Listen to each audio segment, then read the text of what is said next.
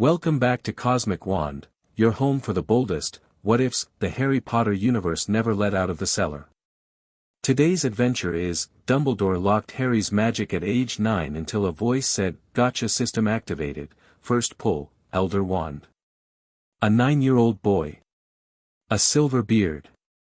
A ritual nobody asked his permission for. 2 years of being slightly less than himself. And then, on the eve of his 11th birthday, a voice that sounds like a railway announcement from a station built somewhere beyond the end of time tells him that the first item out of the GACHA, bound, mythic, is the Elder Wand itself. In a pocket 2 floors above him.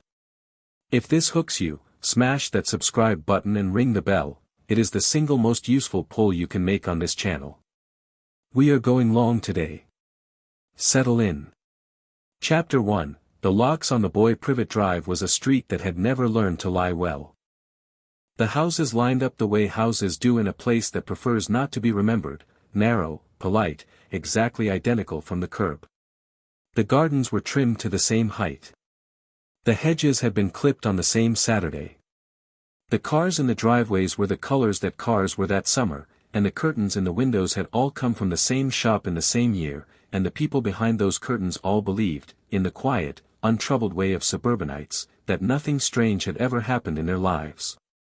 A man in a long traveling cloak stood at the end of the road and looked at it like a clockmaker looking at a clock that had begun to keep its own time. He was tall, or had been tall once. The years had bent him as years bend a candle. His beard came down to a silver belt and his hair came down past his shoulders, and on the small finger of his left hand he wore a ring set with a black stone, and he carried in the inside pocket of his cloak a wand of elderwood that had killed a great many things in its long life, and would kill more. He did not look at his watch. The watch on his wrist had 12 hands and several planets, and it was, in any case, half past the point where time mattered. Albus Dumbledore had come to do a small thing. He had been telling himself this for 2 years now, ever since the night Sybil Trelawney had croaked a prophecy at him over a glass of cooking sherry in the back room of the Hog's Head, and he had walked home through the snow knowing that, somewhere, in a cottage that had not yet been broken, a child had not yet been born who would have to be, and here he paused, even in thought, even now, because the word he reached for kept arriving wrong, managed. Managed. That was the safe word for it. Not used. Not aimed. Not broken in like a difficult horse. Managed. He walked down Privet Drive at a pace a man might use to take an evening turn around his own garden, and the street lamps did not see him. He had asked them politely to look elsewhere, and they had agreed, because there are few things in this world more agreeable than a street lamp that has been spoken to kindly by a person who is also a wizard. Number 4 was 3/4 of the way down the road. The porch light was on.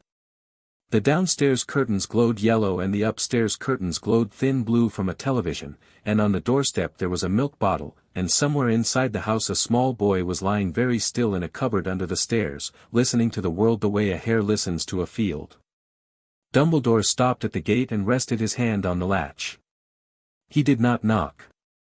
The latch lifted itself, because it had been asked, and the gate swung open, because it had been told, and the porch light, which had been on, now lay down and slept. Dumbledore walked up the path. He stepped over the milk bottle, because to step on a milk bottle would have been a kind of rudeness, and he knocked on the door with the back of one knuckle, which was the politest knock he had. Petunia Desley opened the door. She had been waiting up. Her hair was set in the curlers she put in on Sunday nights, and her face was the face of a woman who had been waiting up for something she had hoped would never come, and had hoped not because the thing was terrible but because it would make her, briefly, complicit. "You're early," she said. "I am punctual," said Dumbledore, gently. "It is the world that is early. He's asleep. That is preferable." She did not invite him in. She stood in the doorway and folded her arms and did the work of a hostess by not doing it. And after a moment she said, in a voice that was meant to be brisk and came out frightened, "You said this would be the last of it." "I said," said Dumbledore, "that there would be no more visits after tonight that you needed to remember." "Vernon will be down in a minute," she said. "He has a cold." "He has a deeper sleep than usual," said Dumbledore. He will not wake until 9. She looked at him. She had always known, in the part of her that had once been a girl who had written a letter to a headmaster begging to be let in, that this man could put a cold in a person if he wanted to and call it weather. She had built her marriage on not knowing that, and she had built her front room on not knowing that, and now here he stood, in his ridiculous cloak, in the porch light of the house she had bought with money she had earned by not knowing. "My dear Petunia," said Dumbledore, and his voice was very kind, and his eyes behind the half-moon glasses were very kind, and for a moment Petunia Desley remembered the kind of kindness her sister had been able to make come out of her hands without trying, and she hated him. "Get on with it," she said. He nodded. He took off his hat. He had not been wearing a hat, but he took off a hat, and he stepped past her into the hall. He did not go upstairs. He stopped at the cupboard under the stairs. The door was small. The lock was a brass slide. There was a crayon drawing on the wood, 3 stick figures and a small one, that Petunia had scrubbed at, years ago, with a wet cloth, and given up on.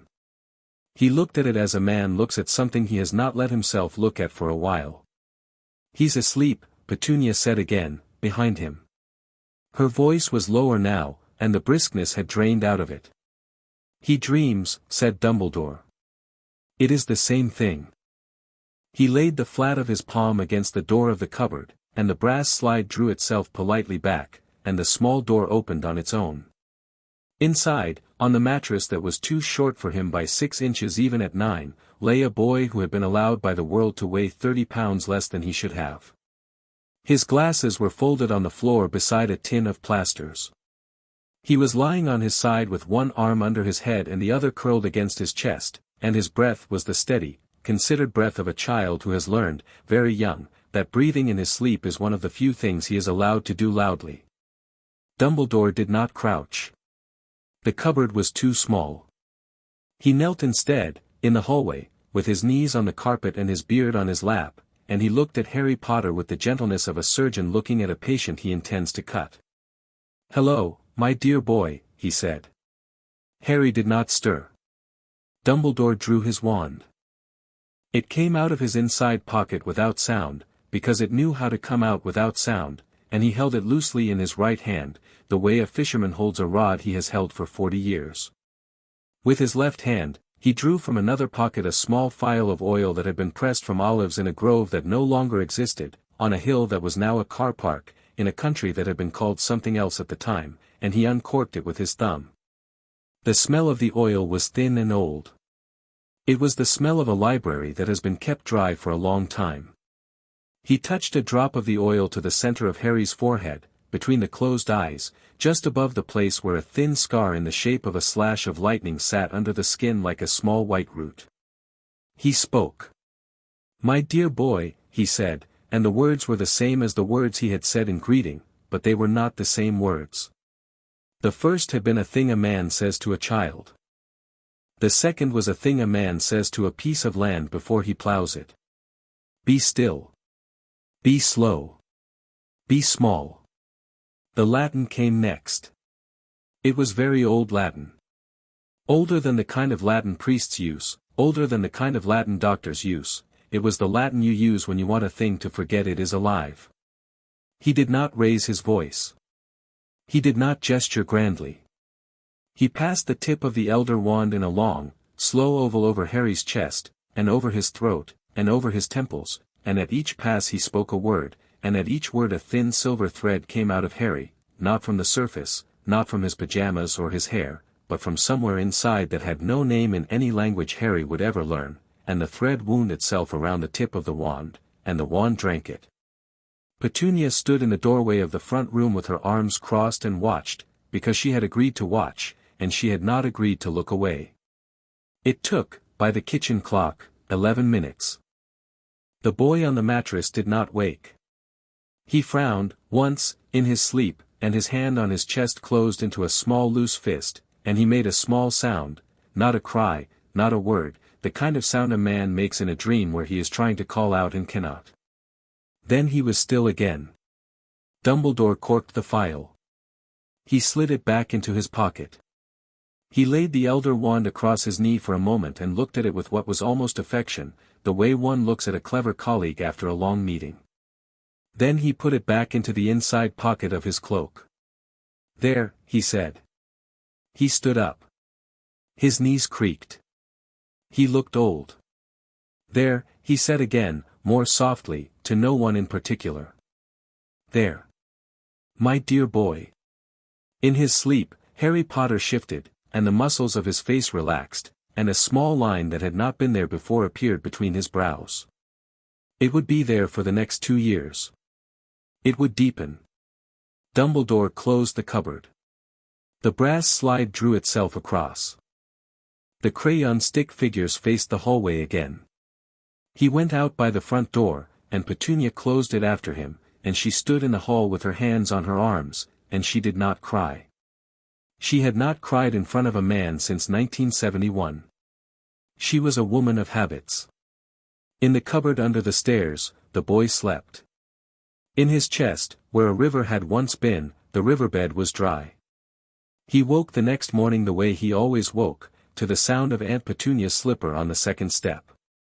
The first thing Harry Potter noticed, in the slow gray of the first second of awareness, was that something was missing. He could not, at first, find what. His glasses were on the floor. His blanket was on him. The cupboard smelt of dust and old plasters and the cardboard of the cereal box that someone, last week, had stuffed against the place where the cold came in.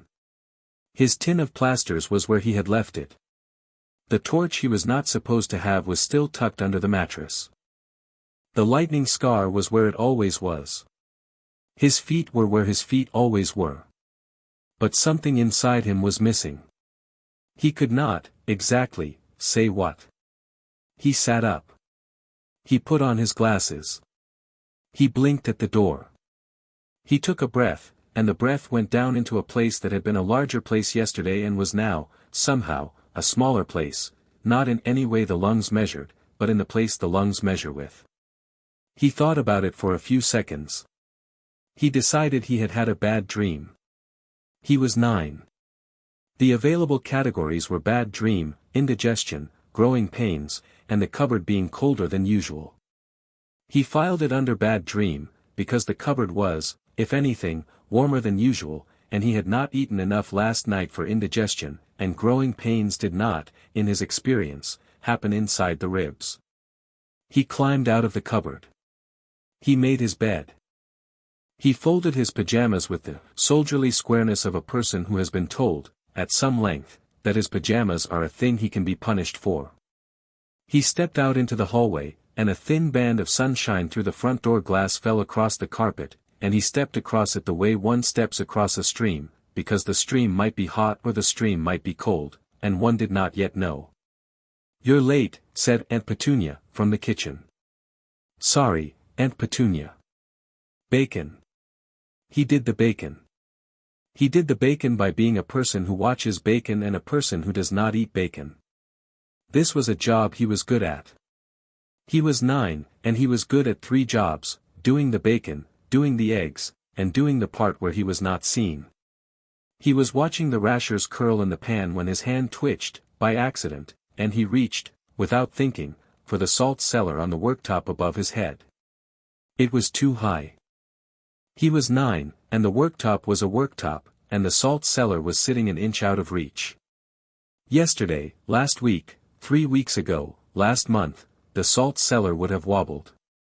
He had not known, exactly, that he was doing it. He had only known that sometimes, when he reached for things, things came nearer. The world had a small give in it, when he wanted things, and he had assumed every 9-year-old had this give. The salt cellar did not move.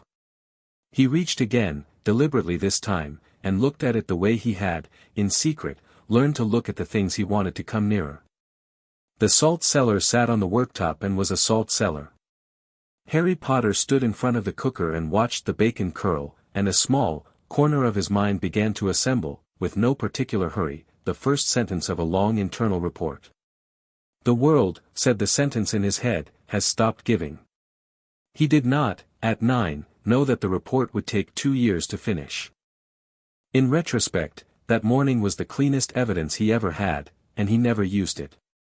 He filed it under not thinking about it, which is the file where children put the things they do not have the vocabulary for. He had files for other things he didn't have the vocabulary for. He had a file labeled Why Aunt Petunia Flinches When the Postman Says Lily. He had a file labeled Why Uncle Vernon Changes the Channel When the Weatherman Says Storm. He had a file labeled Why Do I Know Things I Haven't Been Taught. The new file went in next to these and was labeled, in his head, simply, Missing. He was a methodical child. He had to be. Over the next 2 years, he tested the missing thing the way a tongue tests a missing tooth. He did the salt cellar thing again, in private, in the cupboard, with the door shut. Nothing. He did the looking at Dudley's knee and wishing it would itch thing, which had worked, mortifyingly, 3 times in his life. Nothing. He did the running from Piers Pocus thing, which had, once, on a Tuesday, put him on the roof of the school kitchens with no memory of climbing. He did it on a Wednesday, in November, when Piers and 2 boys whose names he tried not to know had decided he was going to be the day's exercise. He ran. He ran the way he had been running for 9 years, which was reasonably fast, and Piers caught him at the bins, and a fist found his eye, and another fist found his ribs, and at no point did the roof get any nearer. He filed that, too. Aunt Petunia caught him, once, at the foot of the stairs, staring at the cupboard door. "What," she said, "are you doing?" "Nothing, Aunt Petunia." "You look as though you've seen a ghost." "No, Aunt Petunia." She watched him for a long moment, and he watched her watch him, and a small expression moved across her face that he had no name for. He filed it under Why Aunt Petunia Looks at the Cupboard When She Thinks I'm Not Looking. He was not, at 9, 10, or 11, an unhappy child in any way that would have shown on a chart. He ate. He slept. He did his schoolwork well enough not to draw attention and badly enough not to draw attention, which was a narrow corridor to walk, and he walked it. He was, however, a slowly disappointed child. This is a thing the medical literature does not have a good name for. It is not depression. It is not grief. It is not loneliness, although it overlaps with all 3. It is the particular flat effect of a child who has, once, briefly, in the most accidental way, known what it felt like to be slightly more than he was, to reach, and have the world give a little, and who, after that, finds that the world is no longer giving, and concludes, in the patient way of children, that the giving was the dream and the not giving is the truth. He concluded this. He filed the conclusion. He moved on.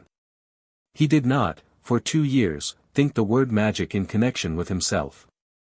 He had thought it before, once or twice, in a small voice, in a dark cupboard, on nights when Uncle Vernon had been louder than usual.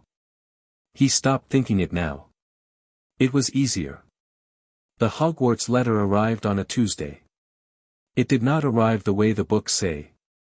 It did not arrive in a flock of owls. It did not arrive through every crack of the house.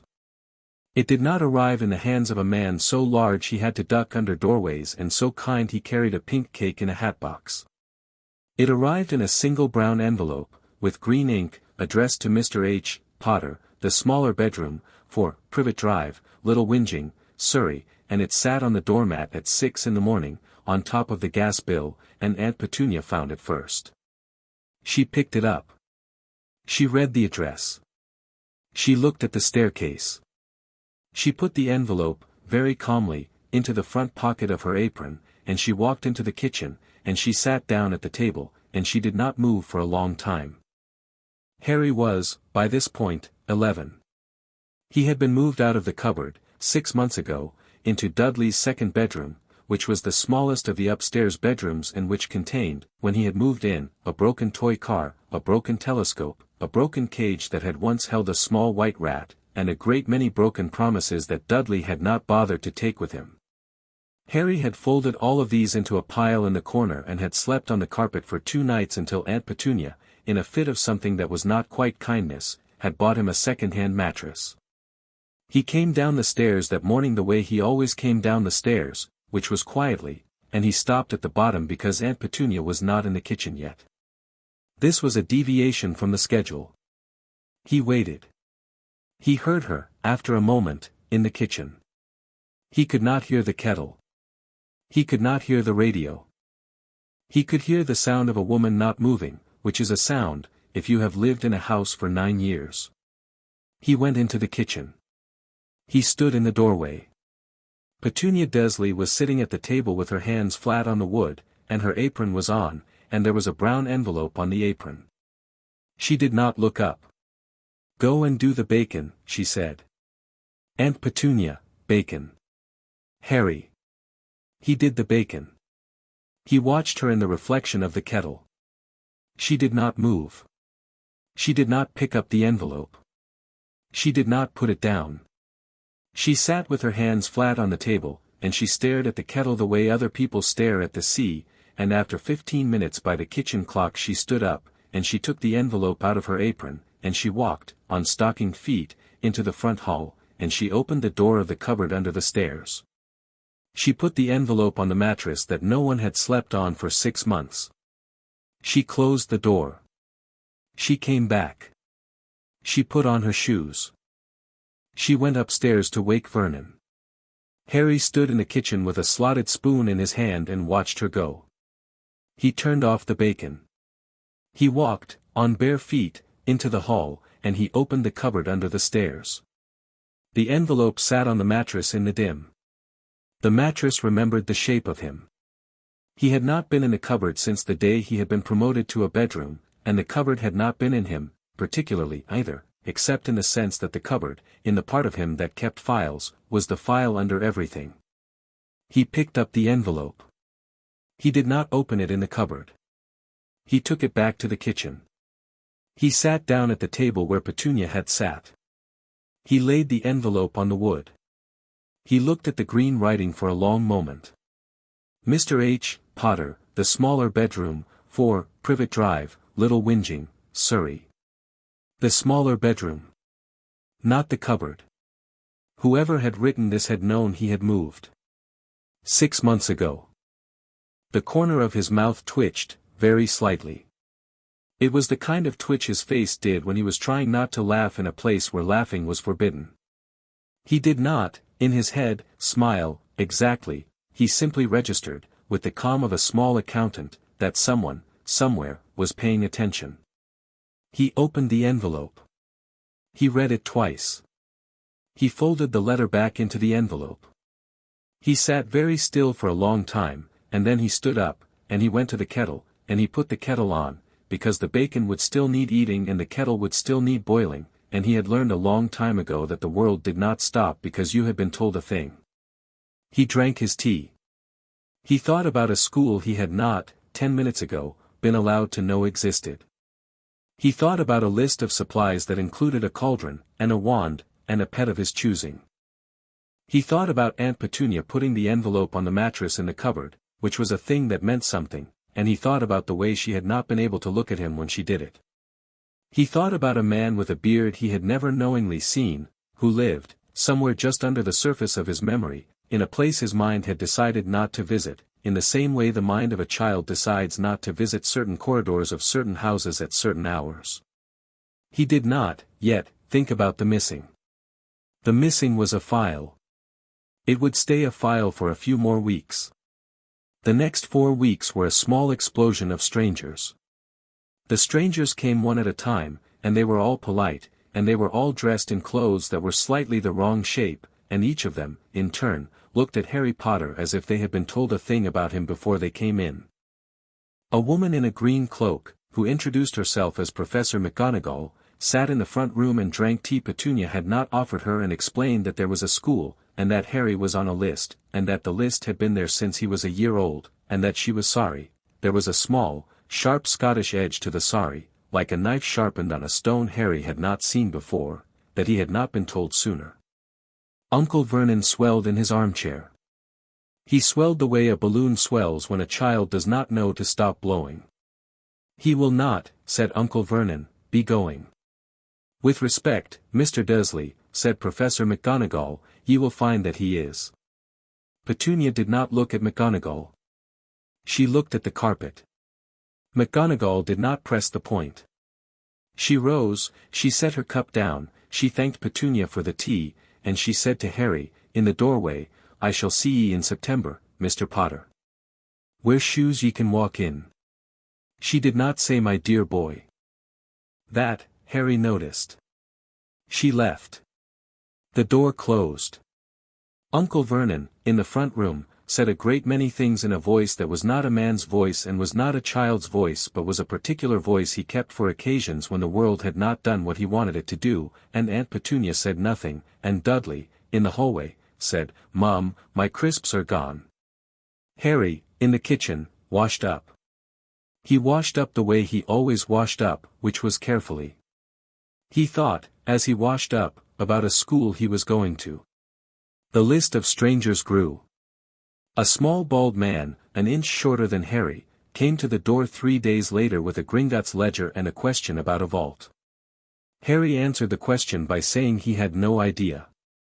The small bald man nodded as though this was the correct answer, and explained, with the patient pity of a person who has handled a great many orphans, that Mr. Potter had inherited a sum of money which would, the small bald man said, be ample for school. Petunia, who was listening from the kitchen, made a small sound that was, just possibly, a laugh. A woman in lavender robes came to deliver a list of textbooks. She came back twice with corrections, because the list was always being updated.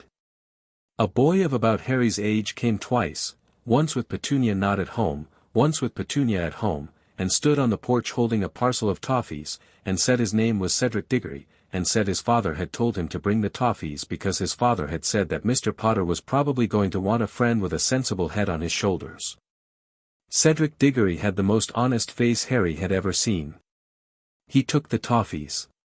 He did not, at the time, eat them.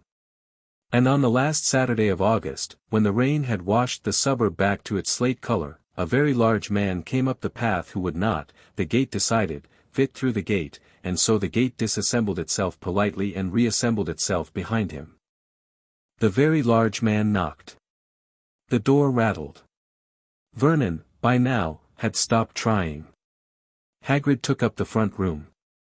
He took it up the way a horse takes up a parlour, with a great slowness, and he sat in the largest armchair, and the largest armchair complained, and he held in his enormous hands a small pink cake in a hat-box, and Harry, looking at the cake, thought, in a small clear voice in his head, "Oh, there you are." Not because he had known about the cake. Because he had known, in the missing place, that there was supposed to have been a cake. It surprised him, the small clear voice. He filed it. Hagrid took him to London. They went, between them, to Diagon Alley, and to Gringotts, and to a robe shop, and to Flourish and Blots, and to a place that smelt of bats, and to Madame Malkin's, where Harry stood on a stool while a boy with hair so blonde it was nearly white asked him a question about Slytherin that Harry answered by saying nothing in the most polite tone he had. The boy talked. Harry let him talk. Harry was, in general, a person who let people talk.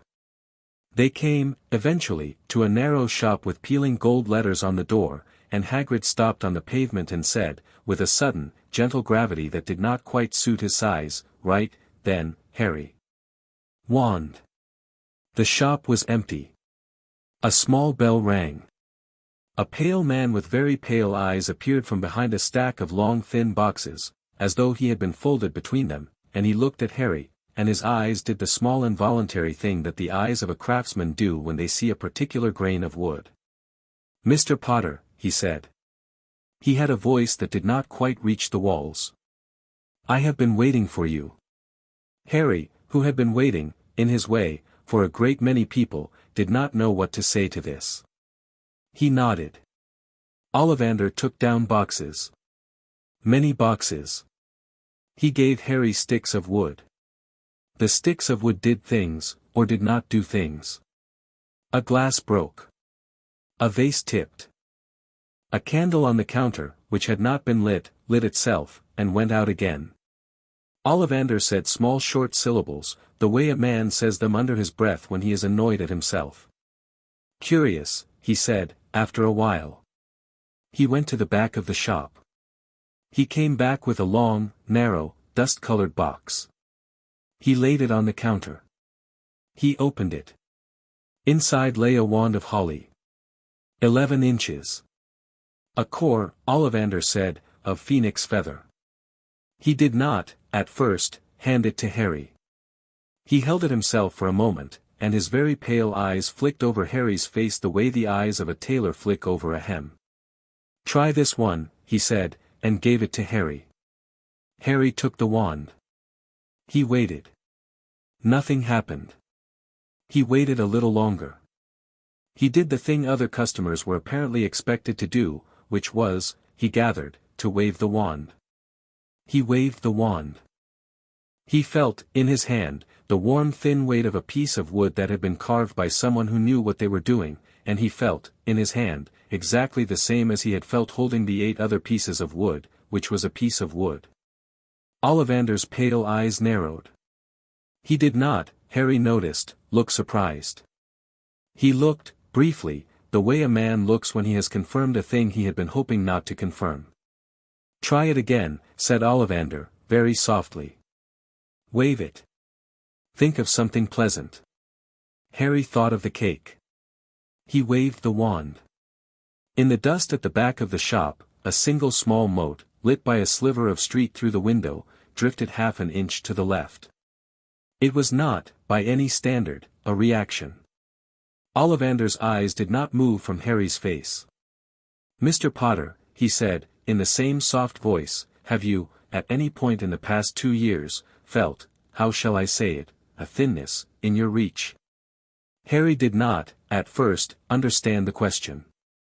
Then, in the small accountant's room at the back of his mind, the file labeled "Missing" opened, and the file labeled "Why Aunt Petunia Flinches When the Postman Says Lily" opened, and the file labeled "Why Do I Know Things I Haven't Been Taught" opened, and the 3 files looked at each other, and Harry Potter said, in a voice that did not, at all, sound like the voice of a child, "Yes."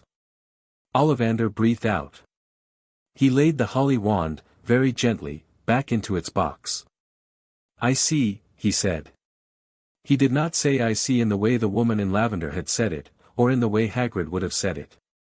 He said it in the voice of a man who had seen a thing he was not, professionally, in a position to admit he had seen. He put the box back on the shelf. He stood for a long time with his hand on the box. Then he turned around, and he said, in a voice that had recovered its public brightness, "We shall, of course, find one for you, Mr. Potter. We shall find one even if I have to make it. You are 11. You are entitled." He took down another box. The wand of holly and phoenix feather chose Harry, in the end, on the 11th attempt, in a way that Harry, in retrospect, would describe to himself, in his quiet way, as a wand choosing the boy it had been told to choose by a man who had been very polite about it. The wand made sparks. The sparks were red and gold. The wand cost 7 galleons, which Harry paid out of the small velvet bag Hagrid had filled for him at Gringotts. The wand fitted into a long cardboard tube with paper wadding, and Harry put the tube under his arm. On the pavement outside, while Hagrid was lighting his pipe with a match that had not been struck, Ollivander appeared in the doorway. "Mr. Potter," he said. Harry turned. "In September," said Ollivander, "if you are still thin, you will write to me." "Yes." Harry, who had not been told that wand makers wrote letters to customers, said, "Yes." "Address it," said Ollivander, "to Garrick. Not to the shop." He stepped back inside. The door closed. The bell rang. Hagrid said, around his pipe, "Bit of a queer fish, ol' Ollivander." Harry, who, after a year of thinking about the missing place, had just been handed by a stranger the first piece of independent confirmation that the missing place existed, said, "Yes." He filed the conversation. He filed Ollivander. He filed, more carefully, the fact that a man had taken his temperature with a piece of wood and had concluded, without saying so, that something had been done. The night before the Hogwarts Express, Harry sat on the edge of his second-hand mattress in the second bedroom and did not, for once, sleep. His trunk was packed. His owl, Hedwig, sat in her cage on the desk, asleep with her head tucked under her wing. The Hogwarts letter, in its envelope, was tucked into the lid of the trunk, because he had not, even now, the heart to put it anywhere else. His new wand, in its box, was beside him on the bed. His new robes were folded. His new cauldron was downstairs because Uncle Vernon had refused to allow it past the kitchen. He had, in the past month, been to London twice. He had ridden in a magic boat. He had eaten ice cream at Florian Fortescue's. He had been measured for a robe by a woman who had not, at any point, looked at his eyes. He had bought a book called A Beginner's Guide to Transfiguration, and another called 1000 Magical Herbs and Fungi, and another, on impulse, on a whim he did not know he was capable of, called A History of Magic, by Bathilda Bagshot, which he had read twice, in the second bedroom, in the small hours, in the light of a torch. He had read, in A History of Magic, an account of a wizard called Voldemort, who had killed his parents. He had read, in A History of Magic, an account of a wizard called Albus Dumbledore, who had stopped Voldemort, and who was the headmaster of the school Harry was going to. He had read, in A History of Magic, that he, Harry Potter, was famous. He had not, on reading these things, felt the rush of feeling that books are supposed to give you when you find out that you are famous. He had felt, instead, the cool quiet sense of a man at the bottom of a well who has been told, by a person at the top of the well, that the well is in fact a chimney. Things made sense in a different way now. The cupboard, for example, made sense in a different way. The flinching of Aunt Petunia made sense in a different way. The missing place, which had its own file at the center of all the other files, the file that everything in him had been arranging itself around for 2 years, made sense in a different way, because the missing place was now allowed, by the rules of the new world he was in, to have been put there. The missing place could be a thing that had been done. He sat on the bed with his hands on his knees and considered this. He considered, in the small clear accountant's voice in his head, the people who would have been in a position to do such a thing. It was a short list. He did not, that night, write the names down. He did not, that night, need to. He had a feeling, in the place where feeling still worked, that the list had 2 names on it, and that one of the names was the name on the spine of A History of Magic, and that the other name was the name of a man who, in the same chapter, had been called the greatest wizard of his age, and that these 2 names were not, on the list, in opposition. He sat with this feeling for a while. He did not, at 11, have a vocabulary for it. He had a tongue for it, though. The tongue tasted of metal. He turned out the light. He lay back. He closed his eyes. The missing place inside his chest, which had been a small dry riverbed for 2 years, did not, exactly, fill. It itched. He had not known, until that moment, that the missing place was capable of itching. He lay very still, in the dark, in the second bedroom of the house at 4 Privet Drive, and he felt, somewhere under his sternum, in a place no doctor in any hospital in Surrey would have been able to find, a small thin sensation that was not, quite, pain, and was not, quite, pleasure, and was, very precisely, an itch. It moved. It moved like an ant under skin, except that the ant was inside a place that did not have skin, and the place was the size, he understood with a cold sudden clarity, of a river. He opened his eyes. The ceiling of the second bedroom was the ceiling of the second bedroom. The streetlight outside the curtains made the shadow of a curtain rod on the ceiling. Hedwig snored, very softly, with her head under her wing. The itch moved again. It went down. It went into his chest, into the place where, 2 years ago, a hand had reached in a dream he had filed as a dream, and tied off a river he had filed as a river. There was a small dry click somewhere inside him. It was a click he heard with no ear that an ear doctor would have recognized, in a place that had no muscles, and it was very small, and very dry, and it was the precise sound of a brass slide being drawn back on a cupboard door. He sat up. He put a hand to his chest. He said, in a voice no one heard, "Oh." The room got quieter. The street outside got quieter. The traffic on the A4, which one could just hear, on a still night, from Privet Drive, got quieter. Hedwig, on the desk, lifted her head from under her wing and looked at Harry with one round yellow eye and did not move. In the place where the missing place had been, something rose, very slowly, as a piece of wood rises in still water, and broke a surface he had not known he had. He breathed in. He breathed out. In the dark, in the small bedroom, in the house at 4 Privet Drive, in the suburb of Little Whinging, in the county of Surrey, in the country called England, on a night in late August in the year 1991, an 11-year-old boy heard a voice that no one else in the world heard, and that voice said, with the polished, indifferent calm of a recorded announcement at a railway station in a country that had not been built yet, "GACHA system activated. Scanning user. Scanning user. Binding detected, elder authority. Unrecognized. Overriding. First pull, elder wand. Rarity, mythic. Artifact bound to user. New pull available in midnight." Harry Potter sat on a second-hand mattress in a second bedroom in a small house in a quiet street, and he listened to the voice in his head, and he did not move.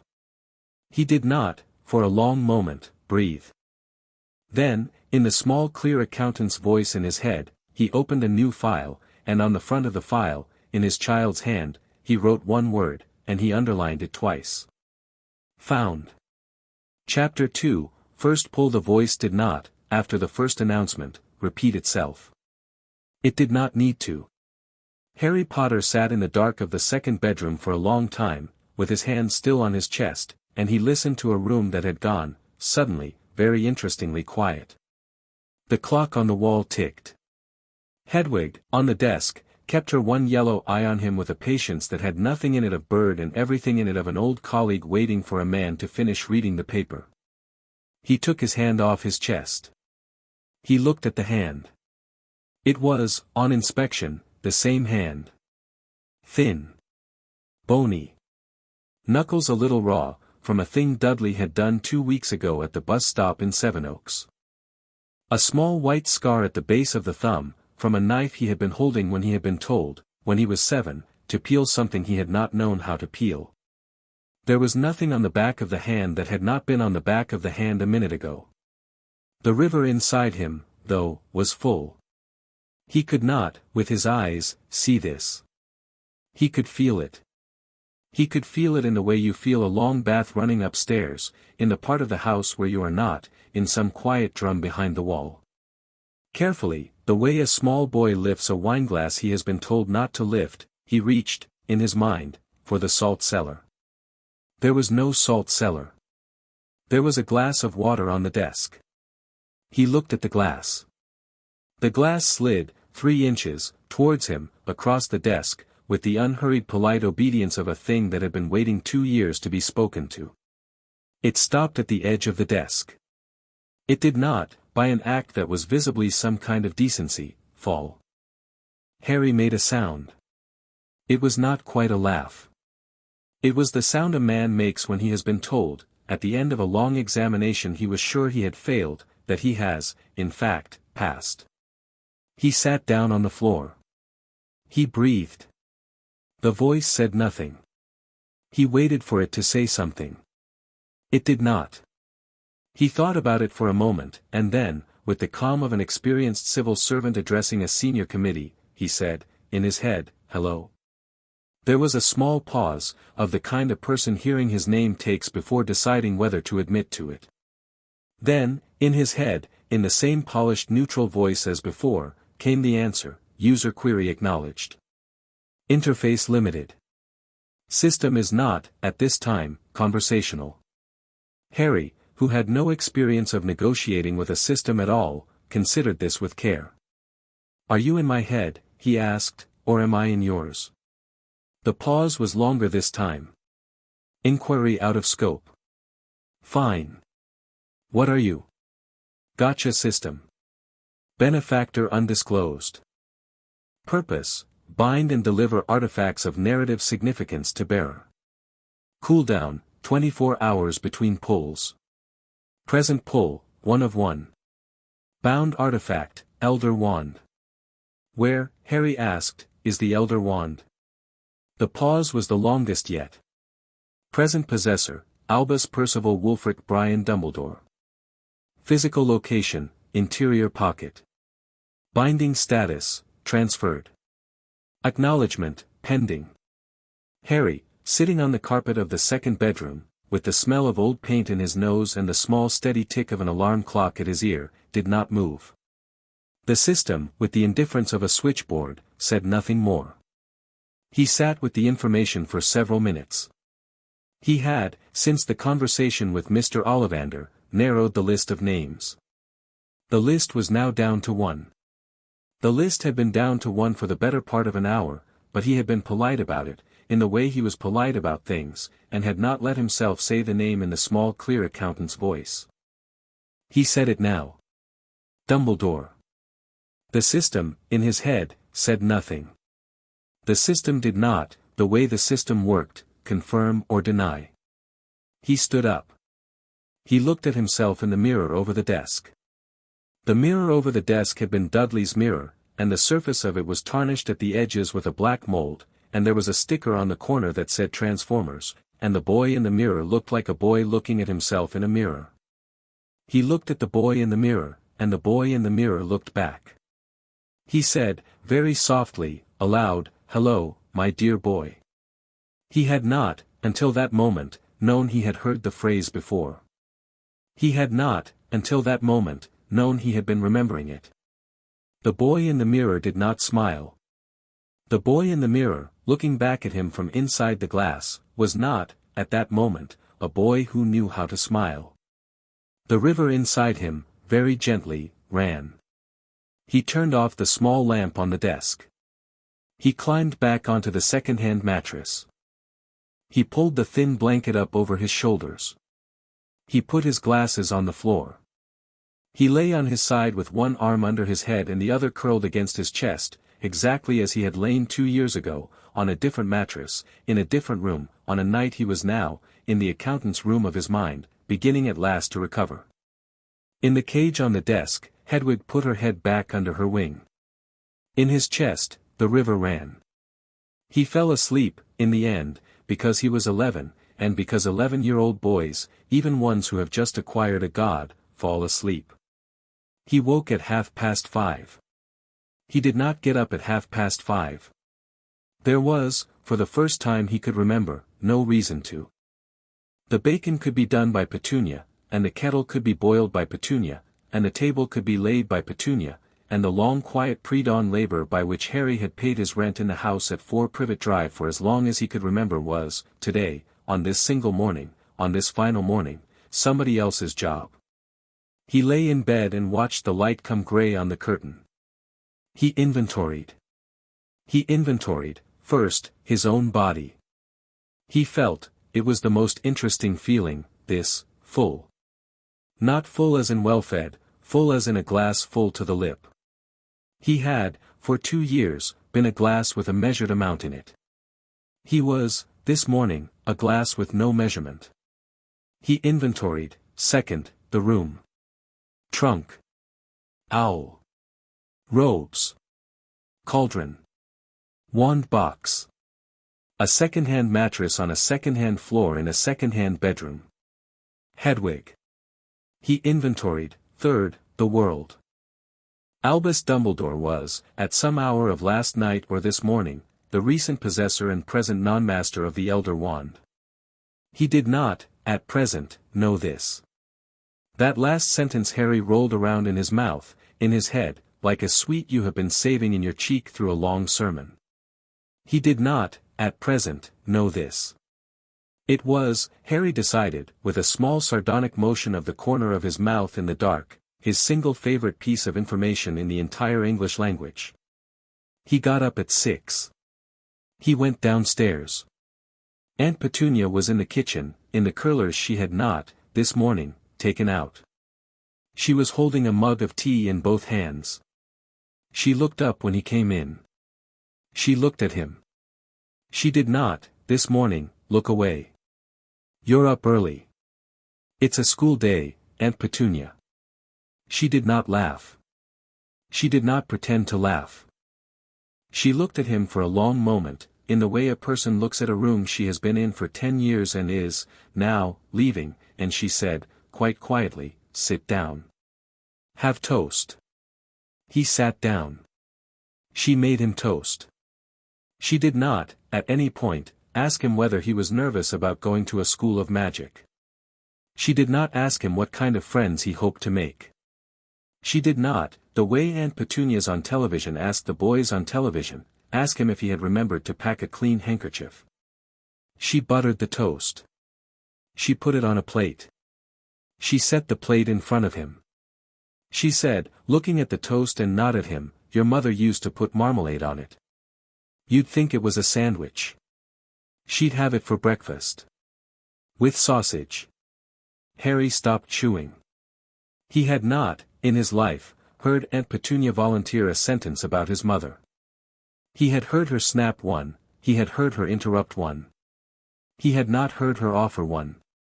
He swallowed. "Marmalade," he said. "Marmalade. And sausage. On toast.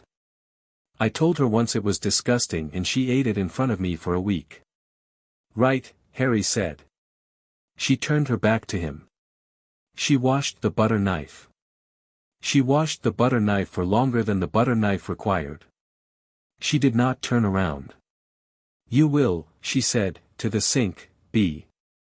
"I'll try." "You will," she said, "not be like her." He did not answer.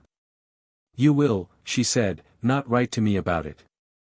She finished washing the knife. She set the knife in the drying rack. She dried her hands on her apron. She turned around. She looked at him. She did not, in the looking, soften. She did not, in the looking, harden.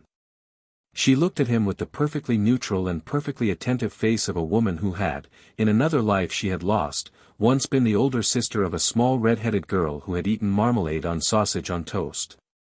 "Eat your toast," she said. He ate his toast. He did not, on the toast, put marmalade. Uncle Vernon, with an expression of a man who had been told he had to drive his lawnmower to the moon, drove Harry to King's Cross Station at 10:30. He stopped the car at the curb. He did not get out. He did not, at any point, help with the trunk. "Platform 9 3/4, he said, in a voice not pitched at Harry but at the windscreen. "They're having a laugh." "Possibly," Harry said. "Don't come back," said Uncle Vernon. Harry, on the pavement, with his trunk on a trolley and an owl in a cage on the trunk, said, in the polite, exact voice he had cultivated over 11 years, "Goodbye, Uncle Vernon." The car drove off. He stood on the pavement at King's Cross with a trolley and an owl, and he looked at the doors of the station, and he did not, for a moment, feel anything at all. Then he felt, in the river inside him, a small private current that was, just possibly, called amusement, and he wheeled his trolley into the station. He had read, in the small print of his Hogwarts letter, that one accessed platform 9 3/4 through the barrier between platforms 9 and 10. He had thought about this for some time. He had concluded that it was either, 1, a metaphor, or, 2, true. He had decided not to mind which. He found the barrier. He stood in front of it for a moment.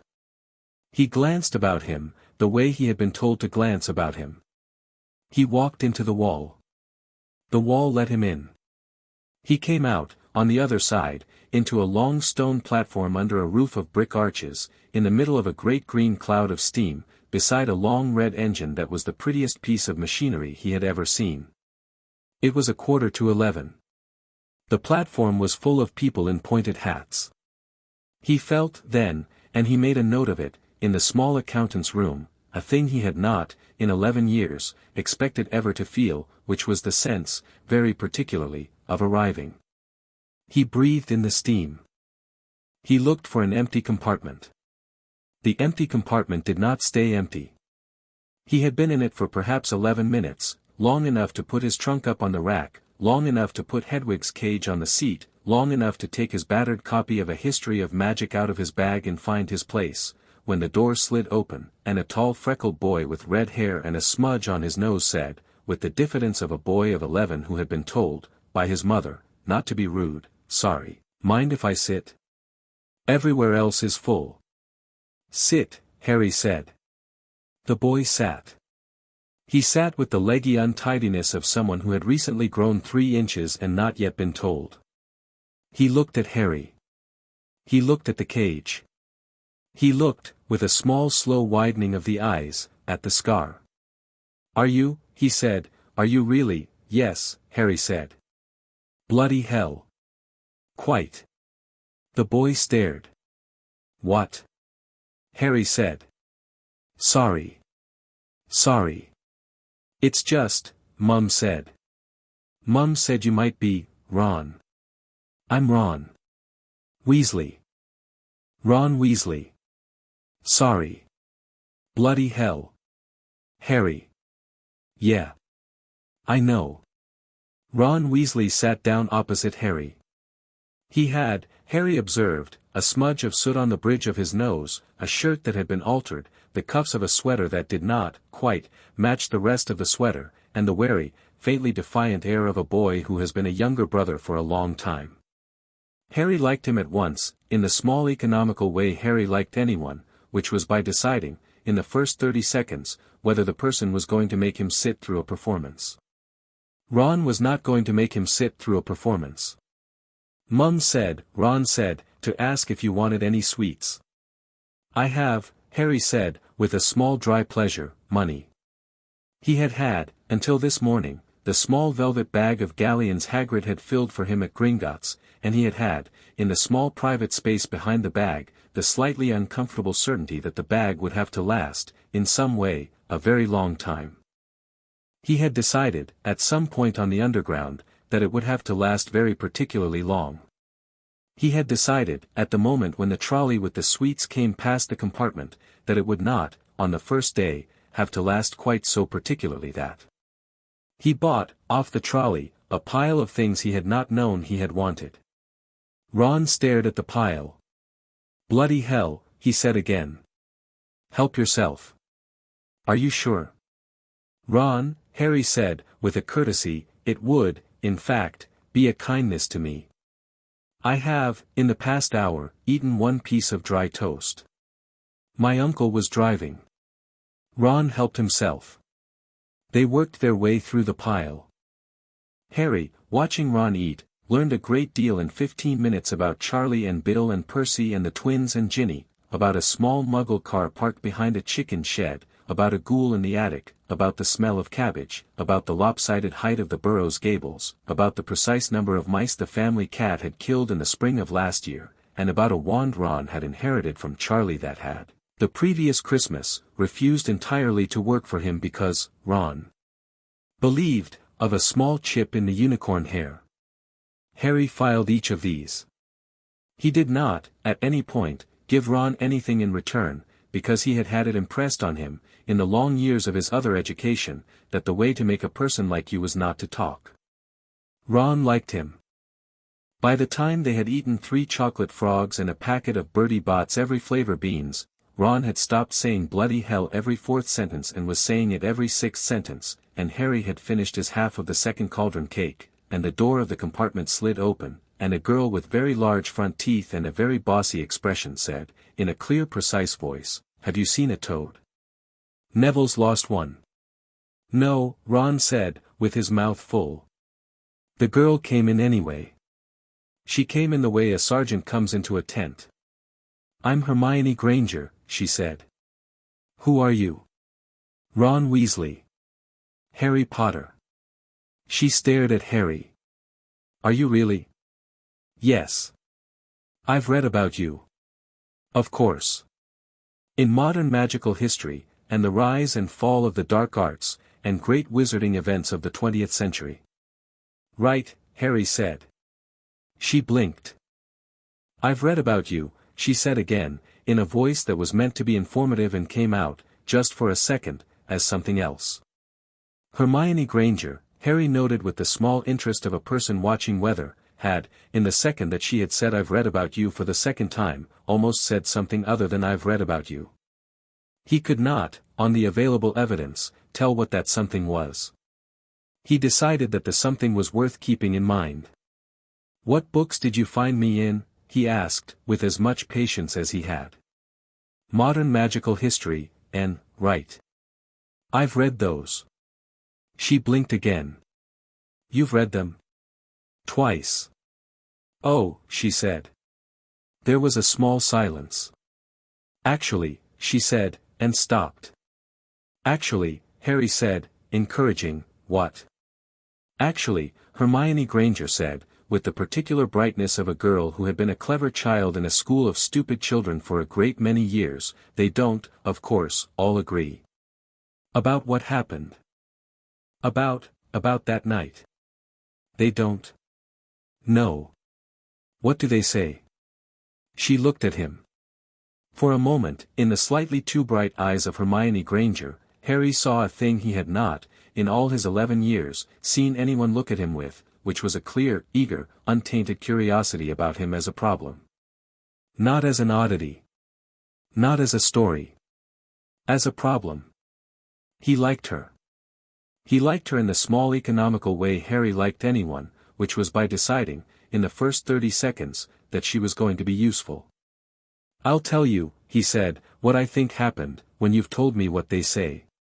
She nearly clapped her hands. She did not. She had been raised, somewhere in the suburbs of London, by people who did not clap their hands. "You should be in your robes," she said, recovering. "We're nearly there." "Right," Ron said. She left. The door slid shut. "Bloody hell," Ron said. "Did you just make a deal with her?" "I made a deal," Harry said, mildly, "with everyone who has ever been in a room with me." Ron looked at him with the expression of a boy who, for the first time, suspects that the boy in the seat opposite is, just possibly, going to be more interesting than he had 10 minutes ago believed. "Bloody hell," he said. Draco Malfoy came along about 30 minutes after Hermione, and Draco Malfoy had been raised by people who, on the contrary, clapped their hands all the time, at themselves. Harry, who had had the great advantage of meeting Draco at Madame Malkin's the previous Saturday, recognized him at once. So did Draco. Draco came in flanked by two boys whose necks were thicker than their heads, and he stood in the doorway of the compartment in the considered pose of a boy who had been practicing the considered pose all the previous summer in front of a long mirror. "Is it true?" he said, in a slightly carrying voice. "All down the train, they're saying Harry Potter's in this compartment." "So it's you, is it?" Harry, on the seat, did not stand up. He did not, particularly, sit up. He looked at Draco the way one looks at a salesman who has come to the door. "It is, in fact, me," he said. Draco took a step in. "This is Crabbe, and this is Goyle. My name's Malfoy. Draco Malfoy." "I know." Draco's eyes flicked, just once, to Ron's freckles and the smudge on Ron's nose and the not quite matching cuffs of the sweater. His mouth did the small involuntary thing the mouth does when a boy of 11 who has been raised in a certain kind of house sees, in front of him, an example of the thing he has been raised not, on any account, to be. "You'll soon find," he said, looking at Ron, "that some wizarding families are better than others, Potter. You don't want to go making friends with the wrong sort." He held out a hand. Harry looked at the hand. He did not, particularly, want to take the hand. He did not, particularly, want to refuse it either. The refusal, in this small high-ceilinged corridor of a moment, was a small piece of theater, and Draco Malfoy had set it up because Draco Malfoy had been led, by his father and by his father's friends and by the long-polished silence of the dining table at Malfoy Manor, to believe that small high-ceilinged corridors of theater were the way relationships were built. Harry, who had been raised in a cupboard, had no use for the theater at all. "Thank you, Mr. Malfoy," he said, in the diplomatic voice he had cultivated for parents' evenings, "but I have not yet decided what wizarding families are better than others, and I should prefer, for my own sake, to take a little while to look around before I make up my mind. I don't want, you'll understand, to make a mistake." Draco's hand did not, for a second, move. Then he lowered it. He had, Harry was pleased to see, just enough breeding to know how to lower it. Suit yourself, Potter. Thank you, Mr. Malfoy. Draco's mouth, just for a second, did a small clean smile that was not, that smile, the smile he had come into the compartment with. It was a smile of recognition. A boy who had, with some surprise, been treated like a peer, instead of like a footman. He left. Crabbe and Goyle followed him. The door slid shut. Bloody hell, Ron said. He's a Malfoy. His dad was a Death Eater. Mum says, I know what his dad was, Harry said. You're not going to be friends with him, are you? No. But you didn't tell him to sod off. It is, Harry said, mildly, more useful to have a Malfoy who is uncertain about you than a Malfoy who has decided to hate you. There is a different range of moves. Ron stared at him. You're not what I thought you were going to be. What were you expecting? I dunno. Older? I am 11. Yeah. That's the bit. Hogsmeade Station was a stop of small wooden platforms and tin lamps, and the air smelt of pine and wet stone, and somewhere, behind the heads of the older students, a great voice that Harry was glad to hear shouted, Fur's years. Fur's years over here. Hagrid was a good lighthouse. They followed him. They came, by a steep narrow path and a copse of black-leaved trees, to the edge of a great black lake, and on the far shore, on a mountain that was not exactly a mountain but had decided to be one tonight for the children, stood the castle. The castle had not, in any of the books Harry had read, been described correctly. It was not, Harry decided, beautiful. It was something else, and the word for what it was, almost, alive. The towers crowded. The windows watched. The great main bulk of the building leaned, very faintly, towards the lake, in the affectionate way an old grandparent leans towards a fire. The water below it was very still and very black, and on the water, lined up like little patient horses, were a number of small boats. For to a boat. Hagrid roared. Harry got into a boat with Ron and Hermione and a small, round, sandy-haired boy whose name, it turned out, was Neville. The toad had been found. The toad was, at present, in Neville's pocket. The boats moved, on the still water, without anyone rowing them. Harry leaned over the side. He watched the surface. He did not see the bottom. He suspected the lake was old in a way the books had not bothered to mention. The system, in his head, said nothing. The system, in his head, had been saying nothing for hours. The system was, Harry decided, content to deal in announcements rather than in conversation. He could live with this. He had been raised in a house in which the people in charge had not, in general, been conversational either. He had a certain experience. The boats came under a curtain of ivy and into a small underground harbor. They tied themselves up. Hagrid counted heads. Hagrid found Neville's toad, which had escaped again in the harbor. Hagrid led the small wet line of children up a stone passage, and up another stone passage, and up a flight of stone steps, and into a small antechamber, and there, on a stone floor, in the cold, in a room that smelt of damp and old polish, the first years stopped. The door at the end of the antechamber opened. Professor McGonagall came out. She looked at them. She looked at them with the look of a woman who had been looking at first years for a long time, and who had developed, over those years, a particular way of looking at first years that was equal parts welcome and audit. She paused, for half a second, on Harry. She did not, in the half a second, do anything visible.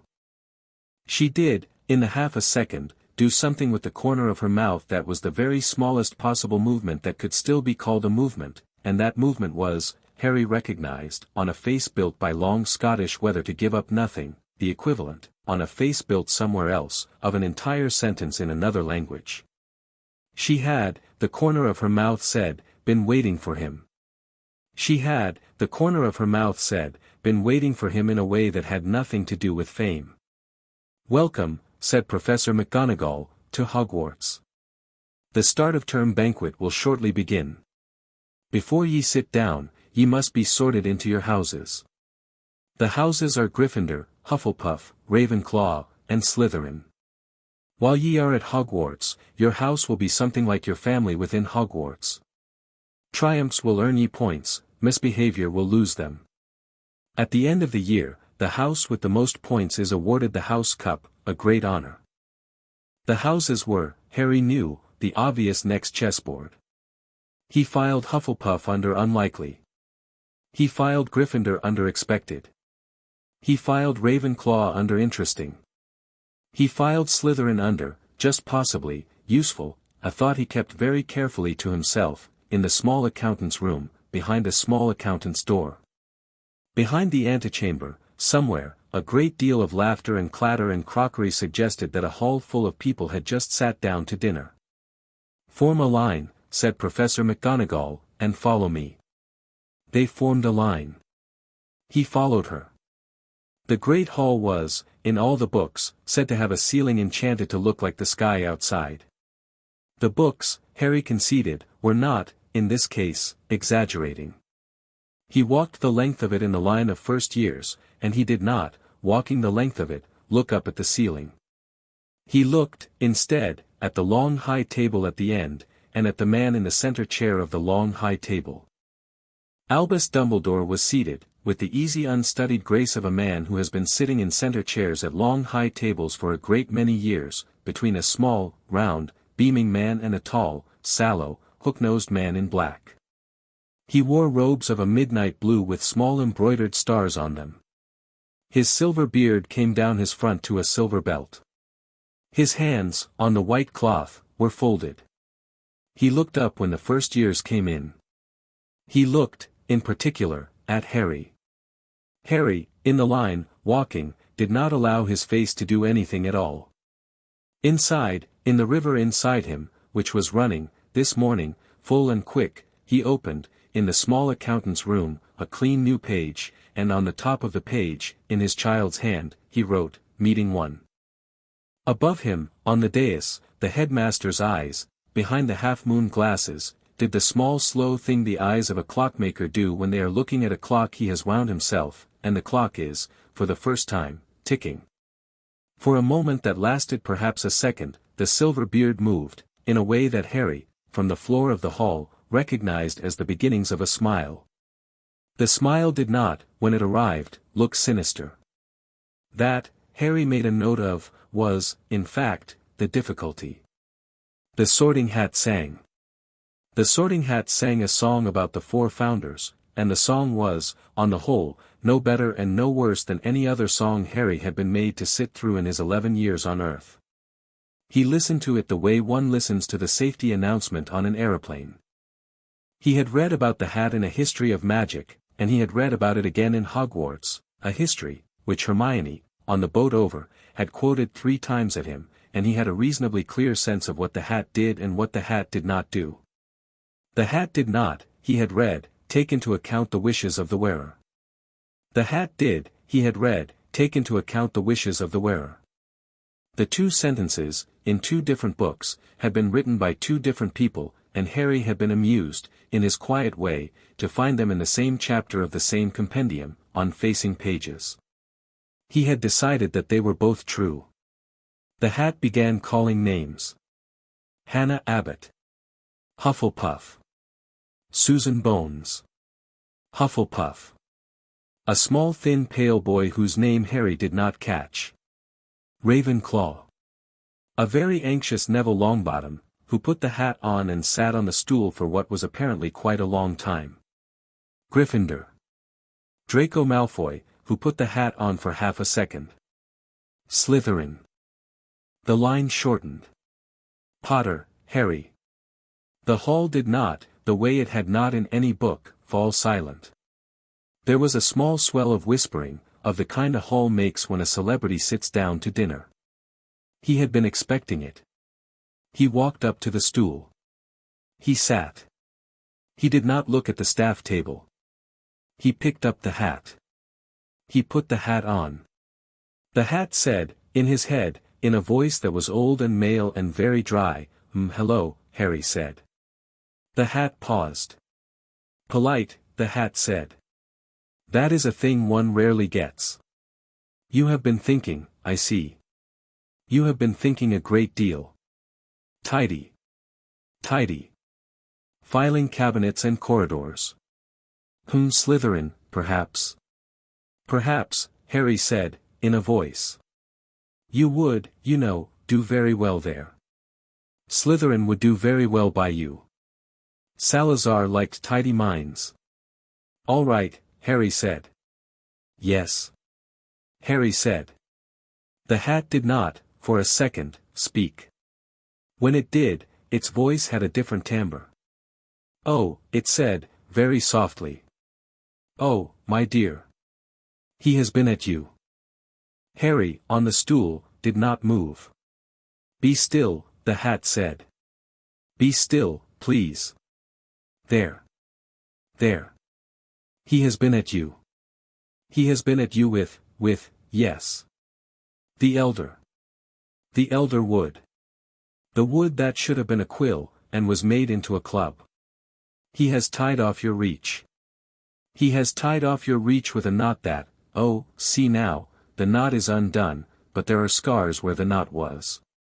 Yes. Yes. I see. I see. Harry said. You cannot, the hat said, in a voice that had now gone very dry and very firm, go to Slytherin. I had thought, Harry said, that I might. No, my dear, said the hat. No. You cannot go to Slytherin, because Slytherin is the house he is afraid of you going to. If you go to Slytherin, he will do more. He has not finished doing. He is, even now, considering doing more. You must go where he is least worried. You must, my dear, be put in plain view. You must be made to look, what would he like you to look, what, yes, exactly what he expected. So Gryffindor. Gryffindor. Yes. The house of his very small expectations. The house in which he keeps his pet weapons. You will go to Gryffindor and you will make him think you are a Gryffindor, and you will quietly, very quietly, my dear, do whatever it is you intend to do. Harry said. You can see all that? I can see, my dear, what you can see. I am sitting, the hat said, with a small dry humor Harry approved of, inside the house. All right, Harry said. The hat lifted its voice into the room. Gryffindor. The Gryffindor table erupted, on cue. He took off the hat. He gave it back to Professor McGonagall, who took it from him with a face that gave up no information at all, although the corner of her mouth, again, did the smallest possible thing. He walked to the Gryffindor table. He sat down opposite a pair of twins with red hair who applauded him with the fervor of theatrical agents. Ron, when it came to his turn, joined him. At the staff table, the headmaster of Hogwarts School of Witchcraft and Wizardry put his folded hands a little tighter together, very briefly, and then unfolded them, and reached for his goblet, and drank. He did not, when he drank, look at the goblet. He looked, over the goblet, at Harry. Harry, at the Gryffindor table, did not look back. He looked at his plate.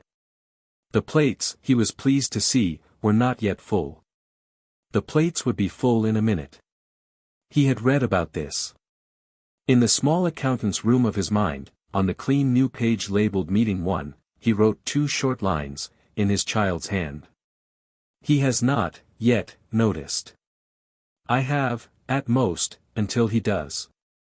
The plates, all along the 4 long tables, filled themselves with food. He ate. After the feast, after the prefects, after the long climb up the moving staircases to a portrait of a large pink lady in a pink dress, after a password Harry committed at once to memory, Caput Draconis, after the long warm panelled common room with its red armchairs, after the long climb up another flight to a circular dormitory with 5 4-poster beds, after the small boy called Seamus had set fire to his own pillow with a careless flick of his wand and put it out, laughing, and after Ron, finally, had fallen asleep mid-sentence with a chocolate frog still in his hand, Harry Potter sat in his bed with the curtains drawn around him and the small floating candle on his bedside extinguished, and he did the only thing he had not, all day, allowed himself to do. He took out his wand. He held it in his hand for a moment. The wand of holly was the wand he had paid 7 galleons for at Ollivander's. The wand of holly was, at this moment, in his hand, and at this moment, very faintly, the wand of holly was warm against his palm. The wand was not, however, the wand he was thinking about. He breathed in. He breathed out. He said, in his head, in the neutral voice he had been using all day with the system, status. The pause was short. Elder wand. Bound to user. Physical location, Hogwarts, Headmaster's office, interior pocket. Alignment, 4%, recognition, pending. 4% 4%. What is alignment? Alignment is the measure of the degree to which the bound artifact will answer you at a distance. At 100%, IT will answer any call. At 0%, IT will answer none. At 4%, IT will, on occasion, disobey its physical holder. The process is gradual. How does it increase? Proximity. Intention. Time. Time.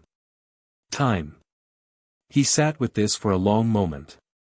He put the wand of holly back on the bedside table. He lay down. He closed his eyes. In his head, very faintly, the river inside him ran. In the headmaster's office, 2 floors and 7 moving staircases above him, a wand of elder lay in the inside pocket of a hung robe, and a man in a tall blue cap sat at a desk and signed papers, and did not, at any point in the next hour, take the wand out, and did not, at any point in the next hour, look at it. He would. Soon enough. For now, 4%. For now, recognition pending. For now, the river inside him ran very quietly, very privately, in the dark, in the 4-poster bed on the 7th floor of the round tower of the House of Red and Gold, and somewhere, in the small clear voice that no one but him could hear, the system, with the indifference of a switchboard, said, "New poll available in 18 hours 42 minutes and 11 seconds. Harry Potter, in the dark, in the warm, in a bed of his own for the first time in 11 years, smiled. It was, as smiles go, a quiet one. It was, for the first one he had managed since the morning of his 9th birthday, also a good one. Chapter 3, Inventory. The second pull came at 20 minutes to 7 in the morning, on his second day at Hogwarts, while he was tying the shoe he had been given by Petunia's church jumble 4 years ago. He was alone in the dormitory.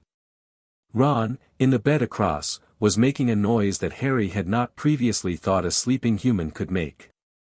The hangings of the 4-poster were drawn. The light through the high window was the color of a thin lemon. The shoe, when he had tied it, would still be too large by half a size, but he had decided, last week, to wear it for at least the first term, because the size of his shoes was a thing he did not, at present, want anyone at Hogwarts to remark on. He pulled the bow tight. He stood up. The system, in his head, with the indifference of a switchboard, said, "Cooldown complete. Pull available. Engage. Engage. Rolling." There was a pause. The pause was, he understood, a piece of theater. The system did not, in any meaningful way, need to roll anything. The system was simply giving him, in the small accountant's room, a moment to brace. Pull 2, the system said. Rarity, rare. Artifact, fragment, resurrection stone. Current vessel, pendant. Present bearer, user. New pull available in midnight. Harry stood in the middle of the dormitory in a shoe that was too large for him by half a size, in a robe that had been altered down from a size too large by a madam who had not, at any point, looked at his eyes, in the middle of a school he had been on the premises of for 15 hours, and on his neck, where, 10 seconds ago, there had been no chain at all, there was now a small thin silver chain, and on the end of the chain, hanging under the collar of his shirt, against the bare skin of his chest, there was a pendant. He took it out by the chain and looked at it. The pendant was a small dull black setting in an old silver mount. The stone in the setting was, on inspection, not quite black. In the light from the high window, it had, very faintly, the dim purple of a smoky quartz that had been broken in a particular way. There was a hairline crack down the center of the stone, and across the crack, very small, a symbol that was, if he turned the stone, 3 lines making a triangle, and inside the triangle a circle, and inside the circle a vertical line. He had seen the symbol once. He had seen it on the back inside cover of the second-hand copy of Tales of Beedle the Bard which Hermione had pressed on him in the Gryffindor common room last night. He held the stone up to the window. The little vertical line down the inside of it was a line he could not see all of, because there was a small piece of the stone missing. Fragment, he said, in his head. Fragment. Of 3. Of 3. He let the pendant fall back under his shirt. It sat against his skin and was warm in the way a thing is warm that has been held in someone's hand for a long time. In the bed across the room, Ron made the noise again. Harry, looking at himself in the small foxed mirror over the washstand, said, very softly, "Hello, my dear boy." He had taken, in his 11 years, a great many pieces of advice. The advice ranged across the various subjects on which Petunias and Vernons and primary school teachers and shopkeepers and dustmen and bus drivers had opinions, which was, broadly, all of them. The single piece of advice that had served him best had been a thing the librarian at the little whinging library had said to him, once, when he was 7, and had been crying about a book he was not allowed to take home because his uncle had told the librarian to tell him no. The librarian had said, leaning over the counter, in a voice he was not sure, even now, he had been meant to hear, when you do not have the world, you make a list. He made, that morning, a list. He made it in his head, in the small accountant's room, in his child's hand. The list had, at the top, a title, Things I Have That No One Knows I Have. Under the title, on the first line, he wrote, Elder Wand, bound, 4%, in his pocket. On the second line, he wrote, Resurrection Stone Fragment, around my neck, warm. He looked at the list. He considered. He added, very carefully, on the third line, a question rather than a thing, cloak. He drew, after the question, an arrow that pointed to a small word, fathers. He left the list in his head. He smoothed the front of his robe. He went down to breakfast. Breakfast in the great hall was the same in essentials and different in detail. The same essentials were, long tables, plates that filled themselves, jugs that filled themselves, post owls that came in their hundreds, through the high windows, and a staff table whose face Harry did not, on principle, look at directly during the entirety of any meal. The different detail was the man who came down the center aisle handing out timetables. Professor McGonagall handed Harry his timetable with the same neutral attention with which she had handed it to everyone else, and as her hand passed his, the corner of her mouth, again, did the smallest possible thing. He took the timetable. He read it. History of Magic, Tuesday, 9 until 10. Charms, Tuesday, 10 until 11. Double Potions, Friday morning. Transfiguration, Wednesday and Friday afternoon. Defense Against the Dark Arts, with Professor Quirrell, Thursday morning and Saturday morning. He read it twice. He folded it. He put it inside the front cover of a History of Magic, which he was, at present, halfway through for the third time.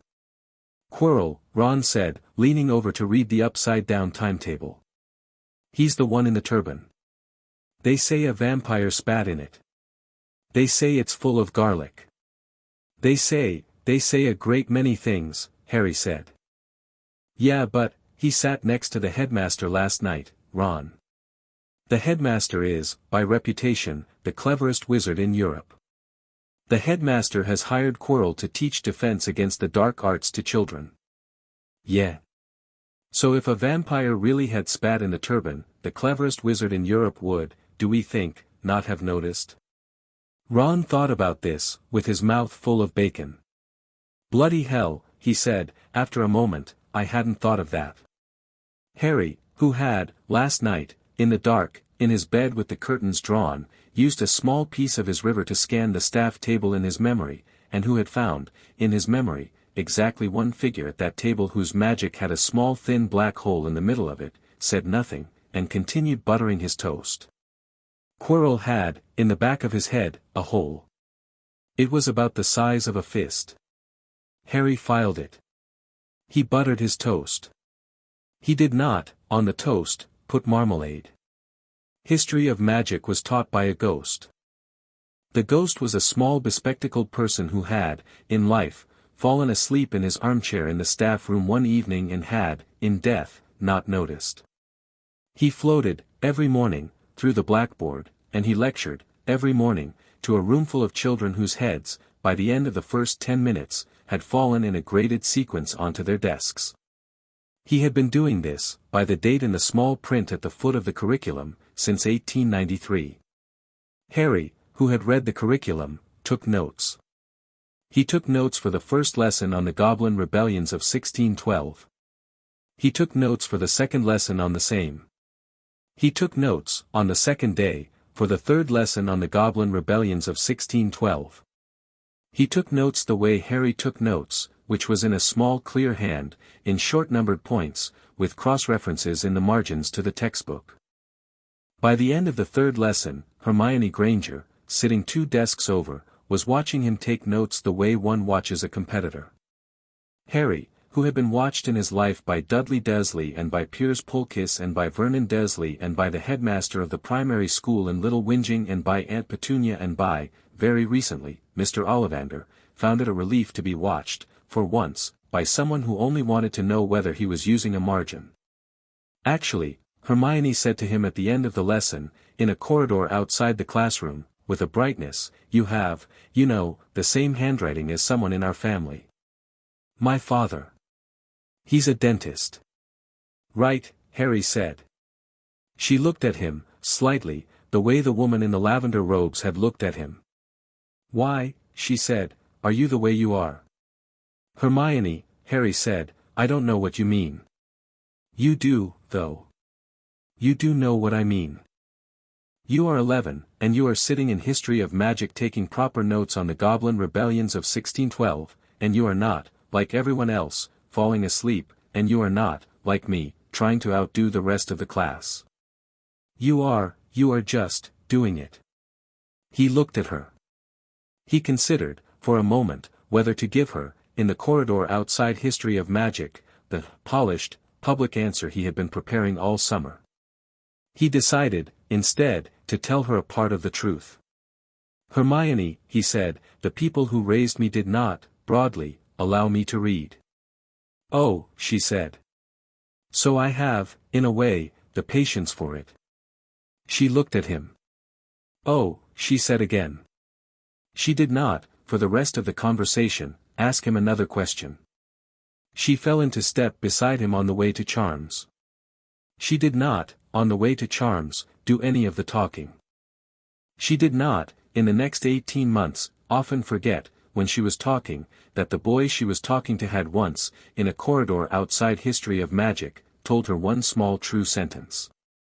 Charms was taught by Professor Flitwick, who was 3 foot tall and stood, in order to be visible to his class, on a stack of books on top of his desk, and who fell off the stack of books the first time he read out the class register and came to the name Harry Potter.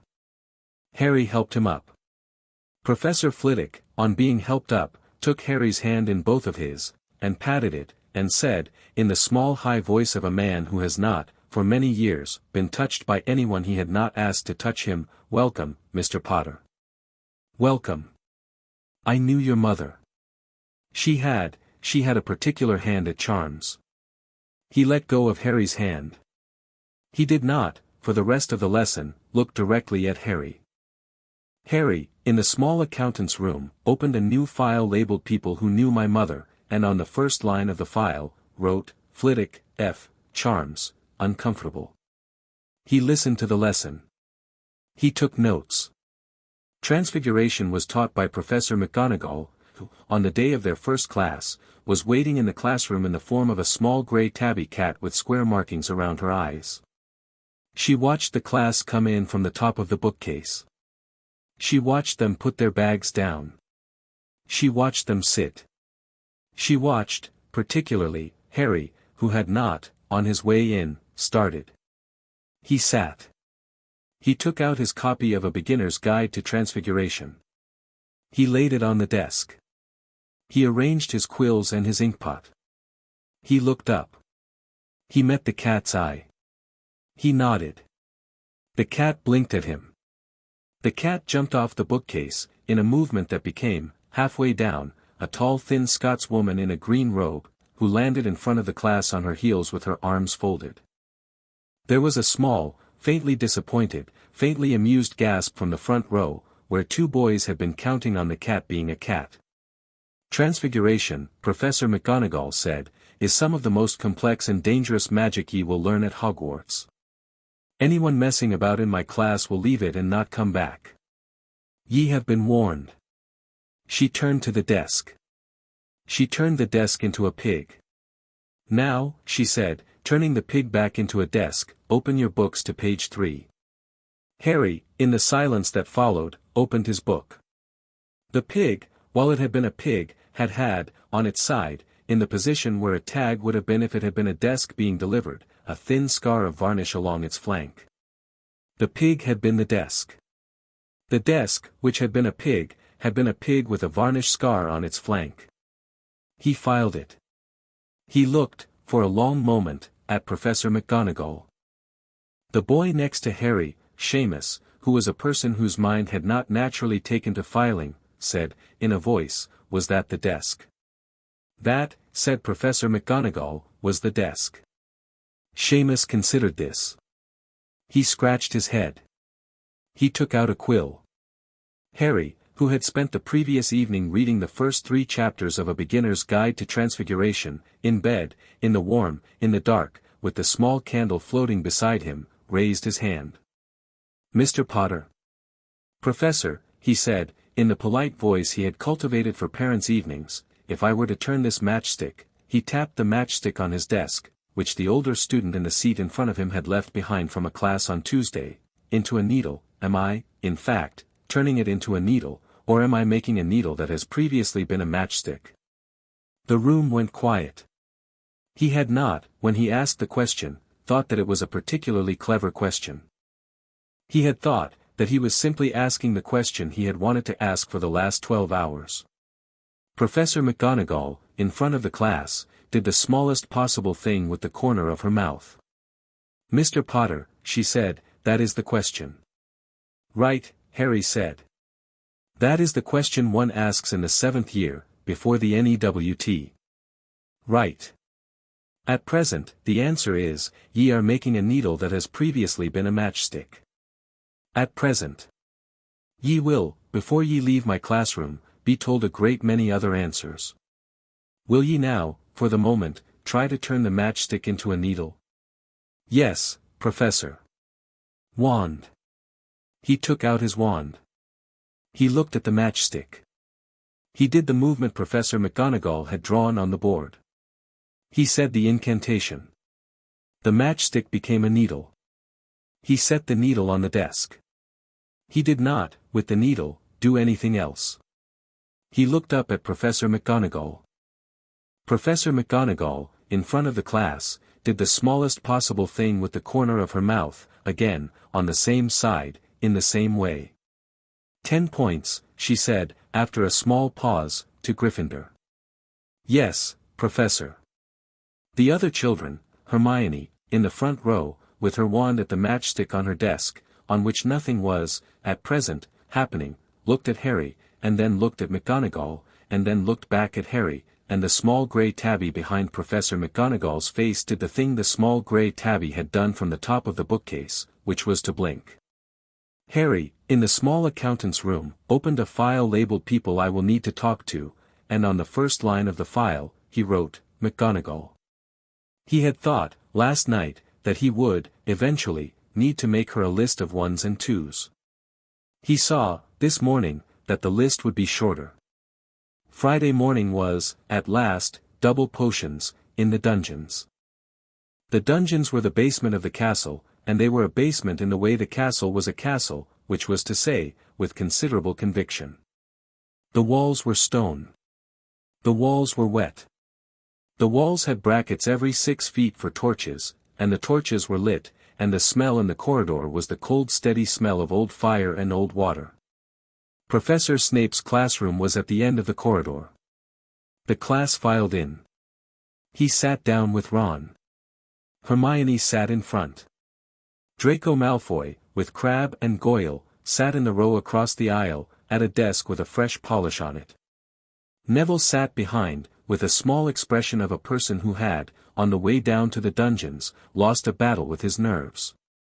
The door at the back of the classroom slid open, with no sound, and Professor Snape, in his long black robe, came through it. He walked, at a pace that was not, quite, a walk, to the front. He did not look at the class. He did not, when he reached the desk, sit down. He turned, very slowly, and stood with his hands folded in front of him, and his eyes, very small and very black, swept across the room, in a movement that was, Harry noticed, almost exactly the movement of a slow camera. The eyes stopped on Harry. They did not, the way Professor Flitwick's eyes had, look away. "You are here," Professor Snape said, in a voice that was very quiet and very precise and that did not, even very faintly, contain a single contraction, to learn the subtle science and exact art of potion-making. As there is little foolish wand-waving here, many of you will hardly believe this is magic.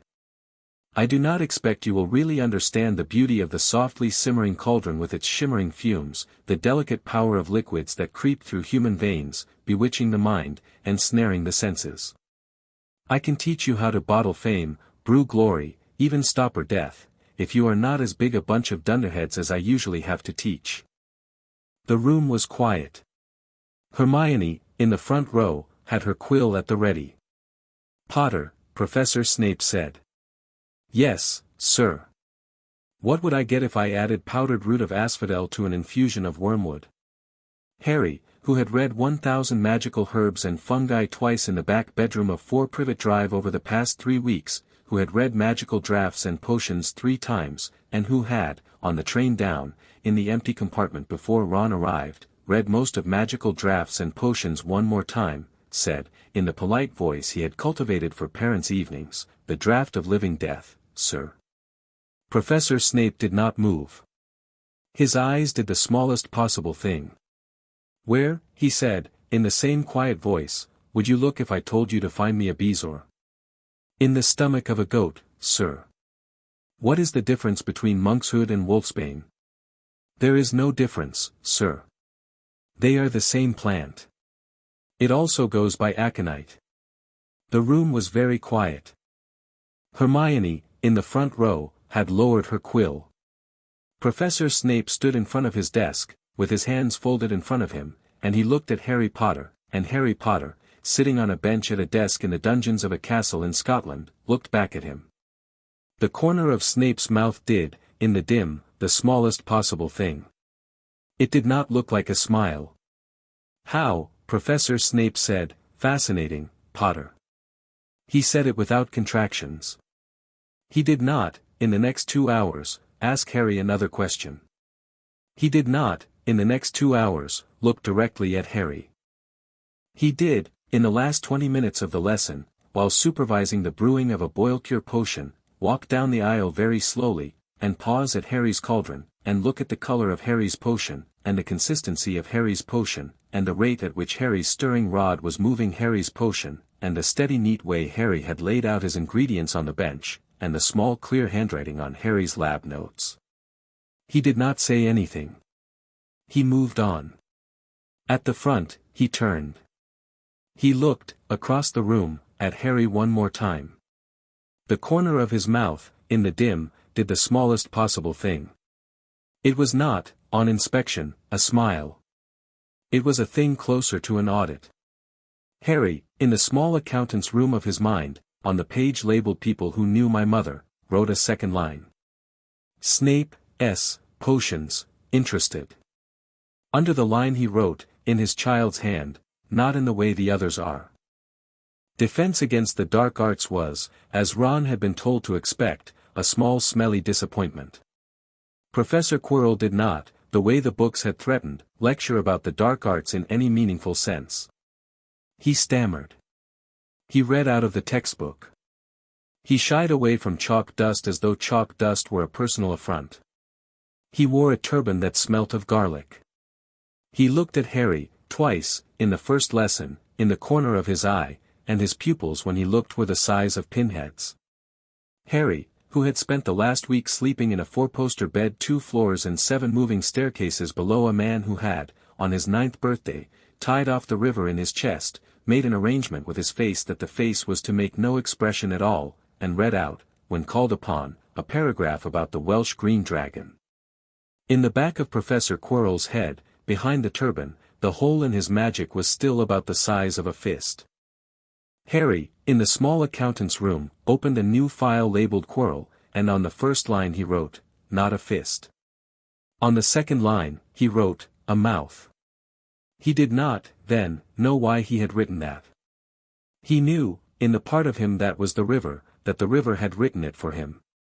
He closed the file. He listened to the rest of the lesson. He laughed in the right places when the rest of the class laughed at one of Quirrell's stammers. He did not, when the lesson ended, walk past Quirrell's desk on the way out. He went the long way, around the room. In the back of Quirrell's head, behind the turban, in the small dark mouth that was not, at present, eating, something noticed. The third pull came at the end of the first week, in the library, on a Sunday afternoon, while he was reading the index of a book called The Common Magical Bindings, a Practical Guide. He had found the book on the open shelves, in the section labeled Household Magic. The book had a green cloth cover and an embossed gold spine, and it had been published in 1923, and it had a small purple library stamp on the inside cover that said Hogwarts Library, restricted from first years, in a handwriting Harry could not, on inspection, attribute to any of his current teachers. He had asked, on the index card by the shelf, for the book. The shelf had let him have it. He had taken it to the back of the library, to a long oak table by a window that looked over the herbology beds, and he had sat down with the book, and he had begun to read the index. Under the heading B for binding, he had found a long list of subentries. Binding, bridal. Binding, debt. Binding, fealty. Binding, fraternal. Binding, magical, of course. Binding, magical, of course, by elder authority. Binding, magical, of course, by goblin contract. Binding, magical, of course, ritual of, see also dampening. He had paused at the entry for ritual of. He was, at present, reading the entry for ritual of, when the system, in his head, with the indifference of a switchboard, said, cooldown complete. Pull available. Engage. He took a breath. Engage.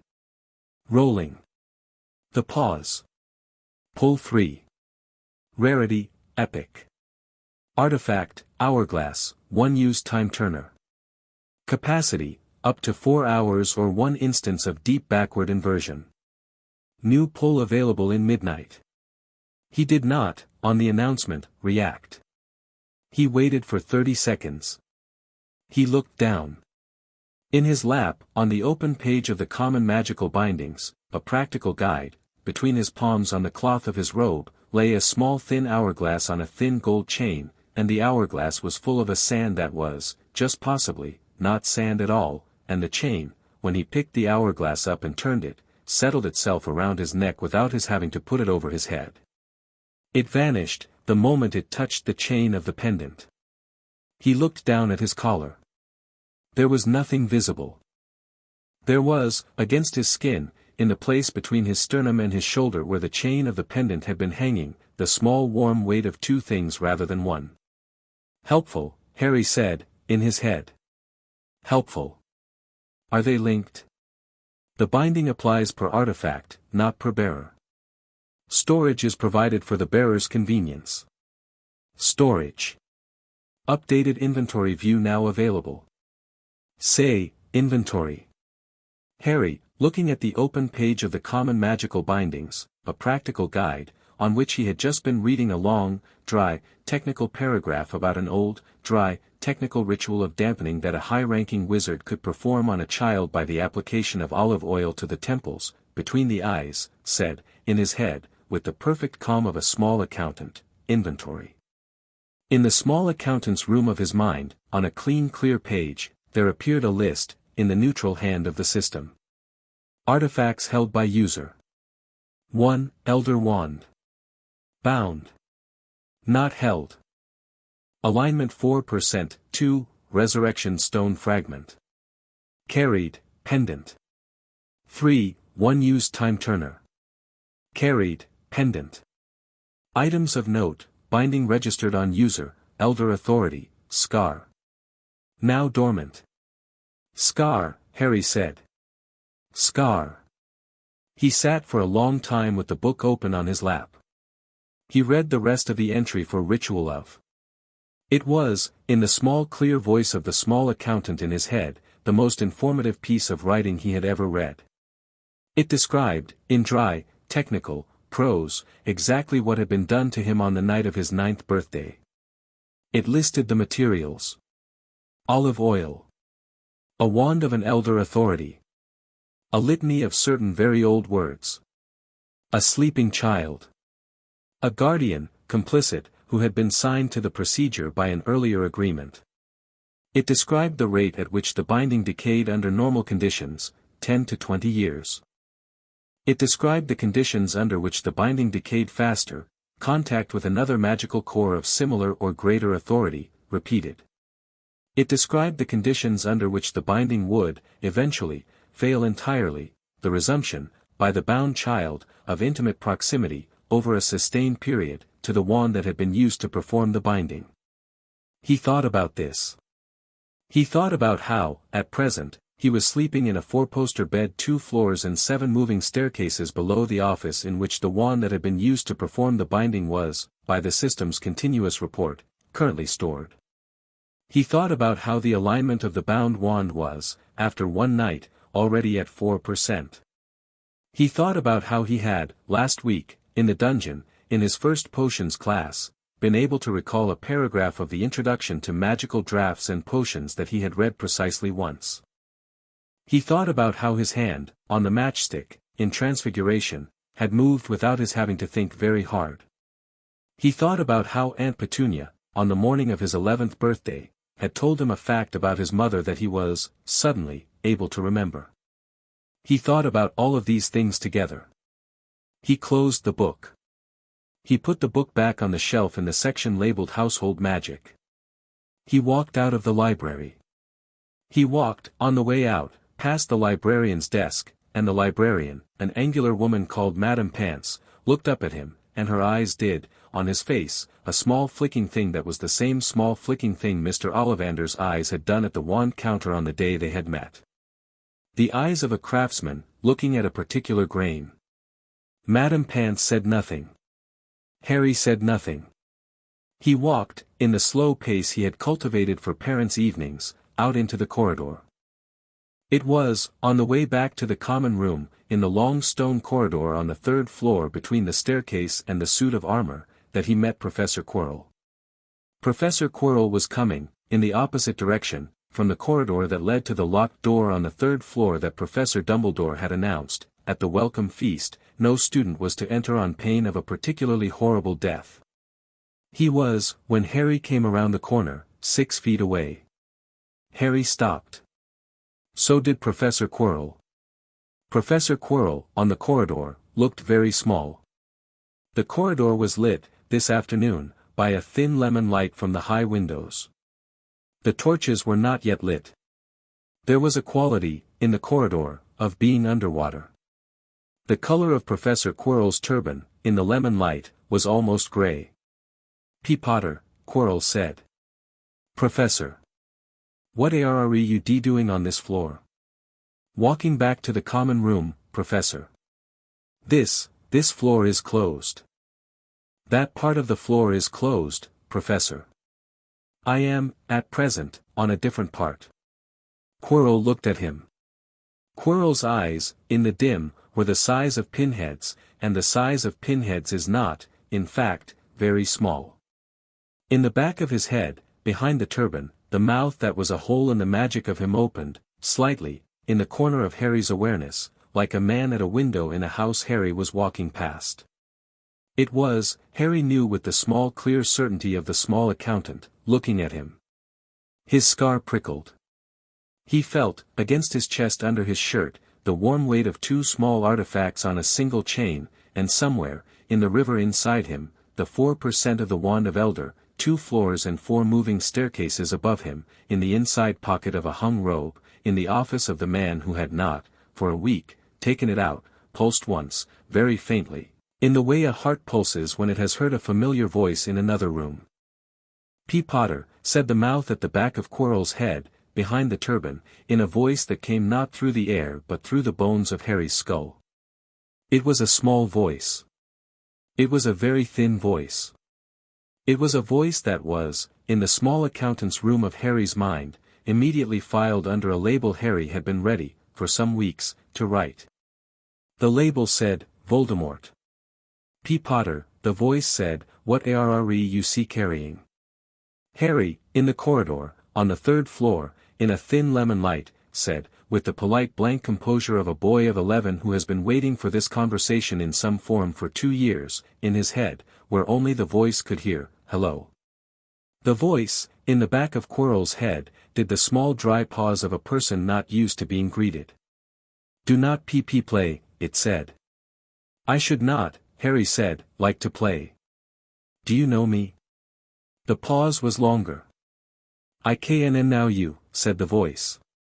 "You are P. Potter." "I am." "And you carry?" "I do." "What," said the voice, with a small mounting impatience, "do you carry, P. Potter?" In the dim of the 3rd floor corridor, Professor Quirrell stood with his pupils the size of pinheads, and behind his turban the mouth that was not a fist opened, in Harry's awareness, very slightly wider, and Harry, holding the moment in his head the way a small accountant holds, between 2 fingers, the corner of a particularly important note, said, with the very small dry smile he had not, in 3 years, allowed himself to smile in the presence of any other person, "A list, Professor. I am, at present, carrying a list. Good afternoon." He walked past Professor Quirrell. Quirrell did not turn his head as he walked past. Quirrell's eyes did not, with the man's eyes, follow him. The mouth in the back of his head, however, did. It was, in the corridor, in the dim, behind the turban, watching Harry go.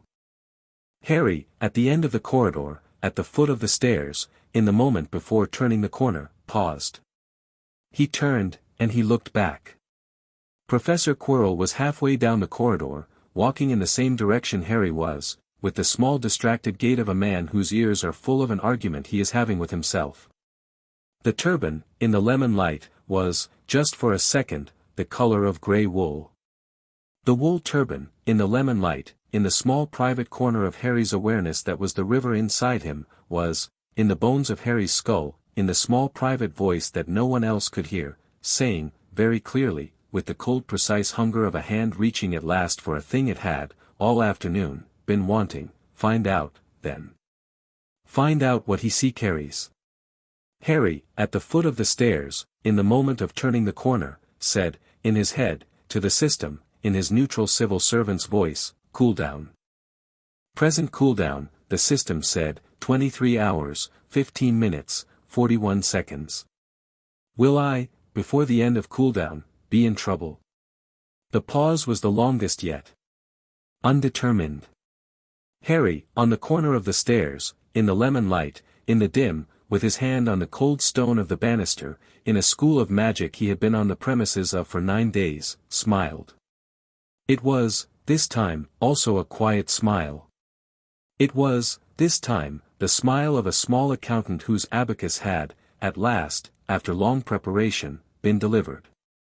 He went up the stairs. He went, with the slow pace he had cultivated for parents' evenings, back to the common room of the House of Red and Gold, on the 7th floor of the round tower of the Castle of Hogwarts, in the country called Scotland, in a thin lemon light, in a year called 1991, in the third week of the rest of his life.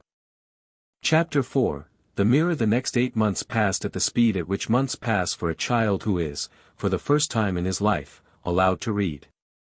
He read in the library, before breakfast, while the windows were still gray. He read at breakfast, with the book held flat under the table on his knee, while Ron explained a sandwich. He read between classes, in the corridors, with his thumb in the page. He read in the evenings, in the warm paneled common room, in the red armchair by the hearth, while Hermione, in the chair opposite, watched him read and quietly resented the rate at which he was getting through her recommendations. He read at night, in bed, with the curtains drawn, by the light of a small floating candle and, when the candle would not last, by the dimmer steadier light of the warm thing inside his chest, which had, by the third week, learned how to be a small reading lamp on demand. He read 1,000 Magical Herbs and Fungi 3 more times. He read Magical Drafts and Potions 4 more times.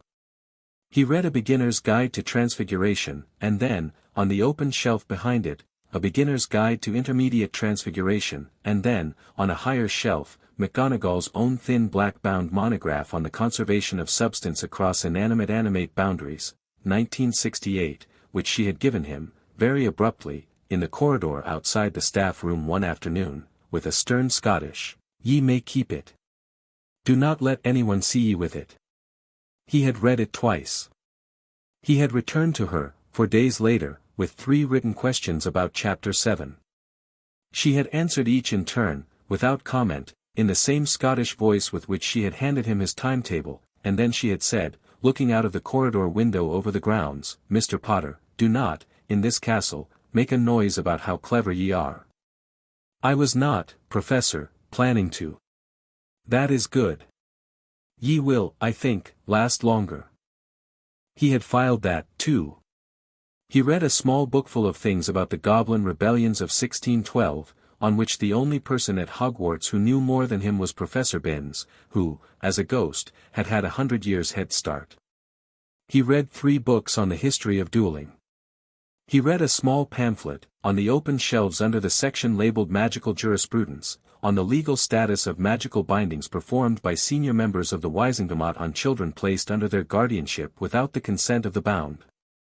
He read the pamphlet twice. He filed it in the small accountant's room, in the file labeled, simply, Evidence. He read, on a Thursday evening in October, with a pleasure, the third of the bound issues of the Daily Prophet from the autumn of 1981, in which he found a small notice, on the back of page 11, of the disposition of the Potter estate, naming as special guardian, by court order, the present headmaster of Hogwarts School of Witchcraft and Wizardry. He filed the notice. The notice went, in the small accountant's room of his mind, on the same page as the pamphlet. The page, by mid-October, was the most heavily annotated page in the small accountant's room. He did not, in any of his reading, write any of his notes on actual paper. He was, by now, 11 years old, and he had been on the premises of a great castle for 2 months, and he had, in his 4th week, read a very thin book in the library about a charm one could put on parchment to make the parchment open only to the wand that had written on it. He had not, on reading the book, asked Professor Flitwick whether he could perform the charm. He had not, on reading the book, asked Professor McGonagall.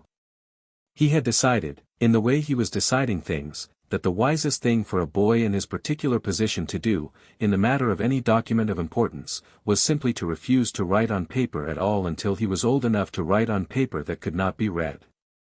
So he did not write. He filed. He filed all of it. The pulls came in. Pull 4, on the morning of the second Sunday at Hogwarts, was a small phial of a pale silver liquid. The system, in its switchboard voice, identified as essence of mirrored light. 1 application, conceals the user's reflection from a single specified observer for 1 hour. He banked it. Pull 5, on a Tuesday, was a small folded piece of black silk that the system identified as a remnant of the night.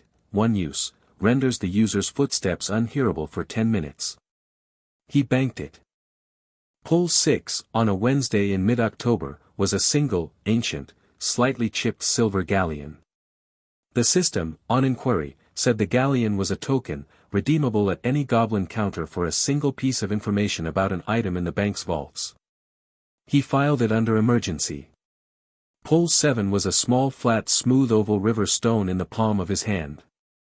The system said the river stone was a true north stone, accurate, when held in the palm, to within a single mile, towards the nearest piece of one's own family blood. He sat with that one for several hours and did not, in any of those hours, hold the stone in his palm. Pull 8, on Halloween morning, was a small dark feather, the color of a long shadow, 6 inches long, slightly iridescent. The system, with the calm of a switchboard, said, Raven feather, dressed. 1 use. Will carry a whispered message to any named recipient within the walls of this castle. He held the feather for a long moment and decided he would keep it for a great deal longer. By the end of October he had 9 artifacts on the small thin chain around his neck. He could not feel them. He could feel, when he thought to feel them, the small steady warm weight of them as a single point of warmth against his sternum. He carried it all. He carried it all into the great hall on Halloween night. Halloween dinner at Hogwarts was a banquet of pumpkins and bats and floating jack-o'-lanterns and 12 enormous platters at the high table, and the hall was full of laughing first-years who had, by now, become friends, and at the center chair of the high table sat the man whose pocket, by the system's continuous report, contained at this moment a wand of elder which was, by the system's report at 6 o'clock this evening, in alignment with Harry to 22%. The number had been, last week, at 16. The number was, this morning, at 20. The number, just before dinner, had been at 21. The wand of elder was, with the steady slow patience of a wand that had, in its long life, learned how to be patient, learning a new master. Harry, at the Gryffindor table, between Ron and a small Hufflepuff girl who had wandered over to ask about Quidditch, drank his pumpkin juice and ate his treacle tart and did not, in any way that anyone watching could have detected, glance once at the high table. He felt it, the wand, from the other end of the room. He felt it, the way one feels a stranger in a crowd who is, slowly, becoming a friend. The doors of the great hall burst open. Professor Quirrell came running, or staggering, or, in the case of a man with one foot in another reality at the back of his own head, doing whichever of those a man with one foot in another reality does when crossing a stone floor at speed. Troll, he cried. Troll, in the dungeons. Thought you ought to know. He fainted on the floor. The hall reacted the way a hall of children, on being told that a fully grown mountain troll had entered the basement of the building, did. It reacted slowly. Then quickly. Professor Dumbledore stood up. He said, in his quiet voice, which carried, prefects, lead your houses to the dormitories. At once. There was a great practical bustling. Percy Weasley, in his prefect's badge, gathered the Gryffindor first years. They moved, in a long sensible line, towards the doors at the back of the hall. Hermione, who had been crying in the girls' lavatory on the second floor for the past hour because Ron had, at lunch, made an unkind remark about her hair, was not among them. Ron, on the line in the corridor, noticed. Hermione, he said. In the bathroom, Harry said. Bloody hell. Yes. He stepped, with the quiet professional unobtrusiveness of a boy who had spent 6 months learning how to step out of the file at primary school without his uncle noticing, out of the line. Ron, very surprisingly, came with him. He had not asked Ron to come with him.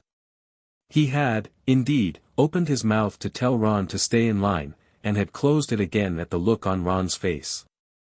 The look on Ron's face was the look of a boy who had, an hour ago, made one of the few large mistakes he was capable of making, and who had decided, in the corridor outside the great hall, in the moment of a troll in the dungeons, to begin paying it back. Harry, who, in his 11 years, had known a great many people who had taken a great deal from him and had paid none of it back, recognized the look. He nodded. They went, together, down the corridor. The mountain troll was not, by any standard, in the dungeons. The mountain troll was, by the time Harry and Ron reached the second floor, in the girls' lavatory. They knew this because, as they came up the staircase from the third floor, they heard, 3 corridors over, the unmistakable sound of a heavy piece of wood being dragged at speed across a wet stone floor, followed by a high panicked scream of a girl Harry would have recognized in the dark with cotton in his ears. Ron, on the stairs, said, "Bloody hell." "Yes," Harry said. They ran. They ran down the corridor and around the corner and into the open door of the girls' lavatory on the second floor, and they came into the lavatory and they stopped. The mountain troll was 8 feet tall and the color of wet stone, and it was hairless and its hands were the size of dustbin lids, and it had brought into the bathroom, with the practical thoughtfulness of a person who knows what a bathroom is, an enormous wooden club.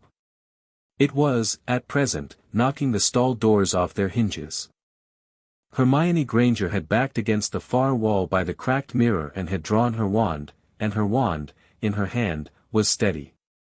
She was, Harry was pleased to see, not screaming any more. She was, on closer inspection, also not entirely vertical. She was leaning, on a knee that had been struck by something. Harry said, in his head, in the small accountant's voice, in the neutral voice he had been using all term with the system, Wingardium Leviosa. The mountain troll's wooden club lifted itself, very smoothly, from the troll's enormous hand, and rose, 6 feet, 8 feet, 10 feet, 11, into the air above the troll's head, and hung there, in the center of the room. Harry, without taking his eyes off the club, said, aloud, in the small clear voice of a boy of 11, in the polite voice he had cultivated for parents' evenings, "Mr. Troll, look up." The troll, with the dim slow obedience of a thing whose head was being addressed politely for the first time in its life, looked up. The club, with a single small efficient drop, fell. There was a sound. Hermione, by the cracked mirror, put both hands over her mouth. Harry, in the doorway, looked, for a long moment, at the troll on the floor.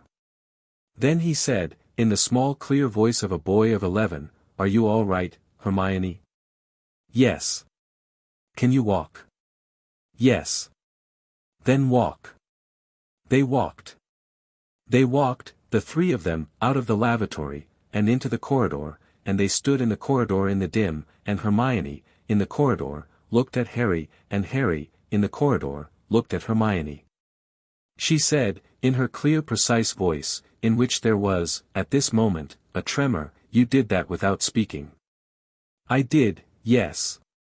"That is, not in the textbook." "No. It is, in fact, a thing the textbook says is very hard." "Yes." She stared at him. "You did it without speaking, on the first try." "Hermione," Harry said, in the polite voice he had cultivated, "this is, the second try."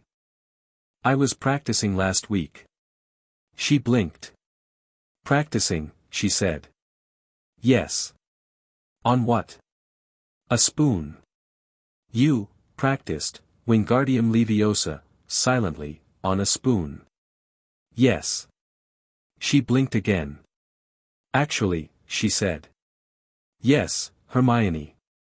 Actually, I do not think, Harry, I do not think you are entirely an ordinary first year." "I do not think," Harry said, in the polite voice he had cultivated, "that any of us are." Ron, in the corridor, laughed.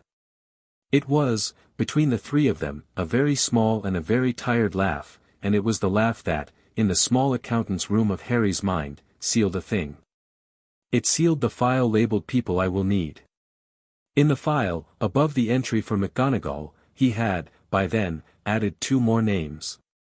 He added, that night, in the dark, in his head, in his child's hand, 2 further notes, in the corner of the file, against the names of Ron Weasley and Hermione Granger. The notes were, "Tell them, eventually." He did not, that night, decide how much. The footsteps in the corridor came, 10 minutes later, in the shape of 3 teachers. Professor McGonagall came first, with her face the color of bone. Professor Snape came behind her, with his black robes settling around him in the dim. Professor Quirrell, the last, came at the back, limping slightly, on a leg that was not, on this evening, entirely a leg. Professor Snape was bleeding. He was bleeding from a long deep cut on his right leg, through the black wool of his trousers, in a steady patient sustained way that did not, on his face, register at all. He did not, when his eyes swept the corridor, sweep them past Harry, or past Ron, or past Hermione, or past the open door of the lavatory, or past the small grey mountain of meat on the lavatory floor. He swept them past all of these, and then back to Harry. The corner of his mouth did the thing it had done in potions class. "What," said Professor McGonagall, in a voice that was several octaves lower than the voice she had used in Transfiguration that morning, "are the three of ye doing on this floor?" Hermione, before either Harry or Ron could open his mouth, took a step forward. "It was my fault, Professor," she said, in her clear precise voice. She had, somewhere in the last 30 seconds, recovered the entire architecture of it. I had read about trolls. I thought I could handle one. I went to find one. Harry and Ron came after me to stop me." Professor McGonagall stared.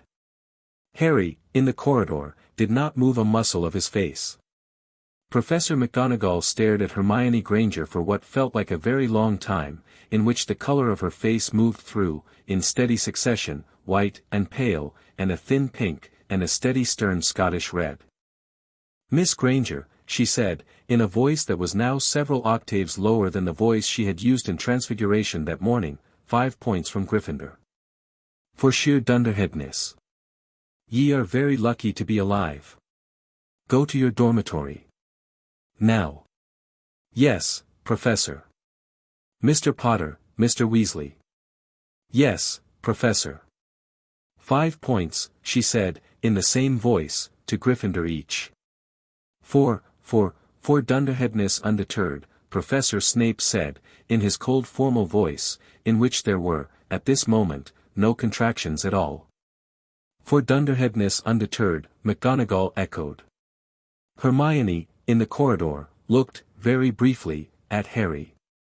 Harry, in the corridor, met her eye. She turned.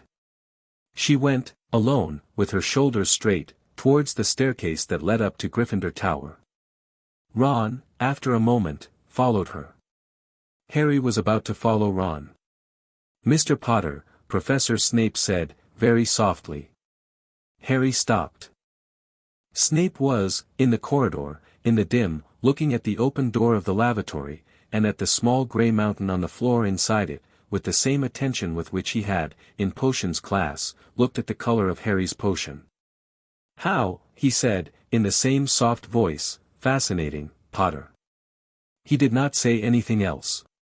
He limped, on the leg that was bleeding, past Harry, into the lavatory, and crouched, with the slow crouch of a man who could not, at present, comfortably bend his right knee, beside the troll. He laid his hand on the troll's head. He looked at it for a long time. Then he stood up. He came back into the corridor. He did not, on his way out, look at Harry. He passed Professor McGonagall, who had been watching the whole sequence with the steady stern Scottish face of a woman who is doing a great deal of arithmetic that she does not, on the whole, want to be doing. "Severus," she said. "Minerva. You'll have that leg seen to. It can wait." "It cannot." He looked at her. "As ye wish," he said.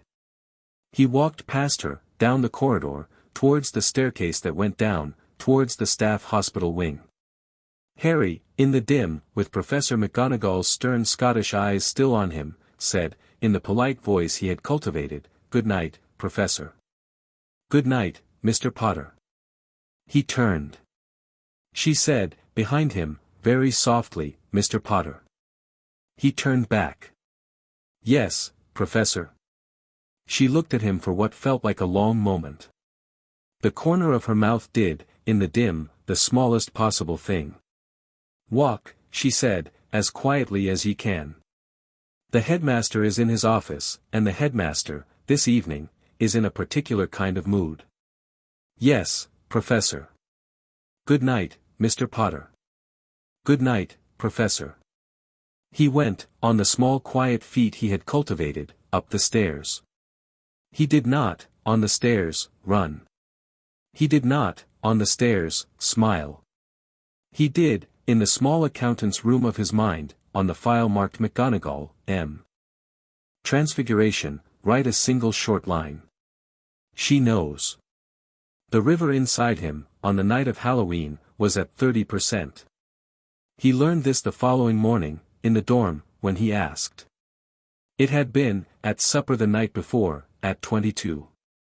It had been, at 6 o'clock the previous evening, at 20. The single act of silent levitation in the second-floor lavatory, with the wand of Elder 2 floors and 7 moving staircases above him, in the inside pocket of a hung robe, in the office of a man who had not, in nearly 3 months, taken it out, had, by the system's calm switchboard report, advanced the alignment of the bound wand to 25. The 4 points after that had come in over the next 12 hours. The wand of Elder, 2 floors and 7 moving staircases above him, had, in some sense Harry was not yet old enough to articulate, watched the levitation happen. The wand of Elder had, in some sense, recognized the gesture. The wand of Elder, in some sense, had recognized whom it had been done for. 30%. He looked, in the morning, at himself in the small foxed mirror over the washstand. The boy in the mirror looked back. He looked, on inspection, almost exactly the same as the boy in the mirror 2 months ago. He was not. Christmas came down on Hogwarts the way Christmas comes down on a place that does not, in its bones, mind a little snow. The lake froze. The forbidden forest froze. The great hall sprouted, overnight, 12 enormous fir trees with floating golden candles and small singing icicles. The owls came in from the high windows with parcels of pies and jumpers and the smell of hot wet wool, and the smaller students, who were going home for the holidays, packed their trunks with the slow sloppiness of children, and the older students, who were going home for the holidays, packed their trunks with the slow precision of children who had had the practice. Ron Weasley went home for the holidays, because his mother had said so, and because his father had said so, and because his 5 brothers had said so, and because, on the whole, the Weasleys went home for the holidays. Harry did not go home for the holidays. He had asked Professor McGonagall whether he might stay. She had said, in her steady stern Scottish voice, in her office, in the smell of her tea, "Ye may, Mr. Potter, of course. The school takes a great deal of pleasure in its Christmas residence." She had not, when she said it, asked him why he did not wish to go home. He had liked her, very particularly, for not asking. He stayed. The castle, at Christmas, with most of the students gone, became a different building. The corridors were longer. The fires in the common rooms burned in a smaller and steadier way. The portraits in the corridors, with no one to talk to, fell into long quiet conversations with each other.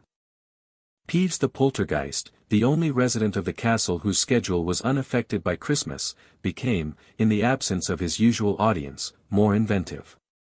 On Christmas morning, Harry woke up, in the warm in the dorm, to a pile of parcels at the foot of his bed. He had not, in his life, woken up to a pile of parcels at the foot of his bed. He sat up, very slowly.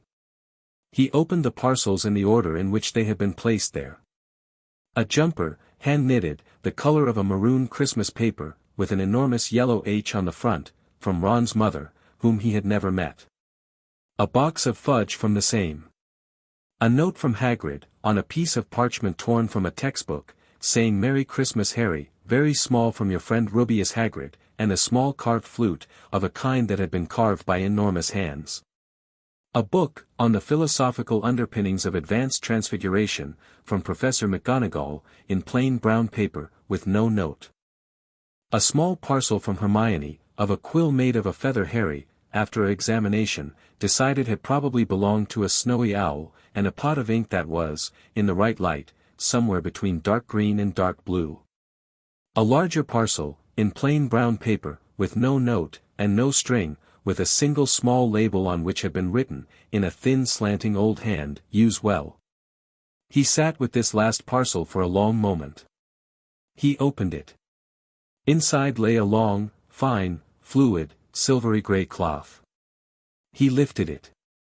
It rippled in his hands the way water rippled, except that it was a cloth, and that no cloth in any shop in Surrey could have so behaved. He drew it over his arm. His arm vanished. He stood up. He drew the cloak over his shoulders. He looked into the small foxed mirror over the washstand. The boy in the mirror was not. The bed behind him, in the reflection, was the bed. The washstand was the washstand. There was, in the reflection, an empty room. He took off the cloak. He folded it. He laid it on the bed. He sat down beside it. The system, in his head, with the indifference of a switchboard, said, "Artifact identified. Cloak, invisibility, heirloom, Potter line.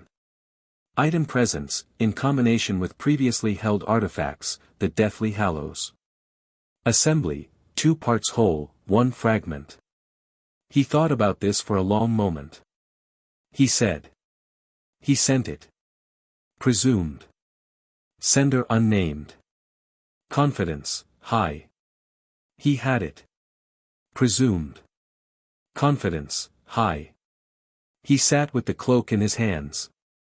He sat with it for what was, by the small clock on the dormitory wall, 16 minutes. He had not, in nearly 3 months at Hogwarts, allowed himself any large feeling. He had a small inventory of large feelings, and he had been, in the small accountant's room of his mind, keeping them very carefully on a shelf, against a day when they would be useful. He took, from the shelf, a small piece of one of them. He looked at it. It was the piece labeled "This is mine," which he had been hoping, in the small accountant's room, would be ready to use at some point in his 7th year. It was, on inspection, ready earlier than expected. He held the piece in his head, very carefully, for a long moment. He thought about his father, whom he had not knowingly met. He thought about his mother, who had eaten marmalade on sausage on toast and had, by Aunt Petunia's account, been disgusting about it. He thought about a school he had been told he was on a list for since he was a year old. He thought about the man who had had the cloak, in his possession, for some years, and who had, after some years, decided to send it back, in plain brown paper, with no note, and a single small label that said "Use well." He thought about this last with the most attention. He thought about it for, by the small clock, 4 minutes. He folded the cloak, in the end, into the bottom of his trunk, and he put on his boots, and his jumper, the one with the H on the front, and he walked, in the slow pace he had cultivated for parents' evenings, down to the great hall for Christmas dinner. He was, on his way down the staircase, on the 3rd floor, in the corridor by the suit of armor, in the smell of new pine and old polish, intercepted by Professor Dumbledore. The headmaster was wearing, this morning, a long midnight blue robe with snowflakes on it, and a hat that was, in fact, a snowdrift, and on the snowdrift sat, with great composure, an embroidered robin. He carried, in one hand, a small steaming mug of something that smelt of cinnamon and oranges and, very faintly, of brandy. "My dear boy," he said. "Headmaster. What a happy thing, to find ye here on this particular morning." "It is a happy morning, headmaster." "It is it not? Are ye on your way down to dinner?" "Yes, headmaster." "Excellent. I shall walk with ye, if I may." "Of course, headmaster." They walked. The headmaster, very gently, with the easy unstudied charm of a man who has charmed children all his long life, asked Harry small questions about his first term.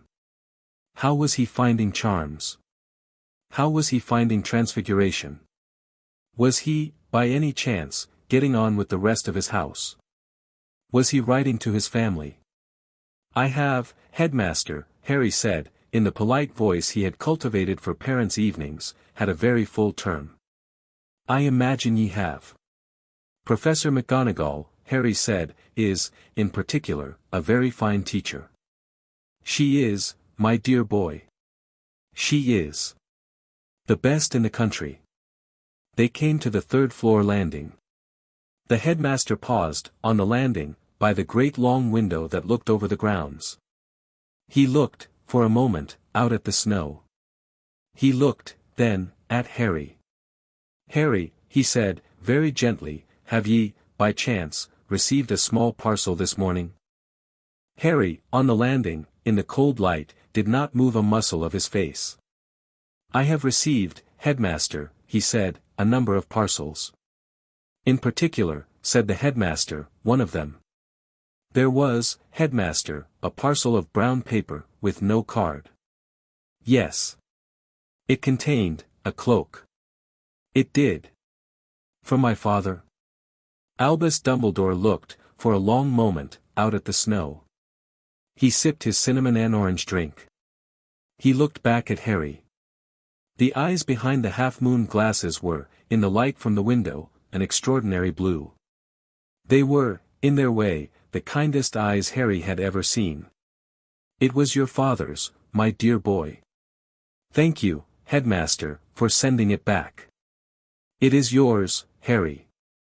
It is not, in any sense, mine. Thank you, headmaster." There was a small pause. "I should be glad," said the headmaster, "if ye would, this evening, use it well." "I shall try to, headmaster." "Use it well. That is all." "Yes, headmaster." They walked, in companionable silence, to the great hall, and they parted at the door, and Dumbledore went up to the high table, and Harry went down to the Gryffindor table, and Harry sat at the Gryffindor table and ate, with great civility, the Christmas dinner that was put in front of him. He did not, on the dinner, eat the sprouts. He did not, in the dinner, drink any of the wine, which had been brought to the table in jugs for the older students who were staying. He did, 3 times, look up at the high table. The headmaster, on the high table, in his snowdrift hat with the embroidered robin, did not, in the entire meal, once look at him. Harry, in the small accountant's room of his mind, opened a new clean page, and on the top of the page, in his child's hand, wrote, "He is testing whether I have understood that the cloak was a gift." Under it, he wrote, "I have understood." Under that, he wrote, in the smallest hand he had, "He wants me to go looking for something tonight." He put the quill down. He ate his Christmas pudding. The mirror of Ariste stood in a small room at the end of a corridor on the 3rd floor, behind a door that the cloak, when he put it on after dinner, walked him calmly past Filch's cat and Filch and Snape and, in the corridor on the 3rd floor by the suit of armor, around a small absent-minded ghost called Cuthbert. The room was a classroom that had been emptied of desks. There was, at the far wall, in the dim moonlight, a great gold-framed mirror standing on 2 clawed feet, and across the top of the mirror, engraved into the gold, was the inscription Ariste stra eru oit ube kafru oit on wosi. He stopped in the doorway. He took off the cloak. He laid the cloak over his arm. He walked, in the slow pace he had cultivated for parents' evenings, across the bare stone floor, and he stood in front of the mirror. He did not, at first, look at the mirror. He stood, for a long moment, with his eyes on the floor. Then he lifted his head. He looked. The boy in the mirror, was not the boy in the small foxed mirror over the washstand. He was Harry, in essentials. He had the same scar, the same 2 large eyes, the same thin shoulders. He stood in the same room. He was, this boy in the mirror, wearing the same robe. He was, and this was the difference, full.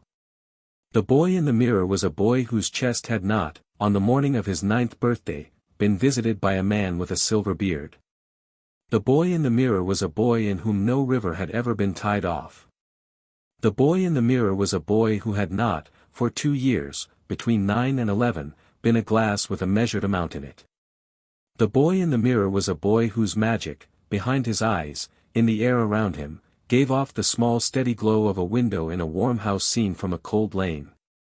The boy in the mirror was Harry, untied. He stood, in the room, in front of the mirror, and he looked at the boy in the mirror, and he was not, particularly, surprised. He had thought, on coming into the room, that the mirror would show him his parents. He had thought, on coming into the room, that the mirror would show him an entire dining table of red-haired women in green eyes and bespectacled men in spectacles, and a great wedding cake of a Christmas pudding, and a small dog called Padfoot, and a small boy called Harry in the middle of it. He had thought, on coming into the room, that the mirror would show him the world he had been robbed of. The mirror had, on consideration, shown him the world he had been robbed of. The world he had been robbed of, on the evidence of the mirror, was not, in the end, a dining table. It was a boy. The boy he would have been. He stood for a long time in front of the mirror. He did not, in the time he stood, cry. He had not cried, in his life, since the autumn of his 6th year. He had, in his head, decided he was not, after the autumn of his 6th year, a person who cried. He did not, in front of the mirror, change his mind about this. But he stood, in front of the mirror, in the cold of the empty room, in the moonlight from the high windows, and he looked at the boy he would have been, and the boy he would have been looked back at him, and at the back of his throat, very faintly, he felt the small thin tight ache that he had decided, in the autumn of his 6th year, was the closest he would, ever again, allow himself to come to crying. He stood with the ache. He did not, with the ache, do anything. After a while, when the moon had moved across the high window by his small accountant's clock, 12 minutes, he said, in his head, in the small accountant's voice, in the polite voice he had cultivated for parents' evenings, to the boy in the mirror, with great civility, "Pleased to meet you." The boy in the mirror, who had been doing the same thing Harry had been doing, which was standing very still in the cold of an empty room, smiled. The smile, on the face of the boy in the mirror, did not look, in any way, sinister. That, Harry recognized, in the small accountant's room of his mind, was, in fact, the difficulty. Behind him, after a while, on the bare stone floor, in the cold, a man's voice said, very softly, in the gentlest possible voice, "Back again, Harry?" Harry did not jump.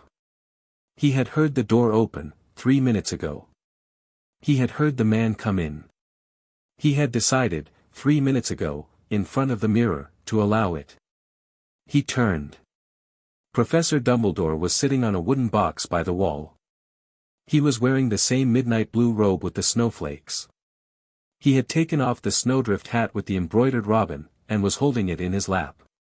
He was looking at Harry with a kindness that did not, in any way, reach his eyes behind the half-moon glasses. His eyes were, this evening, the color of slate. "Headmaster. Have ye, by chance, found out yet what this mirror does?" "It shows," Harry said, "what one most wants. Or, the deepest, most desperate desire of one's heart. The inscription, read backwards, is 'I show not your face but your heart's desire.'" Dumbledore looked at him for a long moment. He was sitting on a wooden box. He looked, at this moment, very small. "Yes," he said. "Yes. It is," Harry said, in the polite voice he had cultivated, "a beautiful enchantment." "Made by whom?" "It was made," Dumbledore said, very gently, "some time ago. By a man whose name has not, on the whole, been preserved." "I see." There was a small pause.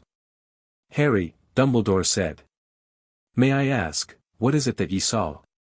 Harry, in the dim, in the cold, in front of the mirror, in front of the man who had, on the morning of his 9th birthday, put olive oil on his forehead and tied off a river inside him with a wand of elder, looked, for the first time since coming into the room, properly at the headmaster.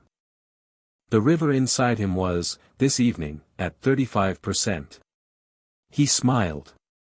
It was a smile, and on the face of an 11-year-old boy in the dim of an empty classroom, it was, in fact, the smile of a small accountant. "I saw," Harry said, in the polite voice he had cultivated for parents' evenings, "my parents." The headmaster's eyes, behind the half-moon glasses, in the cold, did not move. The slate of them did not warm. "Yes," the headmaster said, very softly. "Yes. I thought ye might. Thank you, headmaster, for letting me stay tonight. My dear boy. It was a kindness. It was a small thing. All the same, sir." "Harry," the headmaster said. "Yes, headmaster." The headmaster looked at him for a long moment. His eyes, behind the half-moon glasses, did, very faintly, the thing the eyes of a clockmaker do when the clock he is looking at is, somehow, after he has wounded himself, ticking very slightly faster than he had set it to tick. He did not, however, say what he had been about to say. He said, instead, I should be glad, my dear boy, if you would not come back here, again, at night. Of course, headmaster. It is, not entirely safe. To dwell on dreams. Yes, headmaster. One can, he said, very easily forget to live. Yes, headmaster. Off you go, then. Good night, headmaster. Good night, my dear boy. He left the room. He did not, on his way out, put the cloak back on. He walked, in the corridor, in his ordinary robe, and Filch's cat, in the corridor, watched him pass. He went up the staircase. He went, in the slow pace he had cultivated for parents' evenings, back to Gryffindor Tower. He did not, in the corridor, smile. He did, in the small accountant's room of his mind, on the page marked Albus Dumbledore, headmaster, special guardian, write a single short line. He looked. He looked at me. He saw, just for a moment, that he had been wrong. Under the line, in the smallest hand he had, he wrote, he does not, yet, know what he has done. Under that, he wrote, he will, by the spring, suspect. Under that, in the smallest hand he had, he wrote, he will, by the summer, know. In the spring, in March, in the corridor by the suit of armor on the third floor, Harry, on his way back from a long afternoon of reading in the library, met Professor Quirrell. Professor Quirrell did not, this time, walk past him. Professor Quirrell stopped. So did Harry. P. Potter. Professor. It is a very fine day. Yes, Professor. Behind the turban, in the back of Quirrell's head, the mouth that was a small open hole in the magic of him was, at this moment, looking at Harry with a thin patient hunger. The mouth, in the bones of Harry's skull, in the small private voice that no one else could hear, said, P. Potter. Hello. You have been busy. I have, yes. You have collected things. I have, yes. One of them, said the mouth, with the small dry pause of a man considering, in front of his children, his words, one of them in particular. Yes. Will you, said the mouth, with great civility, tell me what it is? Harry, in the corridor, on the third floor, in front of Professor Quirrell, in the small accountant's room of his mind, considered. He had been thinking, for some weeks, about this conversation.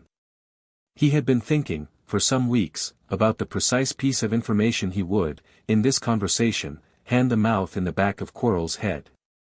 He had decided, 3 weeks ago, that the piece would be, a small one. He had decided, 3 weeks ago, that the small piece would be, a partial truth. He had decided, 2 days ago, that the partial truth would be, a wand. He said, in his head, in the polite voice he had cultivated for parents' evenings, I am, Professor, in possession of a wand. The pause, in the back of Quirrell's head, was longer than any pause Harry had previously heard from the mouth. Said the mouth. Yes. You, said the mouth, in a voice that was, for the first time, in some way, not entirely playing, are in possession, of a wand. Yes, Professor. Which wand, said the mouth. I am, Harry said, in possession, of a wand. Of the wand. The mouth, in the bones of Harry's skull, made a small dry sound. It was, on inspection, the sound a man makes when, in the dark, in his own house, he has just heard, very faintly, from a room he had locked, a chair being moved. P. Potter, said the mouth, very quietly. Yes, Professor. Do you, said the mouth, with the very smallest possible movement, understand what you have said? I do, Professor. The mouth, in the corridor, in the back of Quirrell's head, behind the turban, in the bones of Harry's skull, did not answer. Professor Quirrell, in front of Harry, in the corridor, on the third floor, by the suit of armor, did, with his face, the small slow movement of a man who has been told by the small private voice in his head to walk away. He stepped past Harry. He did not, walking past Harry, look at him. The mouth, in the back of his head, behind the turban, in the dim, did, for the entire length of the corridor, watch Harry go. Harry, at the foot of the staircase, in the corner of the turning, paused. He looked back. Professor Quirrell, at the far end of the corridor, was opening, with the small reluctant gait of a man who has, this morning, been given an order he had not, yesterday, wished to receive, the door at the end of the corridor that no student was to enter, on pain of a particularly horrible death. Harry, on the corner of the turning, in the dim, in the small accountant's room of his mind, on the file marked Quirrell, V., wrote a single short line. He is going for the stone tonight. Under the line, he wrote, I shall meet him there. Under that, in the smallest hand he had, he wrote, with the wand we both believe I am carrying. He went, in the slow pace he had cultivated for parents' evenings, up the staircase. Behind him, in the corridor on the third floor, the door at the end of the corridor closed. And in the office, 3 floors and 4 moving staircases above him, in the inside pocket of a hung robe, on the back of a chair behind a desk at which, at this moment, the headmaster of Hogwarts was sitting with his quill paused above a sheaf of papers and his eyes, behind the half-moon glasses, the color of slate and very thoughtful, the wand of elder, very faintly, in a way that the headmaster did not, at this moment, see, in the inside pocket of the hung robe, trembled. The alignment, by the system's continuous report at this very moment, was at 42%. Harry, on the staircase, in his head, said, with the courtesy he had cultivated for parents' evenings, cool down. The system, with the indifference of a switchboard, said, present cooldown. 2 hours, 8 minutes, 14 seconds. I shall, Harry said, want the next pull tonight. Understood. Will it be something useful? Undetermined. Harry, on the staircase, in the dim, in the small accountant's room of his mind, smiled. It was, this time, also a quiet smile. It was, this time, the smile of a small accountant whose books were, for the first time in 2 years, balanced.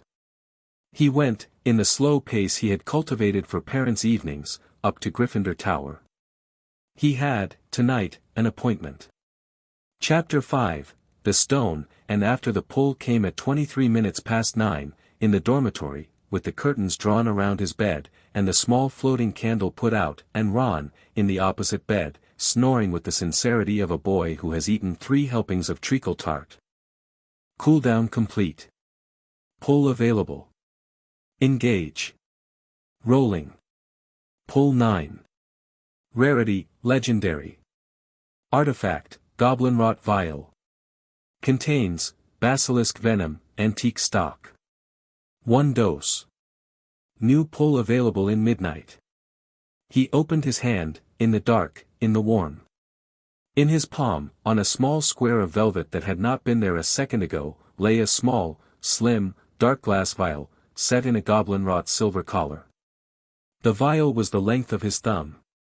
It was, on inspection, full to within 1/4 of an inch of the stopper, with a pale liquid that, in the small light of his hand, glowed, very faintly, the color of a wet snake.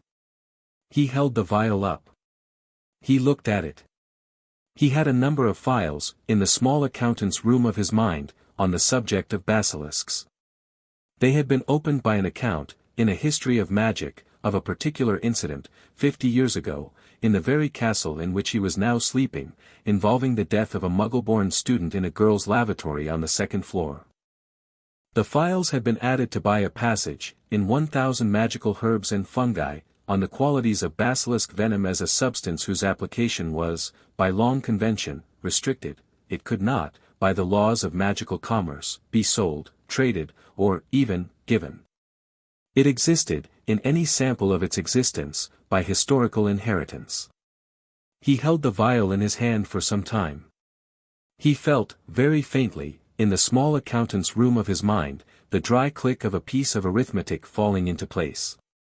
The vial was, the small accountant told him, the only substance presently known to wizard kind, with the exception of certain very old goblin steels under conditions that were not, at this moment, possible to assemble, that would destroy, finally and unappealably, a soul fragment in any vessel. A soul fragment, the small accountant reminded him, would be a Horcrux. Harry, in the dark, in the warm, in the four-poster bed of the dormitory of the House of Red and Gold, on the night before he intended to go down through a trapdoor under a stone third-floor corridor and meet a man with two faces, said, in his head, in his neutral voice, to the system, I shall need this for later. Understood.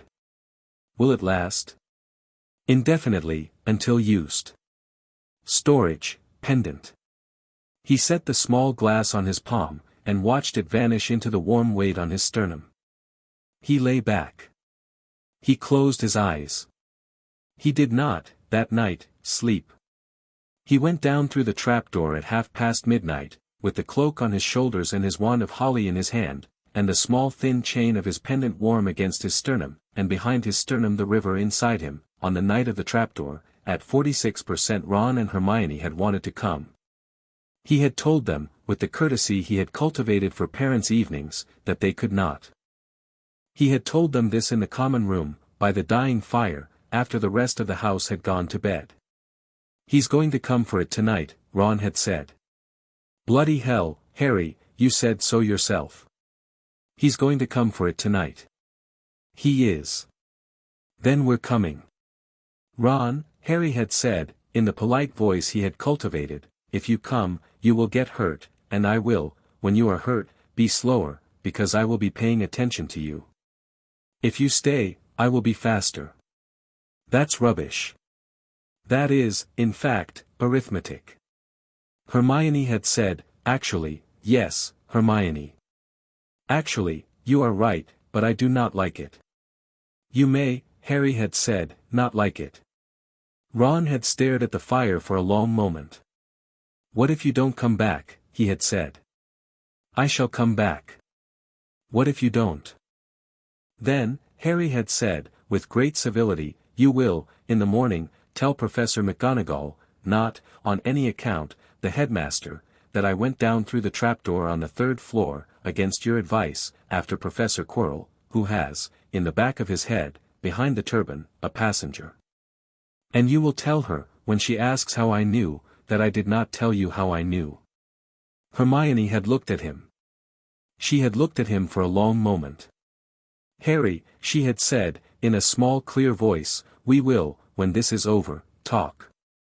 We will, Hermione. All of it. All of it I am able to tell, yes.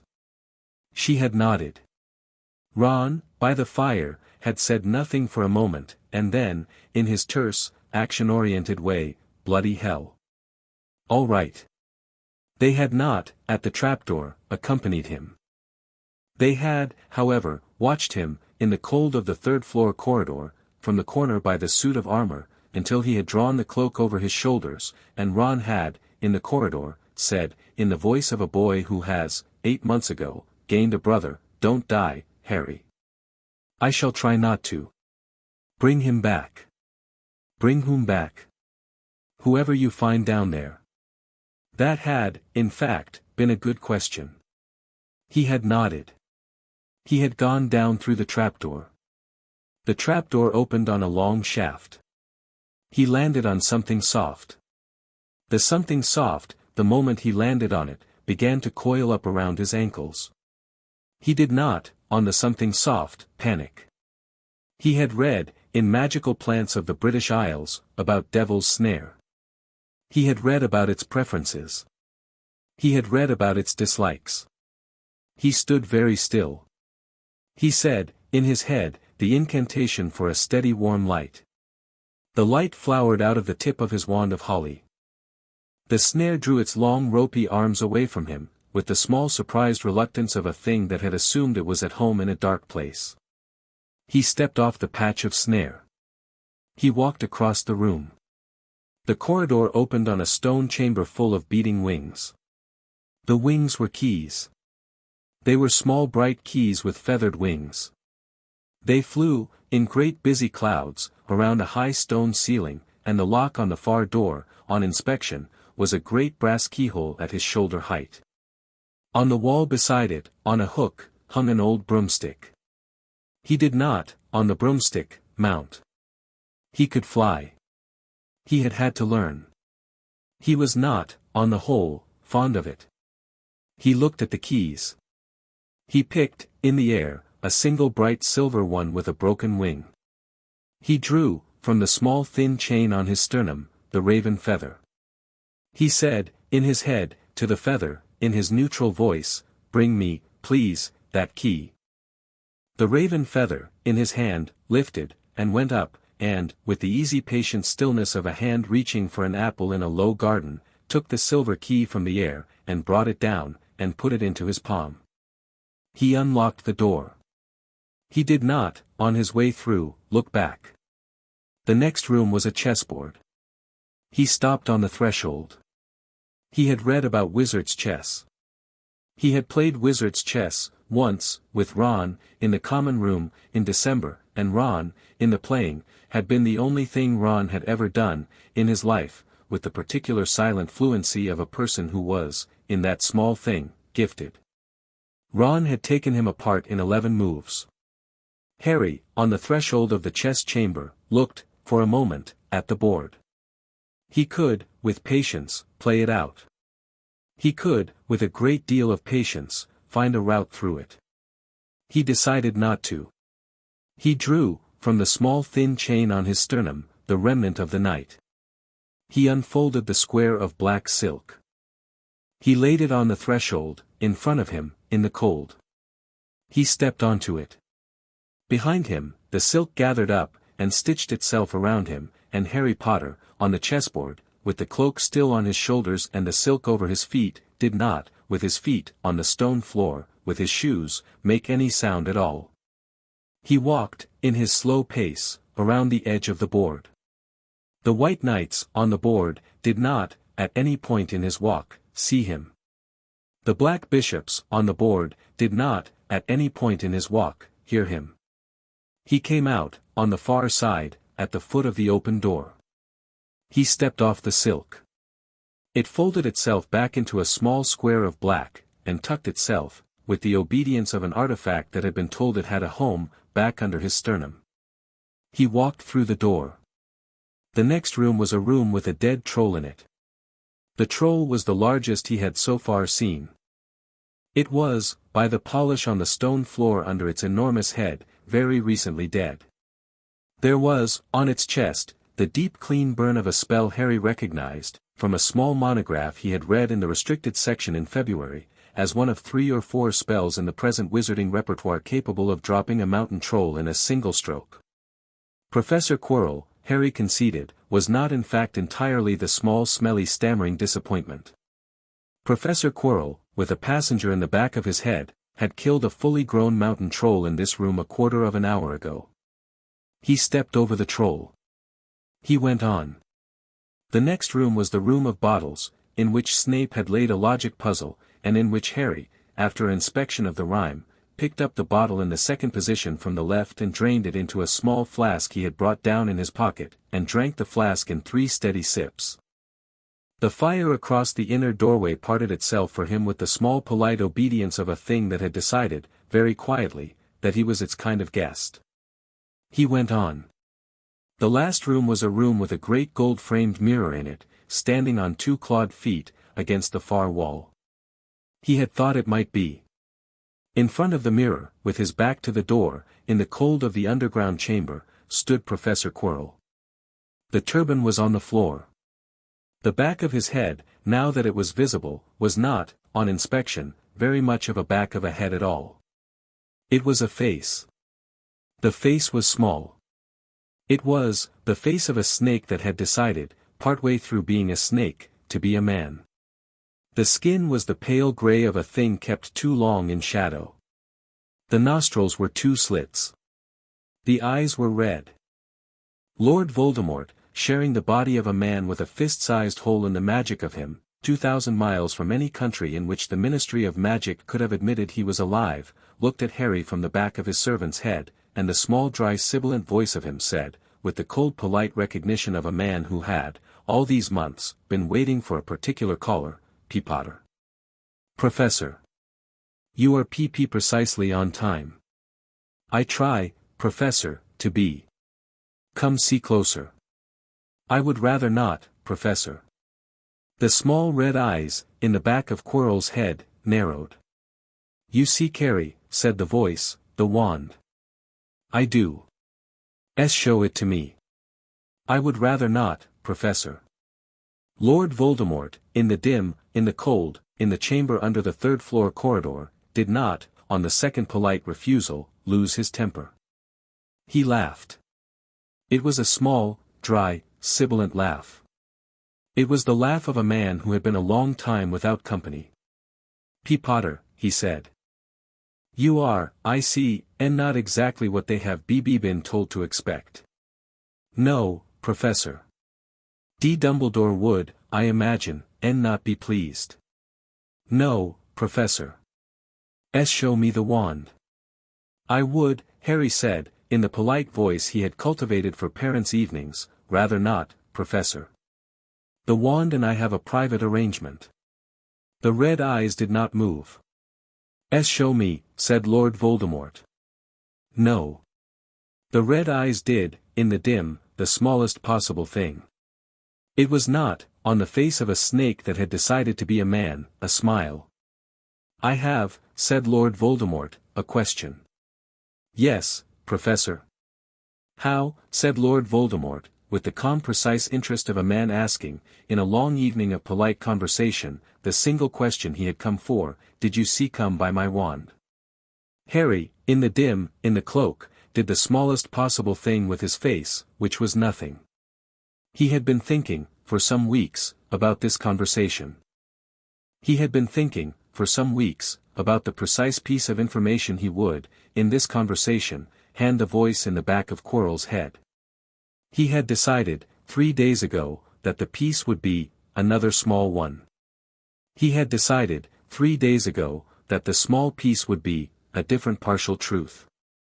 He said, in the polite voice he had cultivated, with great civility, it came to me, Professor, on the night I turned 11, in a manner I did not expect. By whose gift? By my own merit. The pause was the longest yet. The pause was the pause of a man who had not, in his life, for some decades, heard a sentence quite like that. The red eyes were, in the dim, the color of a small fire glimpsed through a slit in a wall. I do and not, said Lord Voldemort, very softly, believe you. You need not, Professor. 10 years ago, said the voice, your mother died, in your house, in front of you, for you. She died, in particular, in the path of a spell I had cast with the very wand of which we are presently speaking. Tell me, P. Potter. By what merit have you, in the years since, come to be in possession of it? Harry, in the dim, in the cold, in the underground chamber, did not move a muscle. He said, in the polite voice he had cultivated for parents' evenings, in his head, where no one but the voice could hear, with the great civility of a small accountant balancing, at last, a long and difficult column, by having, Professor, been the boy whose magic the man who took it from you came, 2 years ago, to bind. By having, in the binding, become an object the wand recognized. By having, in the not binding, become an object the wand wanted. The wand, on the night I turned 11, made its choice. The wand chose, in the polite indifferent way of wands, the boy in whom there was the most of you. The pause was the longest pause Lord Voldemort had given him. It was, on inspection, in fact, the longest pause Lord Voldemort had given anyone in some time. Said the voice. Yes, Professor. The most of me. Yes, Professor. The red eyes in the back of Quirrell's head, in the dim, in the cold, in the chamber under the third-floor corridor, did, on this evidence, a thing the eyes of Lord Voldemort had not, in 50 years, done. They blinked. Said the voice, again. It is difficult, on the page, to render the next 10 seconds. It is difficult because, in the dim, in the cold, in the chamber under the third-floor corridor, in the small interval between Lord Voldemort's first long pause and Lord Voldemort's second long pause, a great deal happened in the small accountant's room of the small accountant's mind, none of which Lord Voldemort, who could not, by any present means of his, see into that room, could see. The small accountant, in the small room of his mind, with the calm clear professional satisfaction of a small accountant whose books were, for the first time in 2 years, balanced, finished writing in the file marked Voldemort, T, on the second clean page, a single short line. The line said, "He did not, until this moment, know what I was." The small accountant put down the quill. The small accountant looked, for a moment, at the line. The small accountant sealed the file. In the dim, in the cold, in the chamber under the third-floor corridor, Harry Potter said, in the polite voice he had cultivated for parents' evenings, "I should think, Professor, that you have a great deal to consider. May we, perhaps, conclude our business this evening, and continue our conversation at another time?" The red eyes in the back of Quirrell's head, in the dim, in the cold, did not, immediately, answer. When they did, the voice was, just for a second, smaller than it had been. "P. Potter," it said. "Look at the mirror." "I would rather not, Professor." "Look at the mirror." "I would rather not, Professor." The voice, in the back of Quirrell's head, on the third refusal, did, in fact, lose its temper. "Get over here," it said, in the small dry sibilant voice that was, no longer, exactly polite, "and look into the mirror, P. Potter, or I will kill every person in this castle whom you have ever said good morning to." Harry, in the dim, in the cold, considered. He stepped, in his slow pace, forwards. He came to the foot of the mirror, on the right of Quirrell, with the body of the man between him and the door. He looked into the mirror. The boy in the mirror was, on this evening, again, the boy he would have been. He looked, this evening, just for a second, slightly older than Harry was. The boy in the mirror, looking back, smiled. The smile, this time, was not the smile of an untied child. The smile, this time, was the smile of a small accountant, whose books were balanced. The boy in the mirror, with great civility, reached, with one hand, very slowly, into the pocket of his robe. He drew, from the pocket, a small round red stone the size of a hen's egg. He looked, for a long moment, at the stone. Then he put the stone, very deliberately, in his hand, into the pocket of Harry's robe. In the pocket of Harry's robe, on the outside of the mirror, there was now, the small accountant in the small room knew, a small round red stone the size of a hen's egg. Harry, in the dim, in the cold, in front of the mirror, did, with his face, the smallest possible thing. "Well, Professor," he said, in the polite voice he had cultivated. "What do I see?" "You see," said the voice in the back of Quirrell's head, with the slow patience of a man who had decided to be polite again, "what?" "I see, Professor, my parents." "Why your parents?" "Yes, Professor." "Your parents, doing what?" "Standing, Professor, on the steps of a small house in Godric's Hollow. Smiling." The voice did not, immediately, answer. When it did, the voice was very still. "P. Potter," it said. "Yes, Professor." "Do you," it said, "have, in your pocket, at this moment, a small round red stone the size of a hen's egg?" "No, Professor." The voice in the back of Quirrell's head, in the dim, in the cold, in the chamber under the third-floor corridor, did, on this answer, a thing it had not, in some time, done. It paused, and then it laughed. "P. Potter," it said. "Yes, Professor.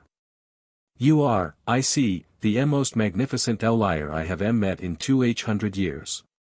Thank you, Professor. Kill him." Quirrell, in the dim, in the cold, with his red-rimmed eyes which were, on the front, his own eyes, and not, on the back, his master's, came forwards. His hands came up. Harry, in the dim, in the cold, with the cloak still on his shoulders and the river inside him at 51% and the small thin chain on his sternum warm with the weight of 9 artifacts, lifted his right hand. He laid his palm, flat, against the man's face. He had read, in a very thin book on the open shelves of the library, in March, in the section labeled Contact Magic, on a single short page, the precise effect of unbroken skin contact between a soul protected by an old maternal sacrifice and a soul that had broken itself into 7 pieces. The effect was, on the page, described in 2 short sentences. The first sentence said, "The protected soul takes no harm." The second sentence said, "The broken soul, in its present vessel, does not, on the contact, persist." Quirrell screamed. It was a short scream. It was, for the next 8 seconds, the only sound in the chamber. At the end of the 8 seconds, Quirrell was on the floor. At the end of the 8 seconds, the man in the back of Quirrell's head, who was no longer in the back of Quirrell's head, was, in the dim, in the cold, a thin sour grey wisp on the air, who did, on the air, in the cold, in the dim, a small dry sibilant scream of his own. The wisp, on the scream, gathered, and went. It went up through the ceiling. It went up through 3 floors and 4 moving staircases. It went out of the castle and over the lake and across the forest and away into a country that was, in the end, far enough away that even Lord Voldemort, with the bones of his ancestors in him, had to admit it was, on this evening, sufficient. Quirrell, on the floor, did not, with his face, the smallest possible thing. He was, on inspection, dead. Harry, in the dim, in the cold, in the chamber under the 3rd-floor corridor, with his hands still warm from a face that was no longer a face, stood for a long moment. He took, in his slow pace, 3 steps back. He sat, very slowly, on the cold stone of the floor. He put his hands on his knees. He did not, for a long moment, breathe. When he breathed once, in, and once, out. He breathed in again. He breathed out again. He stood up. He went over to Quirrell. He took his hand off Quirrell. He took, with great civility, Quirrell's own wand from his belt, and tucked it into his own. He took Quirrell's purse from his belt, and tucked it into his own. He took Quirrell's small leather notebook, which had on its cover a single ink symbol in black ink, in the small slanting old hand of Quirrell's master, and tucked it into his own. He took, from the pocket of Quirrell's robe, the small round red stone the size of a hen's egg, which the boy in the mirror had, by some politeness of geometry that Harry did not, at present, understand the engineering of, declined to put in his pocket. He held the philosopher's stone, in his palm, in the dim, for a long moment. The system, in his head, with the indifference of a switchboard, said, "Artifact identified. Stone, philosophers. Not bound. Will decay in bearer's hand, bearer not master. Recommended action, return." Harry, in the dim, considered. He had read, in a thin book in the library, about the maker of the stone. He thought, in the small accountant's room of his mind, about the maker of the stone. He thought, in particular, about the way the maker of the stone had, in his correspondence, in the back of a very thin book, 20 years ago, written, in a small precise hand, that he had been, for some years, considering a thing he had not yet brought himself to do, and that the thing he had not yet brought himself to do was, quite simply, let go. Harry, in the dim, in the cold, said, in his head, in his neutral voice, return. The system, with the indifference of a switchboard, said, understood. The stone, in his palm, did the small slow thing the system had not warned him it would do. It vanished. It would, in the morning, be in a different pocket, in a house in France, on a kitchen table, beside a small old wizard who had been thinking, for some years, about letting go. The small old wizard would, by the autumn, be allowed to. Harry, in the dim, in the cold, stood up. He drew, from the small thin chain on his sternum, a small fine silvery grey cloth. He laid it, in the dim, in the cold, with great civility, over Professor Quirrell, who was, on the floor, no longer the small smelly disappointment, and who had been, in the end, a man, and who had been, in the end, a man. He walked out of the chamber. He went, in the slow pace he had cultivated for parents' evenings, up through the rooms. He came up through the trapdoor, into the corridor on the 3rd floor, at 2:20 in the morning. He had, in his pocket, when he arrived, a small leather notebook. He had, in his head, when he arrived, a list of names that had, on it, an additional name, written in a smaller and more hand than the others, and the additional name was, not yet finished.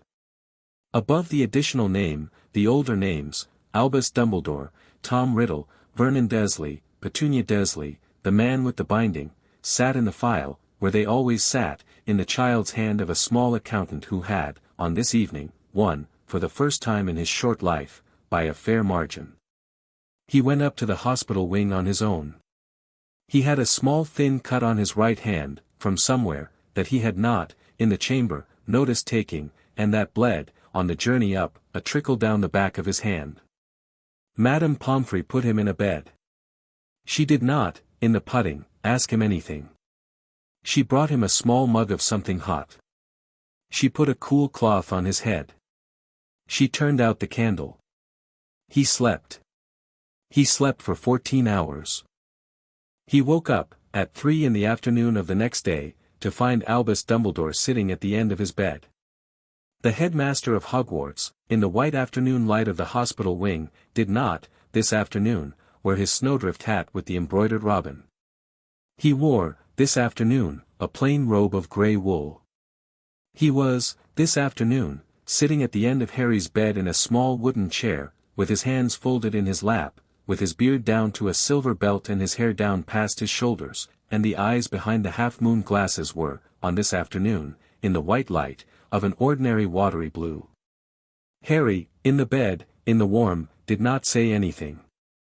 He had been awake, in fact, for 14 minutes. He had heard the headmaster come in.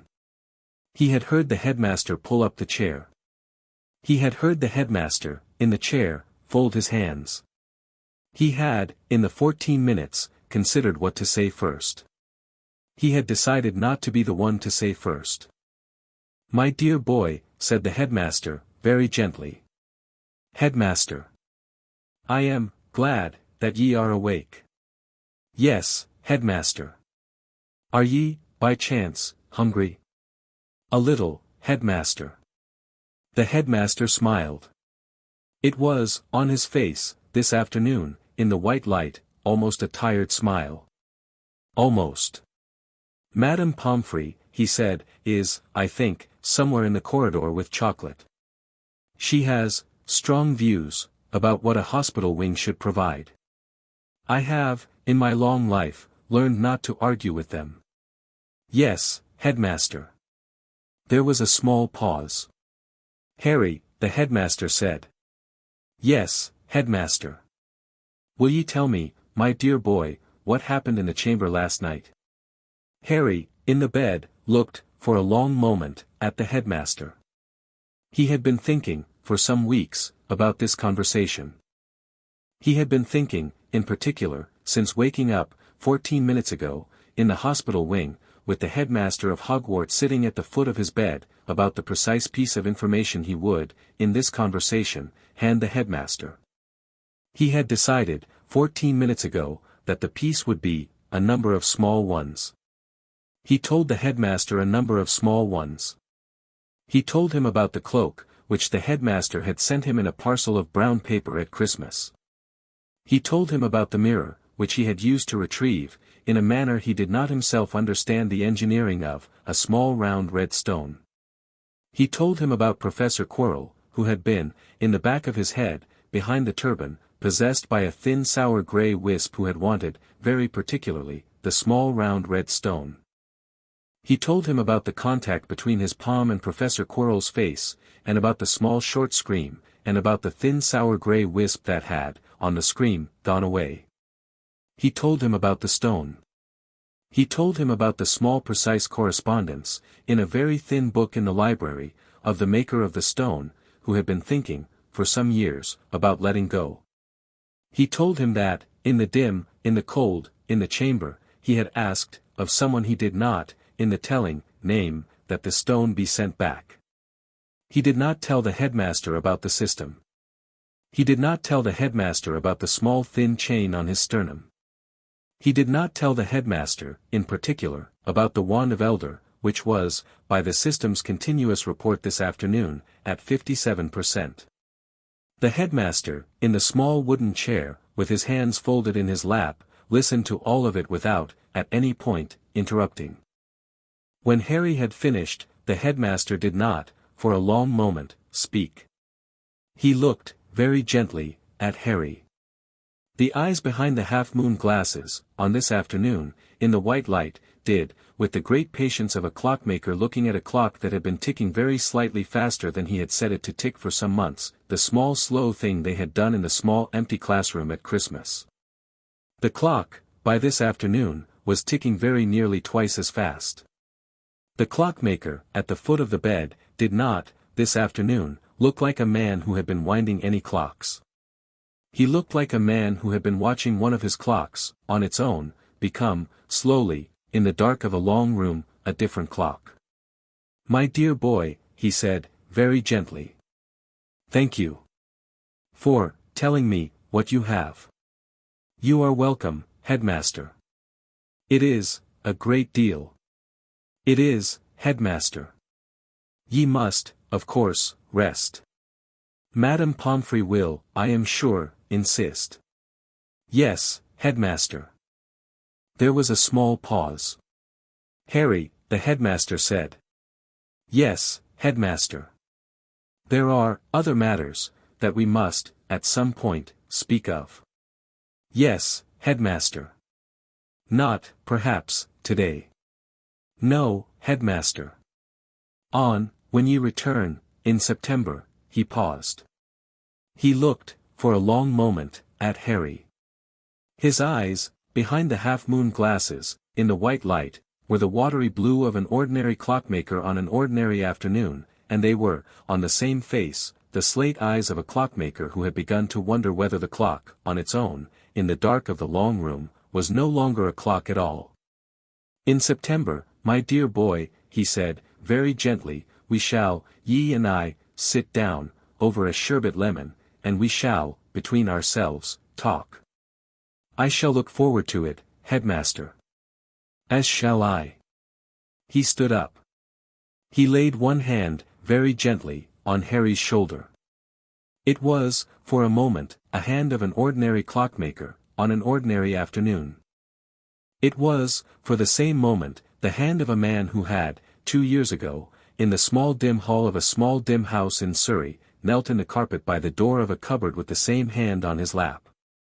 Harry, in the bed, in the warm, in the white light, did not, with his face, the smallest possible thing. "Rest, my dear boy." "Yes, headmaster." The headmaster turned. He walked, in the slow pace of a man not used to hospital wings, towards the door. In the doorway, he paused. He turned back. "Harry," he said. "Yes, headmaster." "Were ye, by any chance, last night, alone in the chamber?" Harry, in the bed, in the warm, in the white light, met the eyes of the headmaster of Hogwarts School of Witchcraft and Wizardry. He had been waiting, in the 14 minutes he had been awake, for the question. He had been ready, for the 14 minutes, with the answer. "Yes, headmaster," he said, in the polite voice he had cultivated for parents' evenings. "I was, on the whole, alone." The headmaster looked at him for a long moment. He did not, in the looking, soften. He nodded. "Rest well, Harry." "Yes, headmaster." The door of the hospital wing closed behind him. Harry, in the bed, in the warm, in the white light, lay for a long moment. In the river inside him, very faintly, in the rhythm of his heart, the alignment of the wand of Elder, 2 floors and 4 moving staircases above him, in the inside pocket of a hung robe, in the office of the man who had just walked out of the hospital wing in a plain grey robe with his hand still warm from Harry's shoulder, ticked up, just a fraction of a %. It went, in the system's calm switchboard report, from 57 to 58. Harry, in the bed, in the warm, in the white light, smiled. It was, this time, also a quiet smile. It was, this time, the smile of a small accountant whose books were balanced, and whose principal client had just stepped out of the office without realizing that the client had, in the last 20 minutes, been audited.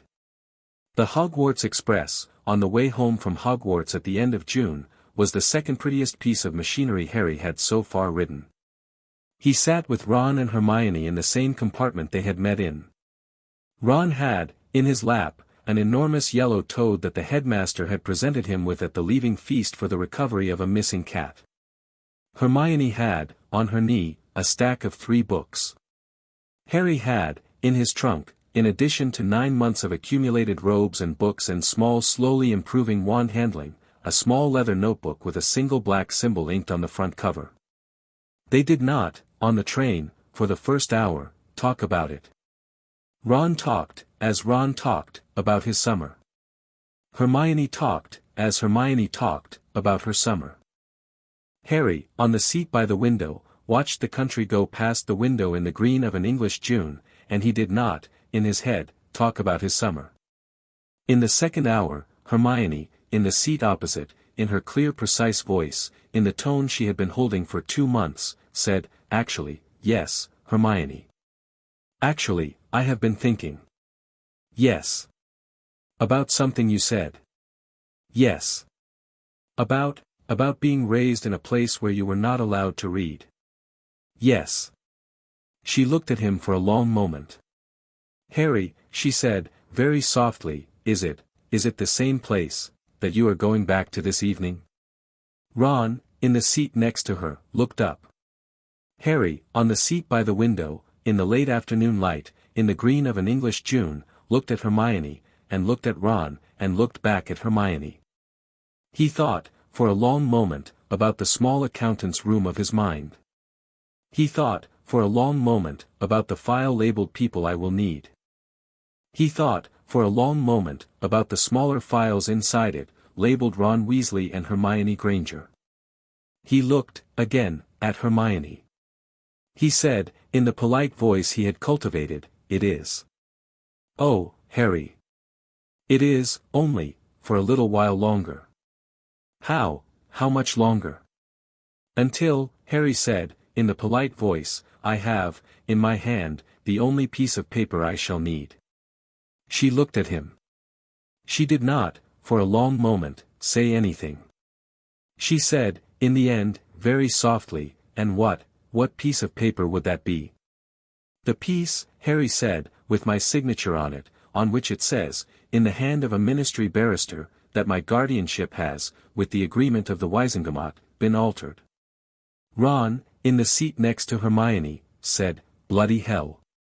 "Yes. You can do that. Eventually." "With who in charge of it?" "With the headmaster of Hogwarts," Harry said, with great civility, having decided not to mind any more.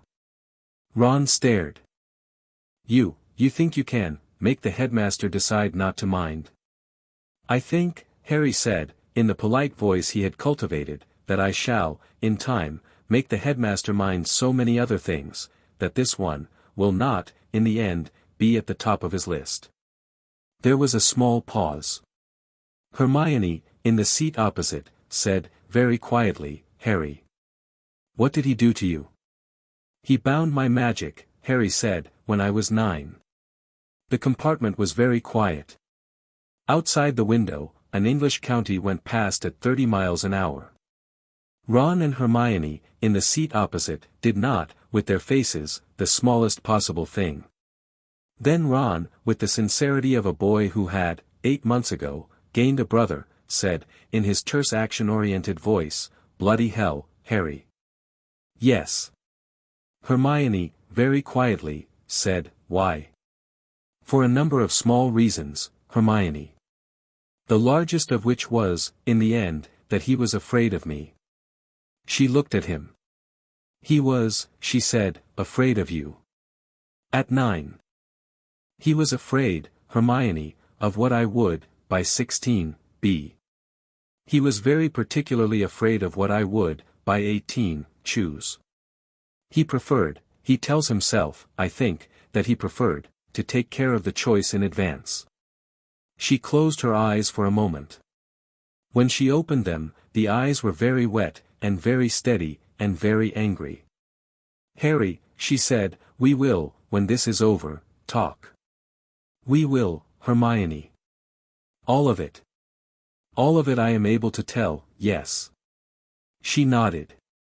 Ron, in the seat next to her, did not, for the rest of the journey, talk. Ron, in the seat next to her, looked, for the rest of the journey, at the floor of the compartment. Ron, in the seat next to her, looked, for the rest of the journey, like a boy who had, 8 months ago, gained a brother, and who had, this afternoon, very particularly, decided to keep him. Number 4 Privet Drive, on the evening of the last day of June, in the long English summer of 1992, looked exactly as it had looked, on the evening of the 1st of September, in the long English summer of 1991. The hedges were the same height. The cars were the same colors. The curtains were the same shop. Aunt Petunia, in the kitchen, in her apron, in the curlers she had not, this evening, taken out, said, you can put your trunk in the cupboard. Harry, in the hallway, in his school robes, put his trunk in the cupboard. You can sleep in the second bedroom. Thank you, Aunt Petunia. She did not, on this evening, give him toast. She did not, on this evening, give him marmalade. She did, in the kitchen, in the smell of the bacon she was, this evening, doing for Uncle Vernon, look up at him. She looked at him for a long moment. She did not, in the moment, soften. She said, in her tight thin voice, how was it? It was, Aunt Petunia, very useful. You're keeping it, she said, to yourself. Yes, Aunt Petunia. She nodded. She turned back to the pan. She did not, all summer, ask him a further question about it. She did not, all summer, hit him. She did not, all summer, ask him to do the bacon. He read, in the second bedroom, in the warm and the dark, by the steady warm light inside his chest, on the small foxed mirror over the washstand, in the slow pace of a boy of 12 who had, all summer, been waiting, 3 books on the open shelves of the library of his small county branch on the legal status of magical guardianship in the United Kingdom. He read, in the second bedroom, in the warm and the dark, the small leather notebook he had taken from Professor Quirrell. The notebook had, in the small slanting old hand of a particular dead man, 27 pages of notes. 12 of the pages had to do with the location of objects. 3 of the objects had been described, in the small slanting old hand, with the cold precise attention of a man who was, on the page, gloating. A diary. A ring. A diadem. Harry, on the second-hand mattress in the second bedroom of the house at 4 Privet Drive in the long English summer of 1992, closed the notebook. He laid the notebook in the bottom of his trunk. He, in the small accountant's room of his mind, on a new clean page, wrote, in his child's hand, 3 short lines. He listed the objects in the order in which he intended to take them. Diary, first. Likely vector, Malfoy. Probable date of vector's move, September 1st. Ring, second. Likely vector, not yet known. Diadem, third. Likely vector, the castle itself. Under the 3 lines, he wrote, in the hand of a small accountant who was, on the whole, looking forward to the new term, a single short line. Vial, keep ready. He closed the file. The system, in his head, with the indifference of a switchboard, said, cooldown complete. Pull available. Engage. Rolling. The pause. Pull 10. Rarity, rare. Artifact, blank signet, in wizarding orders of the noble and most ancient house of Potter, dormant. Carried, pendant. Harry, on the mattress, in the warm and the dark, in the second bedroom of the house at 4 Privet Drive, smiled. It was, this time, a small, dry, smile. It was, this time, the smile of a small accountant who had, by the end of June, in the long English summer of 1992, in the smallest possible way, started, on the piece of paper inside his head, to put his own name in the proper place at the top. Chapter 6, The Diary, and the Dog, and the Door. Lucius Malfoy slipped the diary into the cauldron of Ginny Weasley's second-hand textbooks in the back of Flourish and Blots on the 29th of August, in the long English summer of 1992, while pretending to apologize for an altercation with Mr. Weasley that he had himself started. He did it, by long practice, with the easy unstudied courtesy of a man who had been moving small objects in and out of cauldrons for some years. The diary went into the cauldron. The cauldron went into Ginny's lap. Ginny, in the bookshop, in the warm crowded crush of the back room, did not, in the moment, notice. Harry, on the staircase to the upper floor of Flourish and Blots, with his hand resting lightly on the brass banister, with his eyes very particularly not on Lucius Malfoy, did. He had been watching, in the small accountant's room of his mind, for the entirety of the afternoon, for this exact gesture. He had been watching for it because he had, in June, on a second-hand mattress in a second bedroom, read a short paragraph in the small leather notebook of a particular dead man, which had named, by the long gloating habit of the dead man, the precise vector by which the first of the 3 vessels listed in the notebook was to be delivered into the school. The vector had not, in the paragraph, been named. The vector had been described. The description had been, the most foolish of my followers' children's mothers. The girl's poverty. The shop. The cauldron. Harry, on the staircase, with his hand on the brass banister, watched the diary go into the cauldron, and watched Lucius Malfoy walk, in his slow pace, out of the back room into the front, and he did not, on the staircase, move a muscle of his face. The diary, in the cauldron of Ginny Weasley's second-hand textbooks, was, by the system's continuous switchboard report at this moment, a small black book that was, on the system's reading, a soul fragment in a vessel. The system, in his head, said, target priority. New. Harry, in his head, said, in the polite voice he had cultivated, not yet. The system, with the indifference of a switchboard, said, understood. He had thought, all summer, about whether to take the diary, in the shop, before it went into the school. He had decided not to. He had decided not to because the diary, in the shop, was not, on the small accountant's analysis, an item that was supposed to be his. The diary, in the shop, was an item supposed to be Ginny's, and Ginny, in the system's report, was now 11 years old, and Ginny, the small accountant in the small room had reasoned, was, this year, the only person in the school who would be, by virtue of having a piece of Tom Riddle in her bag for 9 months, able, in the end, to lead him to the chamber. He needed her to lead him to the chamber. He did not need her to be hurt by the diary in the meantime. The 2 facts were, on the page of the small accountant's room, the 2 facts to balance. He had decided, in the small accountant's room, in June, in the second bedroom of the house at 4 Privet Drive, to balance the 2 facts by, in mid-September, breaking into the second-year girls' dormitory of Gryffindor Tower with the cloak on his shoulders and a small piece of clean white wax in his pocket, and, by stamping the diary, in the dim, with the blank signet of the most ancient and noble house of Potter, dormant though it was, sealing the soul fragment in the vessel for the duration of the year. The sealing, the small accountant's research in June had concluded, would not destroy the soul fragment. The sealing would, however, prevent the soul fragment from speaking to Ginny. The soul fragment would, the small accountant calmly understood, instead spend the year speaking to itself. To Harry, in particular, who was, at the same hour every night, in the dorm of Gryffindor Tower 3 floors above the second-year girls' dormitory, listening, in his head, with great civility, with the cloak still on his bed, and the river inside him at 60%. The arrangement, the small accountant had decided, had the considerable advantage of letting Harry interview Tom Riddle, by post, every night, for 9 months, on a wide variety of subjects.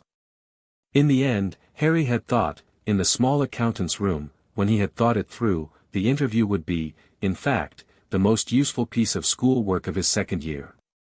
The interview began on the 3rd Sunday of September, in the 3rd night after Harry had, in the dim, with the cloak on his shoulders and a small piece of clean white wax in his pocket, sealed the diary in Ginny Weasley's bedside drawer. He took the diary out, on Sunday nights, after Ron was asleep. He read. He wrote. He filed. Tom Riddle, on the page, did not, at first, suspect anything. Tom Riddle, on the page, took Harry for a younger and quieter and slightly cleverer version of the girl whose diary he had thought he had captured. He was, on the page, very gentle with the younger and quieter version. He asked, on the page, in the small slanting old hand, very gentle questions. He wrote, in turn, on the page, when invited, very gentle stories. He told the younger and quieter version, on the page, about a clever orphan in the cold corridors of an orphanage in London in the year 1938, who had, in the autumn of his 11th year, been told by a tall thin Scotswoman in a green cloak that there was, somewhere, a school he was on a list for. The orphan in the diary had, on the page, in his telling of it, hated the tall thin Scotswoman. The orphan in the diary had, on the page, in the telling of it, very particularly hated the headmaster of the school he had been on a list for. Harry, on the third floor of the dorm of Gryffindor Tower, on the Sunday nights of September and October and November of his second year, by the small steady warm light inside his chest, read all of it. He filed all of it. He did not, in the file, gloat. He drew, in the file, very precise diagrams. He drew the diagram of the building in central London in which the orphan had been raised. He drew the diagram of the bedroom in the back of the building in which the orphan had been raised. He drew, with the neat hand of a small accountant, the floor plans of 3 of the houses that the orphan had, in his correspondence in the diary, named as having visited in the summers of his Hogwarts years. He drew, in particular, the floor plan of a small cottage in the village of Little Hangleton, in the county of Yorkshire, in which the orphan, on his page, had visited, in the summer of 1943, the family of a man named Marvolo Gaunt.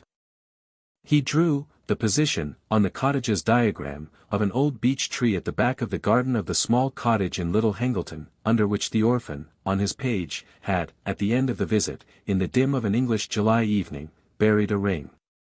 The ring, on the page, the orphan had not, in the diary, called by any other name. The ring, on the page, was, by the system's continuous switchboard report on the night he wrote down the diagram, in his head, very faintly, an item of the same kind as the diary. The system, in his head, with the indifference of a switchboard, said, target priority. Additional. New. Harry, in his head, with great civility, said, in the polite voice he had cultivated for parents' evenings, filed. In November, in his second year, between the second and third Sunday on which he sat up reading the diary, the Chamber of Secrets, in the small private way the Chamber of Secrets had, opened. It opened, by the long design of its long-dead founder, not in response to Ginny Weasley, who had, in fact, by long inattention to her bedside drawer, forgotten that she had ever owned a diary. It opened in response to Harry. It opened because Harry, on Sunday nights, had been listening to the orphan in the diary, in the small slanting old hand, gloat, in the gentle voice, about the chamber. It opened because Harry had been listening with the attention of a small accountant who, while he listens, files. It opened because, on the third Sunday in November, in the dim of the dormitory, with the diary in his lap and Ron asleep across the room, Harry had, in his head, very politely, in the small clear voice of a small accountant, said, in the language of snakes, to the diary in his lap, the sentence the diary had been waiting, for 50 years, for someone in the castle to say. The sentence was, open. The diary did not open. The diary, in his lap, in the dim, in the warm, did the smallest possible thing, which was nothing. The Chamber of Secrets, in the bowels of the castle, 2.5 floors below his feet, in the long thin pipe behind the sink that did not, ordinarily, work, in the girls' lavatory on the second floor, opened. He felt it open. He felt it open the way one feels a hand on the back of one's neck. He set the diary down on his pillow. He drew the cloak from under his pillow. He drew the chain on his sternum, in his head, into the inventory, and made, with the precision of a small accountant, sure that the small thin chain on his sternum contained, this evening, the small slim dark glass vial of basilisk venom in its goblin-wrought silver collar, and the small thin square of black silk that was the remnant of the night. It did. He drew the cloak around his shoulders, and he walked, in his slow pace, out of the dormitory, and down through the common room of Gryffindor Tower, and out through the portrait of the large pink lady in the pink dress, and down the staircase, and down again, in the slow unhurried pace of a small accountant who has, in his head, an appointment. The girls' lavatory on the second floor, on this evening of November, was empty. There was, at the back of the lavatory, by the cracked mirror over the row of sinks, a small ghost of a small bespectacled girl who had been 13 when she had died and was, in death, on the night of this lavatory's opening for the first time in 50 years, perched on the cistern of one of the stalls, looking at the wall, with her face screwed up, in the way of a small bespectacled girl who has been thinking, for some hours, very hard. She turned her head when Harry came in. He had taken off the cloak. She looked at him for a long moment. "Oh," she said. "Are you the one?" "The one what?" "The one," she said, with the precision of a ghost who had been waiting for 50 years, in the cracked tiles of a girl's lavatory on the second floor, for one particular conversation, who's been making the snake noises in the wall. Harry, in the doorway, considered. "Yes. It killed me last time," said the small bespectacled ghost, with the precision of a ghost who had been waiting for 50 years for the chance to mention this. "I want you to know, before you go in. It killed me, last time, and it did it on a Tuesday." "I am very sorry," Harry said, in the polite voice he had cultivated for parents' evenings, "that it killed you, Myrtle." She looked at him. "You know my name?" "Yes." "How?" "I have," Harry said, "been reading the books." She looked at him. She looked at him for a long moment. She did not, for the long moment, cry, the way Myrtle, in the books and out, generally cried. She said, in her thin small voice, after a long moment, "It is very nice, to be known. I am sorry, Myrtle, that the books are the only ones who have. It is very nice, to be known." "Yes." She looked at him. She looked at the sink in the corner. "You'll be," she said, "in there." "I shall try to be." "Don't look at it. Cover your eyes. Listen for the breath." "Thank you." It is a strange thing to thank a person for. It is a useful thing to be told. She looked at him. She looked, just for a moment, at the wall. She said, in her thin small voice, very quietly, if you find anything, that's mine, down there, would you bring it back?" He looked at her. "What would be yours?" "My glasses," she said. "I'd had them, 5 days. He took them. I think he liked them." Harry, in the doorway of the lavatory, in the dim, in the cold, looked at the small ghost on the cistern, and his face did, with the smallest possible thing, the smallest possible thing. "I shall bring them back. Thank you. You are very welcome, Myrtle." He turned to the sink. He said, in the small clear voice of a snake, "Open." The sink, in the dim, in the cold, in the girls' lavatory on the second floor of the castle of Hogwarts in the country called Scotland, did, on the small clear voice of a snake, what it had been told. It opened. He did not, in the chamber, sing. He did not, in the chamber, speak. He went down the long thin pipe, in the slow pace of a small accountant on an errand, with the cloak on his shoulders, and the small thin chain on his sternum warm with 8 artifacts, including the small vial of basilisk venom in its goblin-wrought silver collar, and the river inside him at 62%. The chamber was very large. The chamber was very wet.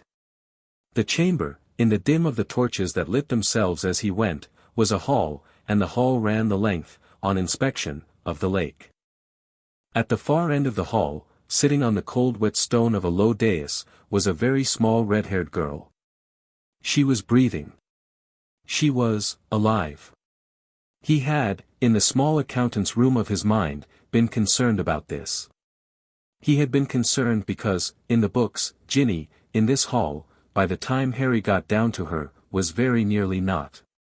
He had hoped, in the small accountant's room of his mind, that Ginny, in this story, by virtue of having not, all autumn, been able to write in her diary, would be, by the time he got down to her, almost entirely. She was. She had, simply walked down the long pipe, in the small dim sleep of a girl who had, by old practice over the past month, been responding to a small steady call inside her head that she had not known she was responding to. She was, in the dim, in the cold, in the hall, very pale, and very small, and asleep. He walked, with the cloak on his shoulders, the length of the hall. He went, by the small dim light of the torches that lit themselves as he passed, in the slow pace of a small accountant, to the foot of the dais. He laid the cloak over Ginny Weasley. He took, with great civility, from the small thin chain on his sternum, the small slim dark glass vial of basilisk venom in its goblin-wrought silver collar. He took, from the small thin chain on his sternum, the small leather-bound diary which he had not, this evening, brought with him, because he had not, this evening, brought it with him. No, the diary was, this evening, on his pillow, in the dormitory of Gryffindor Tower, on the 7th floor of the round tower of the castle, 3 floors and 4 moving staircases up. He had not, on his inventory before leaving, brought it. He paused. He stood in the dim, in the cold, in the hall, by the dais, with the small slim dark glass vial in his hand, and he looked, for a long moment, at the doors at the far end of the hall, where the great stone statue of Salazar Slytherin lifted its long beard to the ceiling, and where the mouth of the statue, in the dim, in the cold, was, on inspection, a sealed mouth. A small smooth slow sliding sound came from the far end of the hall, from behind the statue, in the wet of the stone, in the cold. Harry, in the dim, in the cold, in front of the dais, with the small slim dark glass vial in his hand, said, in the polite voice he had cultivated for parents' evenings, in the language of snakes, I am, with respect, here for the snake.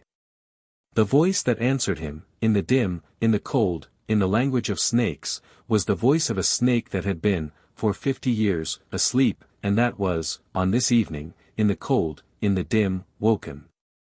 It was a very large voice. It was a very tired voice.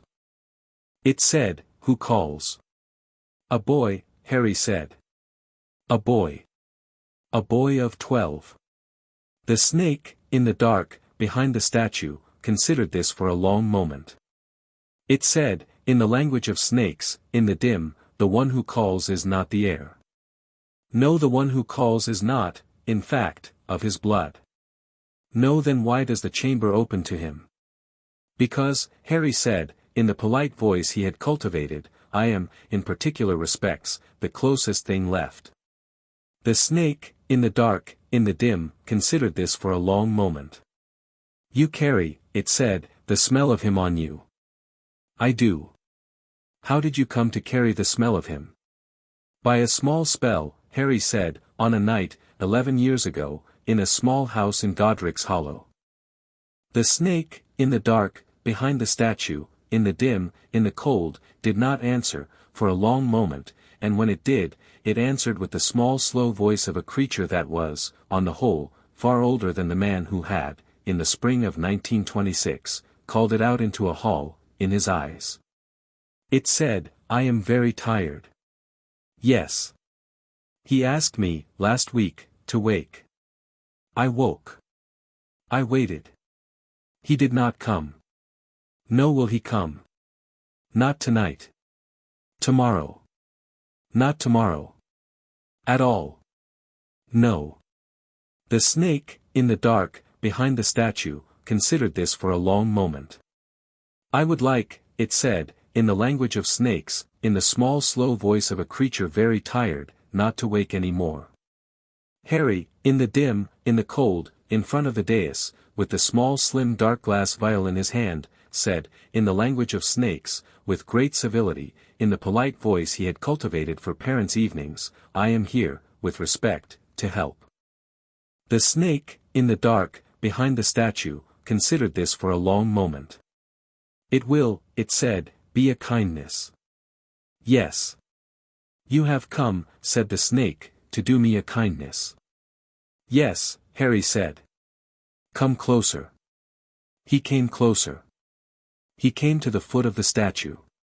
The mouth of the statue, in the dim, in the cold, in the wet of the wall, opened. The basilisk came out. He did not, on the basilisk, look. He had, in the small accountant's room of his mind, prepared, for some weeks, the set of steps by which an accountant of 12, in the dim, in the cold, in front of a 50-foot basilisk in a chamber under a school, could, by the precision of a set of steps, do, in the kindness, by an act of unbroken eye aversion and a small slim dark glass vial of basilisk venom in its goblin-wrought silver collar, the thing the snake had asked, in its tiredness, in the dim, in the cold, in the language of snakes, to have done. He laid his palm on its head. He did not look at its eyes. He drew the stopper of the vial with his thumb. He poured, with great civility, 3 drops of the venom of the basilisk's own line onto the back of the basilisk's tongue. The basilisk, in the dim, in the cold, in the language of snakes, in the small slow voice of a creature very tired, said, "Thank you." The basilisk, in the dim, in the cold, laid its head on the stone of the floor. The basilisk, in the dim, in the cold, slept. It did not, again, wake. He found, in the cold wet stone of the floor, in front of the dais, in a pile that the long body of the basilisk had, in its long patience, been guarding for 50 years, a small pair of round wire-rimmed spectacles, very small, with one cracked lens, of the kind that had been made in the small mass shops of London in the late 1930s for a small mass of small school-age girls. He put them, in his pocket. He gathered up Ginny Weasley from the dais.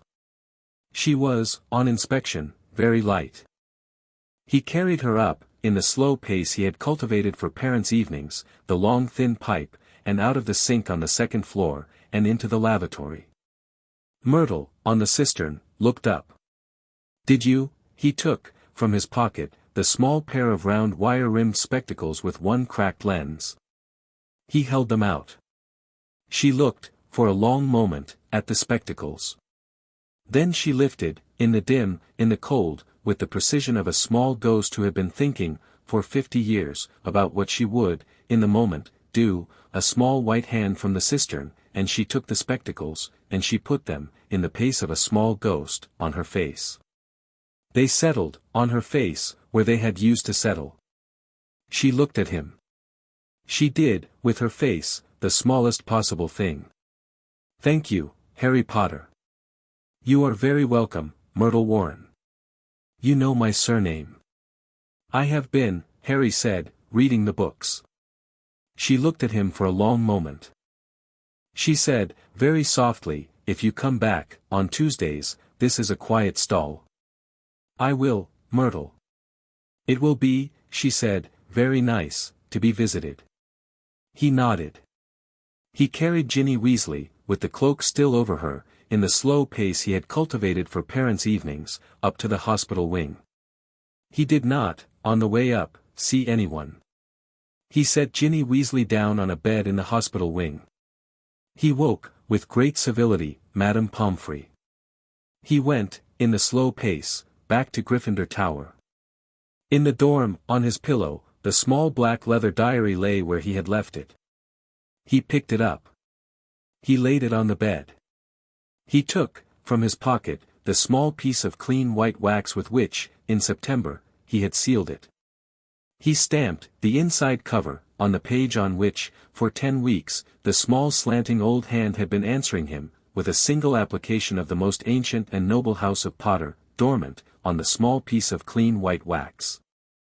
The diary, on the page, did, on the wax, the small slow thing the system had not warned him it would do. It quieted. The small slanting old hand was, on the page, no longer there. In its place, on the page, in the small clear hand of an accountant, in a single short line, by an act of the diary that was not, in any sense, the diary's, was written, in his own child's hand, the line he had been waiting, in the small accountant's room of his mind, all autumn, in fact, to have come, on its own, to write. I am, now, the only one in here. He smiled. It was a quiet smile. He put the diary back into the bottom of his trunk, beside the small leather notebook of a dead man, with the small clear sense, in the small accountant's room of his mind, that the file marked the diary was, in the small column for items in progress, on this evening, complete. He went to sleep. He slept, for the first time in some time, soundly. The headmaster of Hogwarts School of Witchcraft and Wizardry, at his desk, in his office, at 2:30 in the morning of the following day, sitting in his plain grey robe, in front of his pensieve, with his hands folded in his lap, lifted his head. He did not, in the dim, in the cold, in the warm of the room, with the high glass jars of small whirring instruments humming, very faintly, all around him, do, with his face, the smallest possible thing. He sat for a long moment. He stood up. He went to the hung robe on the back of his chair. He drew, from the inside pocket of the hung robe, the wand of Elder. He held it, in his hand, for a long moment. He looked at it. The wand of Elder, in his hand, very faintly, did, in his hand, in the dim, in the cold, the small smooth slow private thing it had not, in 50 years, done in any hand. It did not, in his hand, particularly, sit. He held it, in his hand, for a long moment. He set it, with great civility, on the desk. He sat down. He looked, for a long moment, at the wand. He said, in the voice of a man who had been the headmaster of a school for 50 years, and who had been the chief warlock of the Wizengamot for 40, and who had been the supreme mugwump of the International Confederation of Wizards for 30, in the dim, in the cold, in the warm of his office, in the slow voice of a man, in the end, of a great many titles, my dear boy. He paused. He said, in the same voice, what, have ye, been, doing? The wand of Elder, on the desk, in the dim, in the cold, in the warm of the office, did not, in any way the headmaster of Hogwarts, on this evening, could have seen, answer him. In the dorm, 3 floors and 4 moving staircases above the office, in the warm, in the bed, in the dim, the boy of 12, on the second-hand mattress of his second year, slept. In the river inside him, in the small slow steady patient pace of an alignment that had, on this evening of November, ticked up another 6%, the wand of Elder, in the inside pocket of a hung robe on the back of a chair behind a desk 3 floors and 4 moving staircases below the dorm of Gryffindor Tower, was, by the system's continuous switchboard report at the very moment the headmaster set the wand on the desk and asked, what, have ye, been, doing, at 69%. The headmaster, in the morning, called Harry into his office. He called him into the office in the polite way of a headmaster who was, at present, still, in the public reading of his role, the boy's special guardian. Harry, in the slow pace he had cultivated for parents' evenings, went. The office was, this morning, in the white light of an autumn sun, an extraordinarily beautiful room. The walls were lined with portraits. The portraits were of old headmasters, all of whom, this morning, on Harry's entrance, pretended, in the way of polite portraits, to be asleep. In the center of the room, on the desk, in the white light, the wand of Elder lay, in plain view. Albus Dumbledore stood at the window, in his plain grey robe, with his hands folded behind him, looking out at the lake. My dear boy, he said. Headmaster. Come in. Thank you, headmaster. He came in. He stood, in the polite, blank stance he had cultivated for parents' evenings, in front of the desk. The headmaster did not, for a long moment, turn around. When he turned, his eyes, behind the half-moon glasses, were the color of slate. Harry, he said, very gently. I have, this morning, a number of small questions. Yes, headmaster. Will ye, for me, please, answer them? I shall try, headmaster. Did ye, last night, find yourself in the Chamber of Secrets? Harry, in the polite, blank stance, said, yes, headmaster. The headmaster did, with his face, the smallest possible thing. How, he said, in the same gentle voice, did ye find your way in? I followed, headmaster, a small ghost on the second floor. Ye did not, by chance, open it yourself. I did, headmaster. The headmaster did, with his face, the smallest possible thing. In Parseltongue. In Parseltongue, headmaster. Ye were aware, my dear boy, that ye are a Parselmouth. I am, this morning, aware, headmaster. And how did ye come, my dear boy, to know that ye are a Parselmouth? Harry, in the polite blank stance, did the smallest possible thing with his face, which was nothing. By a small accident in the back garden of the house at 4 Privet Drive, headmaster, in the summer of my 5th year, in which an adder, in the long grass, on a hot afternoon, addressed me, and I addressed it back, and I did not know, in either case, that I was speaking in a language other than English. The headmaster looked at him for a long moment. Why did ye not tell me, my dear boy? I did not, headmaster, Harry said, in the polite voice, know that you would have a particular interest. Yes, said the headmaster. Yes. He was quiet for a moment. There was, Harry, in the chamber, also, a creature. Yes, headmaster. A basilisk. Yes, headmaster. Did ye, my dear boy, kill it? Harry did, with his face, the smallest possible thing. I did not, headmaster, kill it. I convinced it, to lay its head down. The headmaster was quiet for a long moment. How? By telling it, headmaster, that the man who had asked it to wake was not, after all, coming back. That was true. I had reason, headmaster, to believe it was. There was a small pause. The headmaster did, with his face, the smallest possible thing. Harry, he said, very gently. Ye have, my dear boy, been busy. I have, headmaster. Is there anything ye would like, to ask me, this morning? Harry, in the polite, blank stance, in the white light, in the office of the headmaster of Hogwarts School of Witchcraft and Wizardry, in front of the desk on which lay the wand of Elder, looked at the man at the window. He had been thinking, for some weeks, about this conversation. He had been thinking, for some weeks, about the precise question he would, in this conversation, ask the headmaster. He had decided, 2 nights ago, in the warm of his bed, by the small steady warm light inside his chest, with the small clear pen of a small accountant, on the small clean page in the small accountant's room of his mind, that the question would be, a single small one. He said, in the polite voice he had cultivated for parents' evenings, with great civility, yes, headmaster. I have, this morning, one small question. Ask it, my dear boy. Where, headmaster, did you, 2 years ago, on the night of my 9th birthday, get the olive oil? The headmaster of Hogwarts School of Witchcraft and Wizardry did not, for a long moment, answer.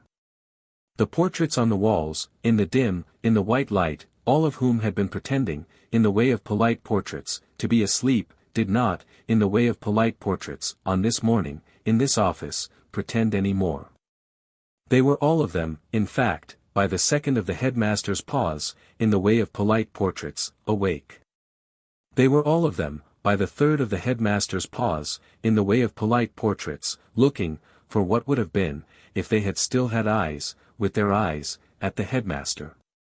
Albus Dumbledore, at the window, in the white light, in the warm of his own office, in his plain grey robe, with his hands folded behind his back, did not, for a long moment, with his face, the smallest possible thing. When he turned, his eyes, behind the half-moon glasses, were, on this morning, the color of slate.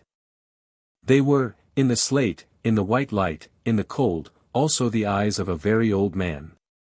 They were, in the slate, in the white light, in the cold, also the eyes of a man who had, on the night of a very small boy's 9th birthday, knelt on the carpet of a small dim hall in a small dim house in a small dim suburb, with his beard on his lap, and a small phial of oil in his hand, in front of an open cupboard door. My dear boy, he said. His voice, on the boy, was very gentle. It was, also, on inspection, in the white light, in the cold, the voice of a man who had been preparing, in the way a man prepares against a thing that he hopes will, in the end, not happen, for this question, in some form, in this office, since the morning of Harry's 9th birthday. "Sit down, Harry. I shall stand, headmaster, if it is all the same to you." "Of course, my dear boy." He breathed in. He breathed out. "I had hoped," he said, "that ye would, my dear boy, be content with, that we would, my dear boy, have several more years, yes." Harry, in the polite, blank stance, said nothing. "It was, my dear boy, a kindness." "Yes, headmaster. A necessary kindness. To a child, in a particularly dangerous position, for whom I, was attempting to, buy time." "Yes, headmaster. Time, my dear boy, in which to, train ye. Time, in which to teach ye. Time, in which to equip ye, properly, for the choice, ye would, in the end, be called upon to make." "Yes, headmaster. Will ye, my dear boy, understand this?" Harry, in the polite, blank stance, in the white light, in the office of the headmaster of Hogwarts School of Witchcraft and Wizardry, with the wand of Elder on the desk between him and the headmaster, said, in the polite voice he had cultivated for parents' evenings, with the perfect civility he had been preparing for this morning since the morning of his 9th birthday, "I shall, headmaster, with respect, try." The headmaster looked at him for a long moment. The headmaster did, with his face, the smallest possible thing. He nodded. "That," he said, that is more than that is, my dear boy, very generous of ye." "Yes, headmaster. Ye may go." "Thank you, headmaster." He turned. He walked, in the slow pace he had cultivated for parents' evenings, to the door. At the door, in the cold, in the white light, in the office, with one hand on the latch, in the dim, he paused. He turned. "Headmaster." "Yes, my dear boy. You did not tell me where you got the olive oil." The headmaster of Hogwarts School of Witchcraft and Wizardry looked at him, in the white light, in the cold, for a long moment. His eyes, behind the half-moon glasses, in the slate, did, on this morning, in this office, the thing the eyes of a clockmaker do when the clock he has been watching, in the dark of a long room, has, at last, in plain view, opened its own face, and shown him, in the dim, the works. "From a small old shop, my dear boy," the headmaster said, very gently, "in the village of Godric's Hollow." Harry, in the doorway of the office, in the dim, in the cold, in the white light, did, with his face, the smallest possible thing. He nodded. He turned. He walked, in the slow pace he had cultivated for parents' evenings, down the spiral staircase, past the stone gargoyle, into the corridor, and back, in the slow pace, to the common room of the House of Red and Gold, on the 7th floor of the round tower of the castle of Hogwarts, in the country called Scotland, in the middle of his 2nd year. He went, on the way back, the long way, around. He went, on the way, past the small bespectacled ghost on the 2nd floor. He went, on the way, past the small precise stern Scotswoman on the 3rd. He did not, on the way, see anyone. In the river inside him, in the small steady warm pace of an alignment that had, on this morning, ticked up another 2%, the wand of Elder, on the desk in the office in which the headmaster of Hogwarts had been forced, in the white light, in the cold, by a single question, to admit a thing he had not, in 2 years, expected ever to be asked to admit, sat, on the white wood of the desk, in the dim, in the cold, at 71%.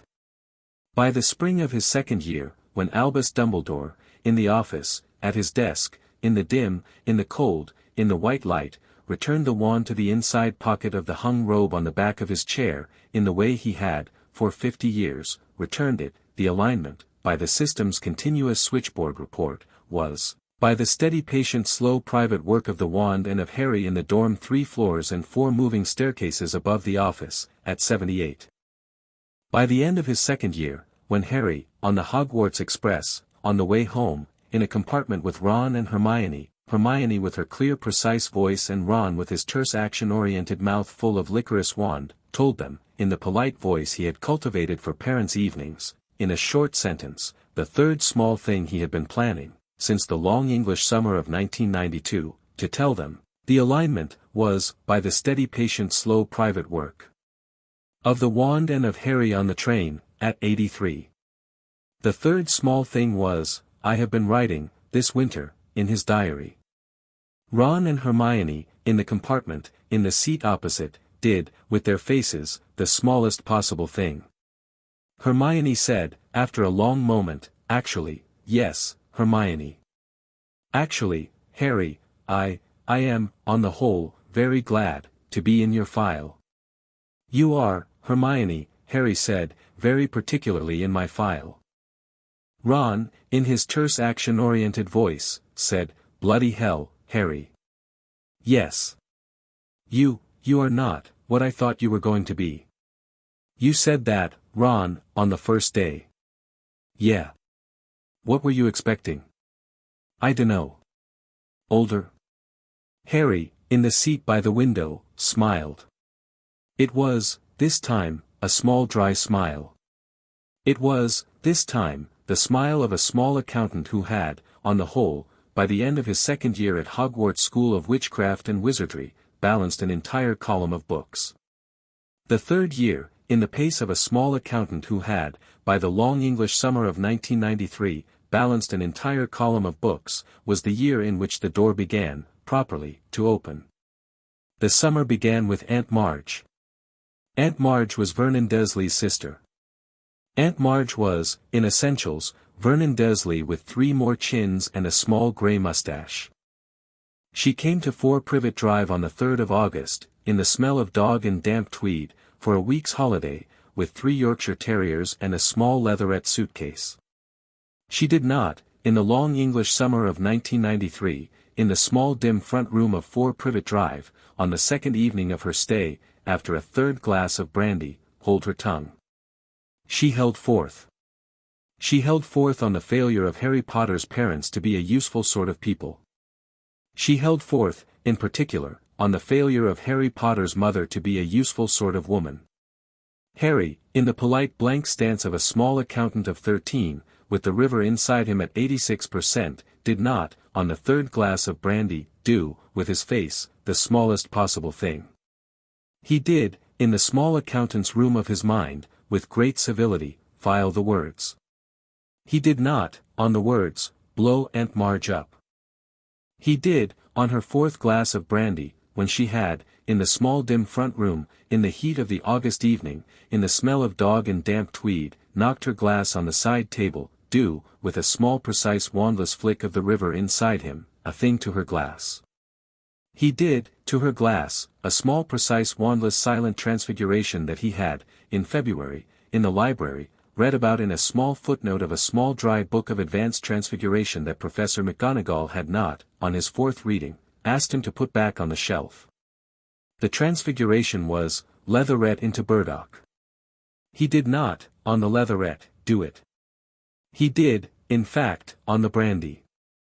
Aunt Marge, after her 5th glass, in the small dim front room of the house at 4 Privet Drive, on the second evening of her stay, in the heat of the August evening, in the smell of dog and damp tweed, in front of her brother Vernon and her sister-in-law Petunia, said 3 sentences that were, to the long patience of a small accountant of 13 who had been balancing, all summer, the column of his books, very particularly the wrong sentences.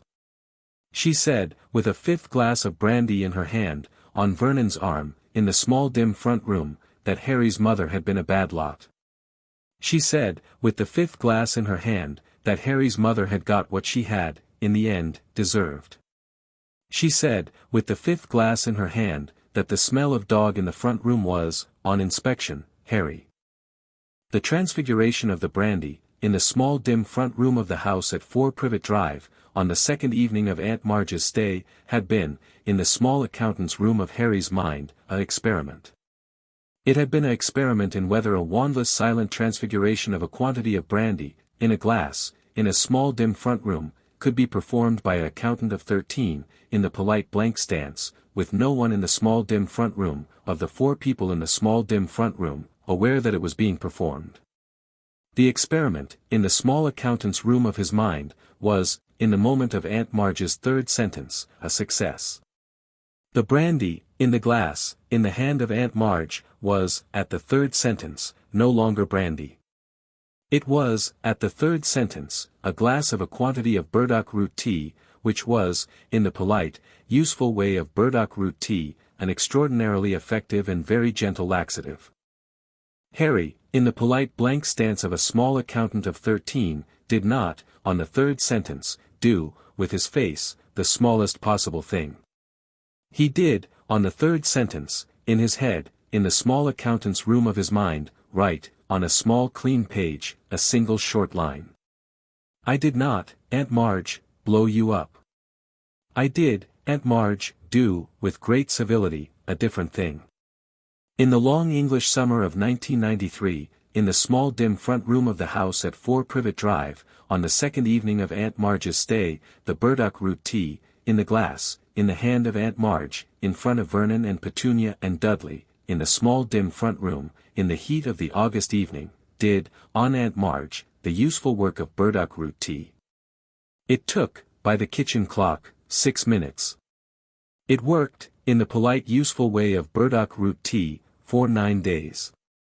Aunt Marge did not, for a great deal of those 9 days, hold forth.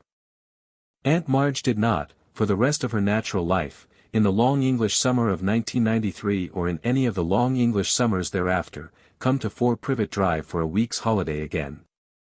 Harry, on the page of his small accountant's room, in the hand of an accountant, wrote, on the line below the work of the burdock root tea, a single short line. The line said, Control. The night bus, on the 3rd of August, after the 7th hour of Aunt Marge's first day of 9, came, by the small old polite system the night bus had, to a boy of 13 on the corner of Magnolia Crescent, with his trunk and his owl, in the long English dusk of the long English summer of 1993. The driver of the night bus did not, on inspection, ask Harry where he was going. The driver of the night bus, on the question of where, by chance, sir, would you like us to drop you off, took, from Harry, with great civility, the small precise answer, the Leaky Cauldron, please. The night bus, by the work of the night bus, in the polite useful way of the night bus, took him to the Leaky Cauldron. In the Leaky Cauldron, at the bar, with a glass of pumpkin juice in his hand, with the river inside him at 86%, with the small thin chain of his pendant warm against his sternum, with the wand of elder, 340 miles north, in the inside pocket of a hung robe in an office in a castle, in a slow steady patient pace of an alignment that was, by the system's continuous switchboard report, on this evening of August, at 86% precisely, the Minister for Magic, in his pinstripe suit, in the warm of the lamp, on the seat opposite Harry's, in the polite manner of a Minister for Magic, told Harry the arrangement. The arrangement, in the polite useful way of the Minister for Magic, was, the boy was to stay, for the rest of the summer, at the Leaky Cauldron. The boy was to be, for the rest of the summer, at the Leaky Cauldron, very particularly, not alone. The boy was to be, for the rest of the summer, in particular, in a room, with the door locked. The Minister for Magic, on the question of why, by chance, on this evening, sir, the door should be locked, said, a matter, Mr. Potter, of a escaped convict, whose name is, on the whole, Sirius Black.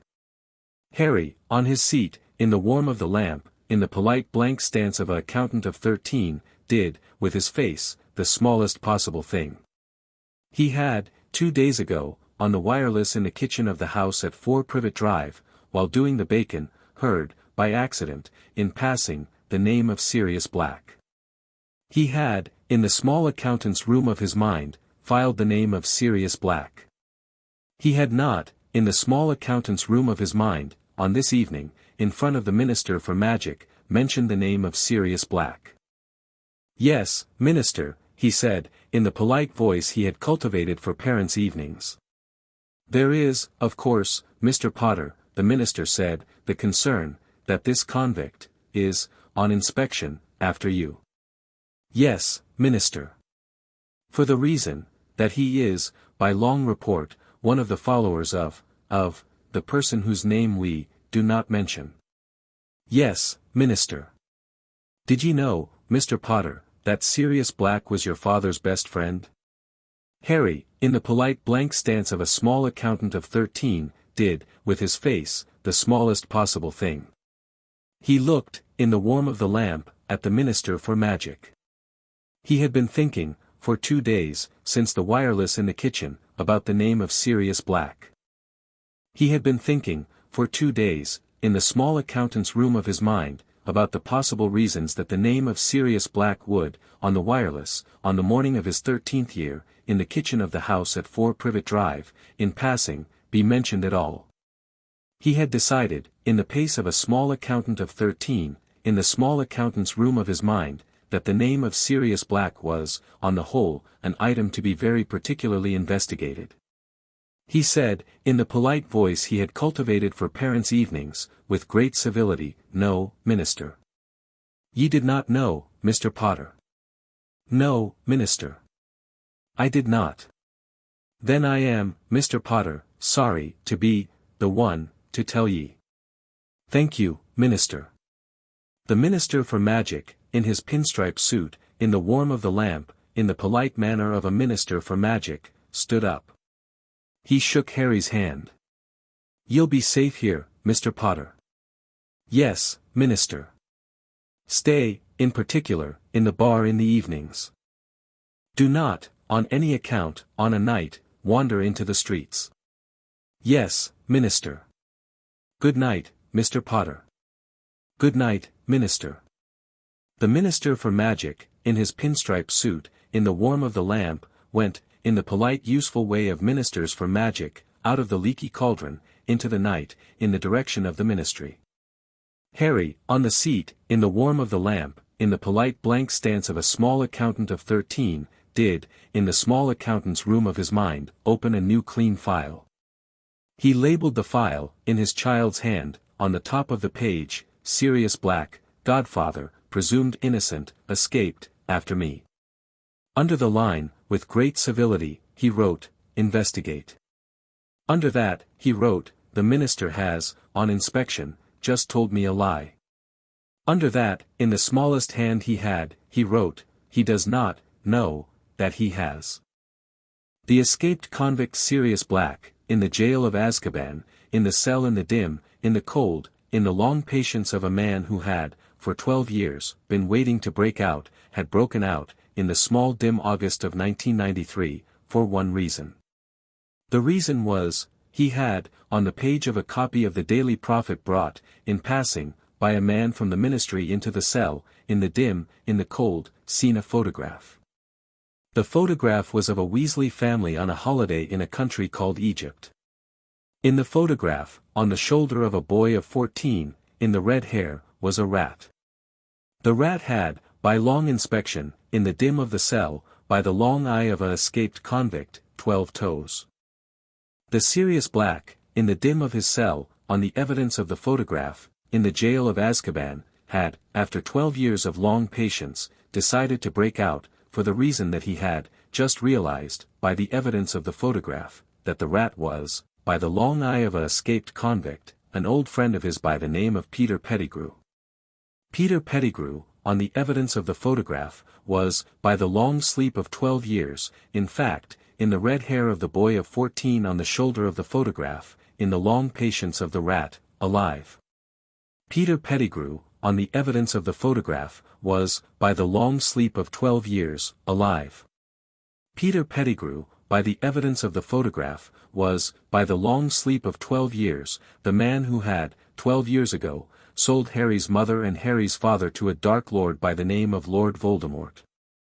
The Sirius Black, in the jail of Azkaban, on the evidence of the photograph, had broken, in the dim of the cell, in the long patience of a man, out. Harry, in the small accountant's room of his mind, in the small dim of the room above the leaky cauldron, on the night of his conversation with the Minister for Magic, by the warmth of the lamp, in the polite blank stance of an accountant of 13, by the long patience of a boy of 13 who had, by the long sleep of 2 years, read the copy of the Daily Prophet brought, in passing, by a man from the ministry into the leaky cauldron, with the photograph on the front page, had, on inspection, on the page of a clean file of an accountant of 13, written, in his child's hand, in the small accountant's room of his mind, a single short line. The line said, Peter Pettigrew. Under the line, in his child's hand, he wrote, alive. Under that, in his child's hand, he wrote, at the Weasleys. Under that, in his child's hand, he wrote, on the shoulder of Ron. He closed the file. He went to bed. He slept, in the warmth of the room above the leaky cauldron, on the night of the Minister for Magic's conversation, soundly. The Hogwarts Express, on the 1st of September, with the escaped convict Sirius Black, in particular, after him, was, by long arrangement of the Ministry, escorted, on its long journey north, by a party of Dementors. Dementors, by long report, were creatures. Dementors, on inspection, fed. They fed, by long inspection, on the happy memories of people. A Dementor, by the long inspection of the pages of a book Harry had, in the long English summer of 1993, in the library of the Leaky Cauldron, read, was, by long report, repelled, by one spell. The spell, by long report, was the Patronus charm. The Patronus charm was, by long report, a spell that was, conjured by the happiness of the caster. Harry, on the Hogwarts Express, on the 1st of September, in the compartment with Ron and Hermione, did not, on the arrival of a Dementor at the door of the compartment, in the small dim cold of the corridor, faint. He had, in the long English summer of 1993, in the library of the Leaky Cauldron, by the warmth of the lamp, on the pages of a book, read about Dementors. He had, by the warmth of the lamp, on the pages of the book, by the patience of an accountant of 13, learned the incantation of the Patronus charm. He had, in the dim of the room above the leaky cauldron, in the warmth of the bed, by the small steady warm light inside his chest, by the pace of an accountant of 13, on the night before the 1st of September, on the question of a happy memory, considered. He had decided, in the small accountant's room of his mind, on the night before the 1st of September, that the happy memory would be, the click of a brass slide drawing itself back, on the night of his 11th birthday, in the dim of the second bedroom of the house at 4 Privet Drive, in the dark, in the warmth of the bed, on the evening of the first pull. The memory was, in the small accountant's room of his mind, in the arithmetic of an accountant of 13, the happiest memory he had. He used it.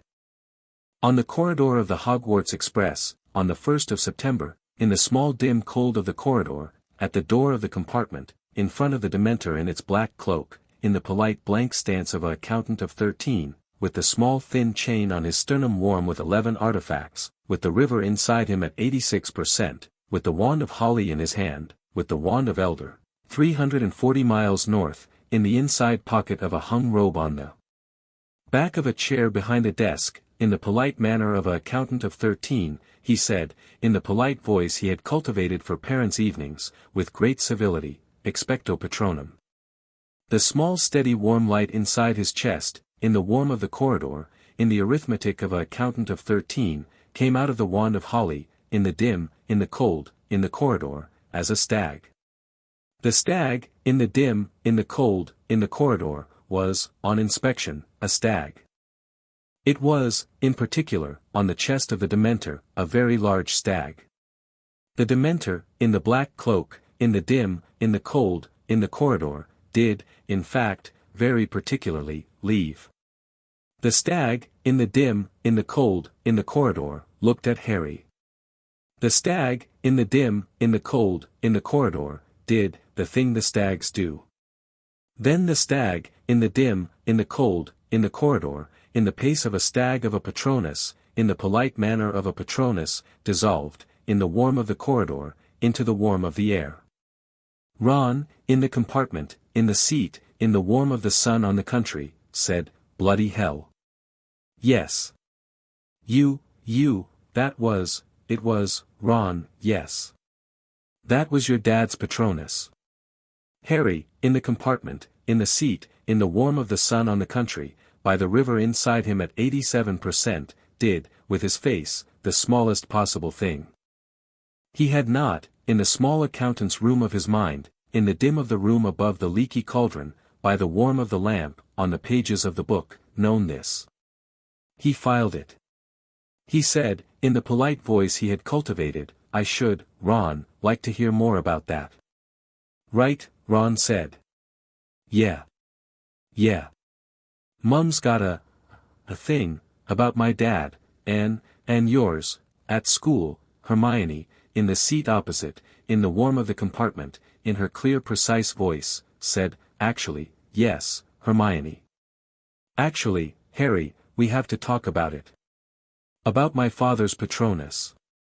About what your father's friend has, on the wireless, on the pages of the Daily Prophet, in the evening news, in the long weeks of the long English summer of 1993, been said to have come, in fact, in particular, for you.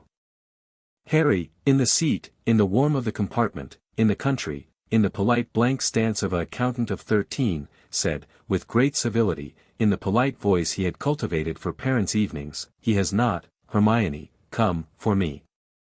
How do you know? He has, Hermione, come, for the man on the shoulder of Ron. Ron, in the seat opposite, with his rat scabbers, in the pocket of his robe, in the warm of the seat, on the 1st of September of his 3rd year, said, what? On your shoulder, Ron. Scabbers?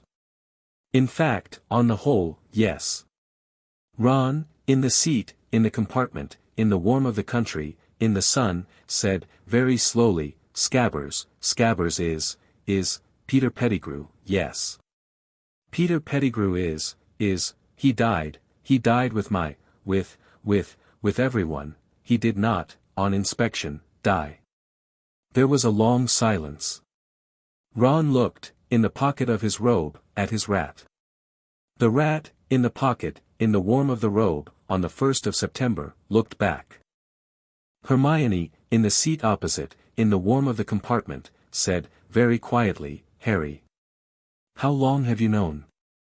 Since the 2nd day of August, Hermione. And you did not write, to Ron, I did not, Hermione, write, to Ron, about a escaped convict, in particular, after a rat, in the pocket of a Weasley, on a holiday in a country called Egypt. You did not write to anybody? I did, Hermione, write, to the Minister for Magic, through an intermediary, by the name of, Garrick. Hermione, in the seat opposite, blinked. You wrote to Ollivander? He had, Hermione, on the day I met him, asked me to. There was a small pause. Hermione, in the seat opposite, said, Garrick. Yes. Garrick, Ollivander, wrote to the minister. He did. With what? With a piece of information, about a rat, on a shoulder, in a photograph, in a copy of the Daily Prophet, on the morning of the 2nd of August. Ron, in the seat opposite, said, bloody hell. Yes. You, Harry, you, went to Ollivander. Through the post, Ron, in fact, yes. Bloody hell. Harry, in the seat, in the warm of the compartment, by the river inside him at 87%, did, with his face, the smallest possible thing. He smiled. It was, this time, also a quiet smile. It was, this time, the smile of an accountant of 13 who had, by the patience of 2 years, in the pace of an accountant, on the pages of a file labeled People I Will Need, on the 1st of September of his 3rd year, in the warm of the compartment of the Hogwarts Express, very carefully, very quietly, in the long soft tone of an accountant of 13, brought, a 3rd name into the file. Under the name of Garrick Ollivander, in his hand, he wrote, with great civility, a single short line. The line said, Ally. He looked, for a moment, out the window. Outside, in the country, in the sun, the country, in the summer, went past.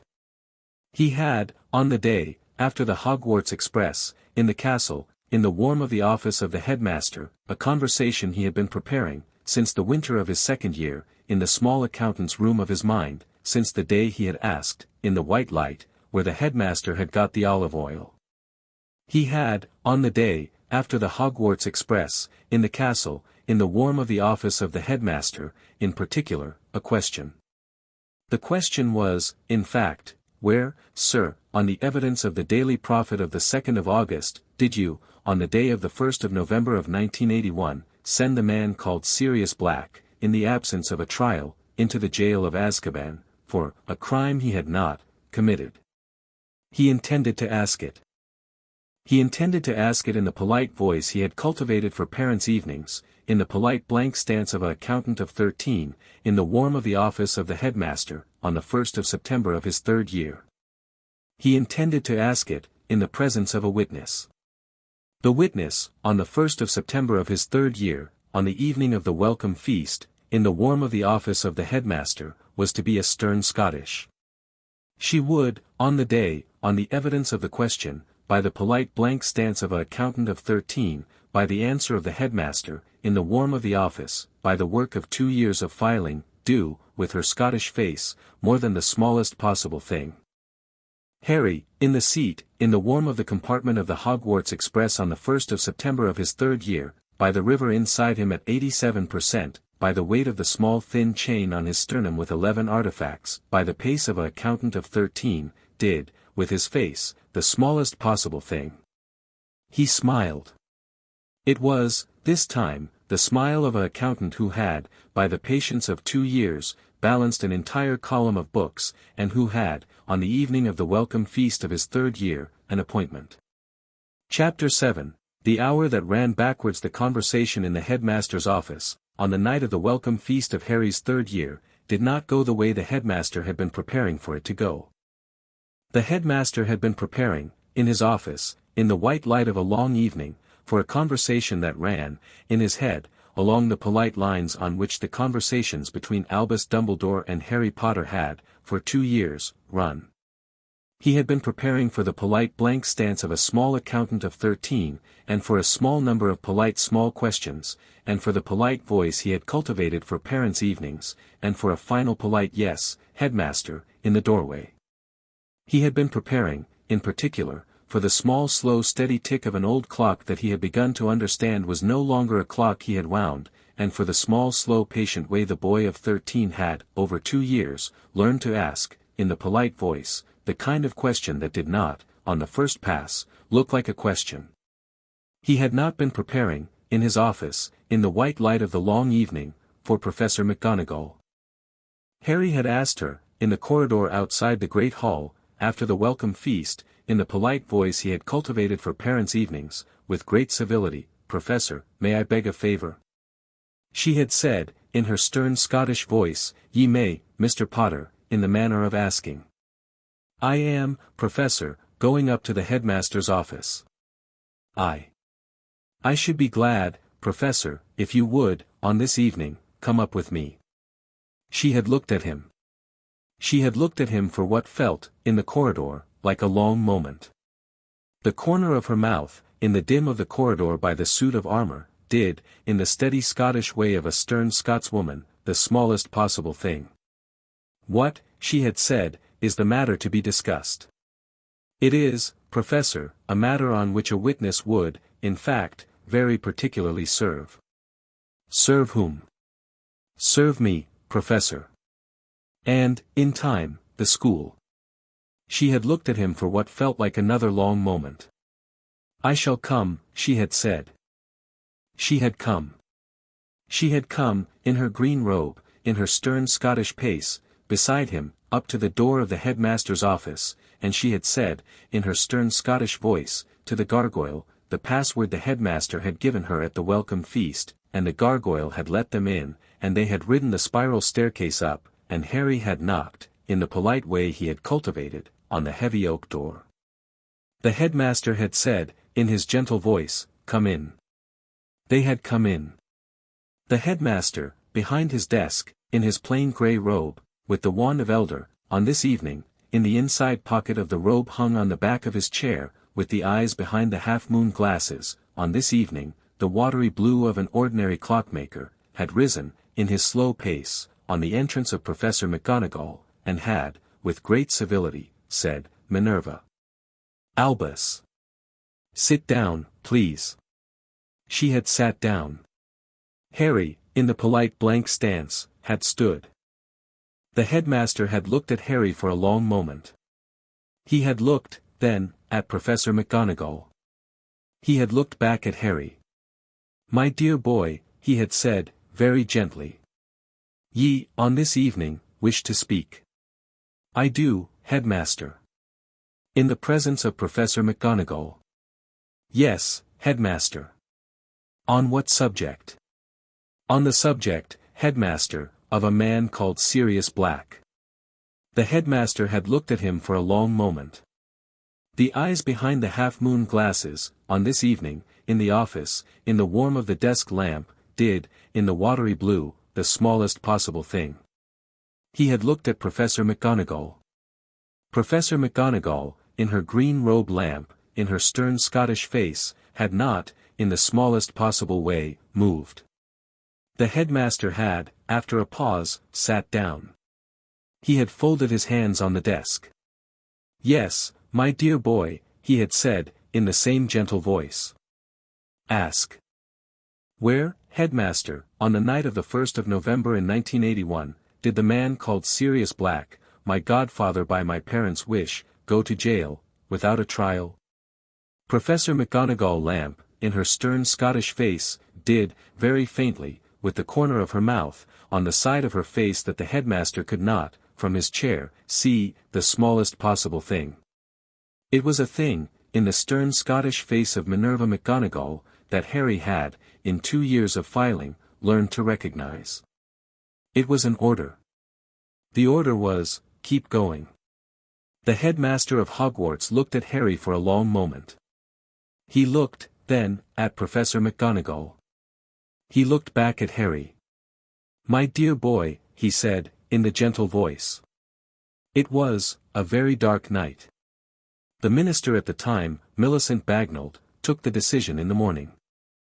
I was, on the morning of the 1st of November in 1981, my dear boy, at your grandmother's house, in Godric's Hollow, sorting out what was, in the end, possible to sort out.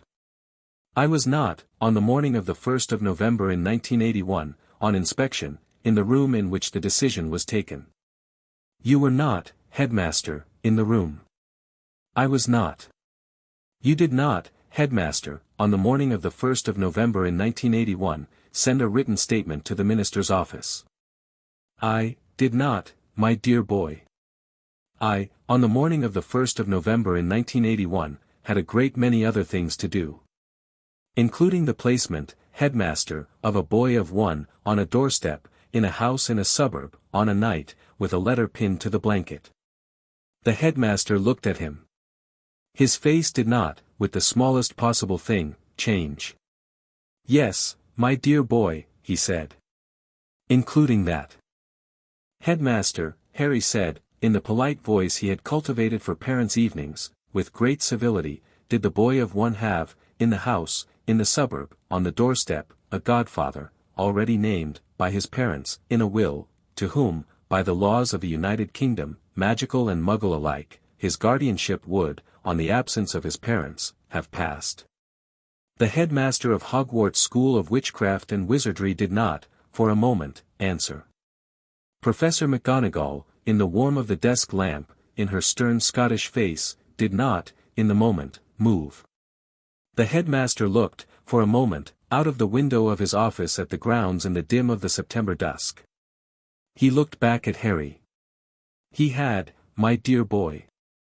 And the godfather, headmaster, on the morning of the 1st of November in 1981, was not, in fact, a man you had reason to believe, guilty. He was, my dear boy, believed. By you. By the wizarding world. On what evidence, headmaster? The headmaster's face lamp, did the smallest possible thing. By his own admission, my dear boy, after the events of the Muggle Street in which he was found, in the company of the body of a colleague, by the orders of the ministry. He admitted, headmaster. He laughed, my dear boy, in the street, when they took him. He laughed, headmaster. He did. And no one, headmaster, on the morning of the 1st of November in 1981, in the office of the minister, on the evidence of a laugh in a Muggle street, asked the man called Sirius Black, in the polite manner of a Wisengamot, in the presence of a court, for an account of what had, in fact, in the street, in front of the colleague, happened. The headmaster of Hogwarts School of Witchcraft and Wizardry did not, for a moment, answer. Professor McGonagall, in the warmth of the desk lamp, in her stern Scottish face, did, with the corner of her mouth, on the side that the headmaster could not, from his chair, see, the smallest possible thing. The smallest possible thing, on this evening, was lamp, a great deal less small than it had been an hour ago.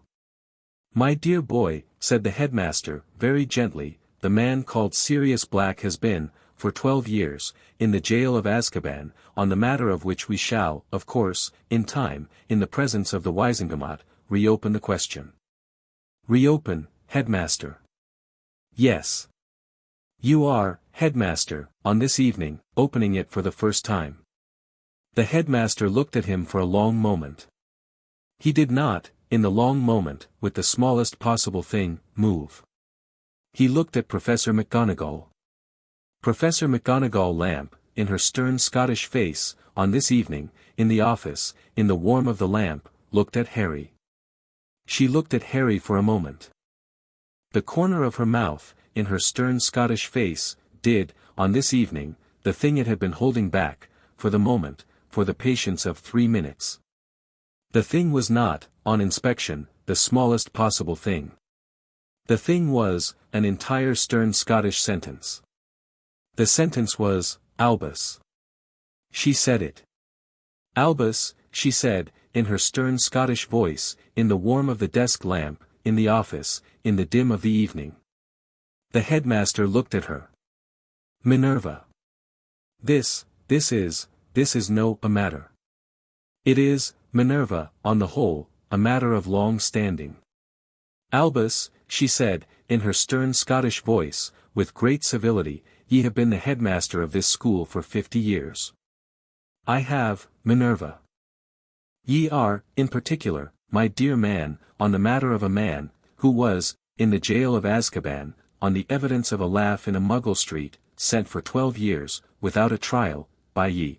For what reason, would ye now please tell me, for what particular reason, did ye not, on the morning of the 1st of November in 1981, send a written statement to the minister's office, saying, Minister, this man, on the evidence of a laugh in a Muggle street, must, in the polite manner of a Wisengamot, in the presence of a court, be tried?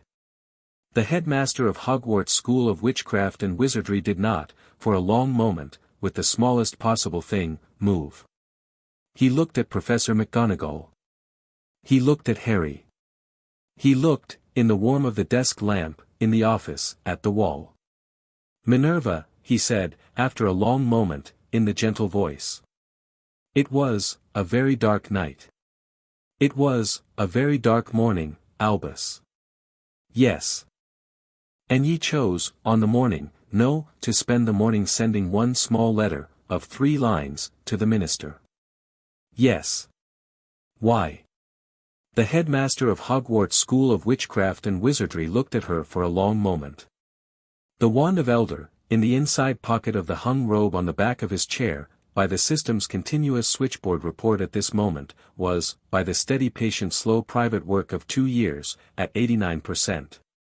The wand, on this evening, in the inside pocket of the hung robe lamp, in the office, did, on the headmaster's slow glance at the wall, in particular, in the warmth of the inside pocket of the hung robe, in the manner of the wand of Elder, the small slow private thing the wand of Elder had been doing, very quietly, very gently, in his pocket and out of it, for some time. It declined. It declined, on this evening, to do what its physical holder, in the warmth of the desk lamp, in the office, in the dim of the evening, in the absence of a written statement to the minister's office on the morning of the 1st of November in 1981, had been, for a moment, in fact, considering asking it to do. The headmaster, in the warmth of the desk lamp, in the office, in the dim of the evening, looked at his right hand on the desk. He looked at his left hand on the desk. He did not, for a long moment, look at Professor McGonagall. He did not, for a long moment, look at Harry. When he looked up, his eyes, behind the half-moon glasses lamp, in the office, in the dim of the evening, were not the watery blue of an ordinary clockmaker. They were the slate of a clockmaker who had, in his own office, on his own desk, in the warmth of his own lamp, had occasion, for the first time in 50 years, to discover that the wand in the inside pocket of his own hung robe, in his hand, in the warmth of his own pocket, did not, on this evening, agree. "Minerva," he said, in his gentle voice. "Yes, Albus. I was afraid." "Of what?" "That the Mr. Black, in the event of the inheritance of the boy of one, would, on the day, take the boy of one out of my reach, on the matter of which, Minerva, I had, particular, long, plans." "Plans, Albus?" "Yes." "For the boy of one?" "Yes." "In the event of the future?" "Yes." "Albus?" "Yes, Minerva." "Ye sent a man, in the absence of a trial, into the jail of Azkaban for 12 years, for the inconvenience, of his being, in the way, of your plans." Yes, Minerva." There was a long silence. In the warmth of the desk lamp, in the office, in the dim of the evening, in the pace of an accountant of 13, in the polite blank stance of a boy of 13, Harry Potter, on the whole, did not move. In the small accountant's room of his mind, on the page of a file, in his child's hand, with great civility, he wrote, in a single short line, "She has him." Professor McGonagall, in her green robe, in the warmth of the desk lamp, in the office, in the dim of the evening, did, with her stern Scottish face, the smallest possible thing. The smallest possible thing, on the stern Scottish face of Minerva McGonagall, on this evening of September, in the office of the headmaster, was, on inspection, the entire stern Scottish architecture of a woman who had been, for 50 years, on a matter of filing, on a matter of loyalty, in fact, very particularly, deceived. She did not, for a moment, speak. She stood up. She walked, in the steady stern Scottish pace of a stern Scotswoman of 70 lamp, in the office, in the dim of the evening, around the desk.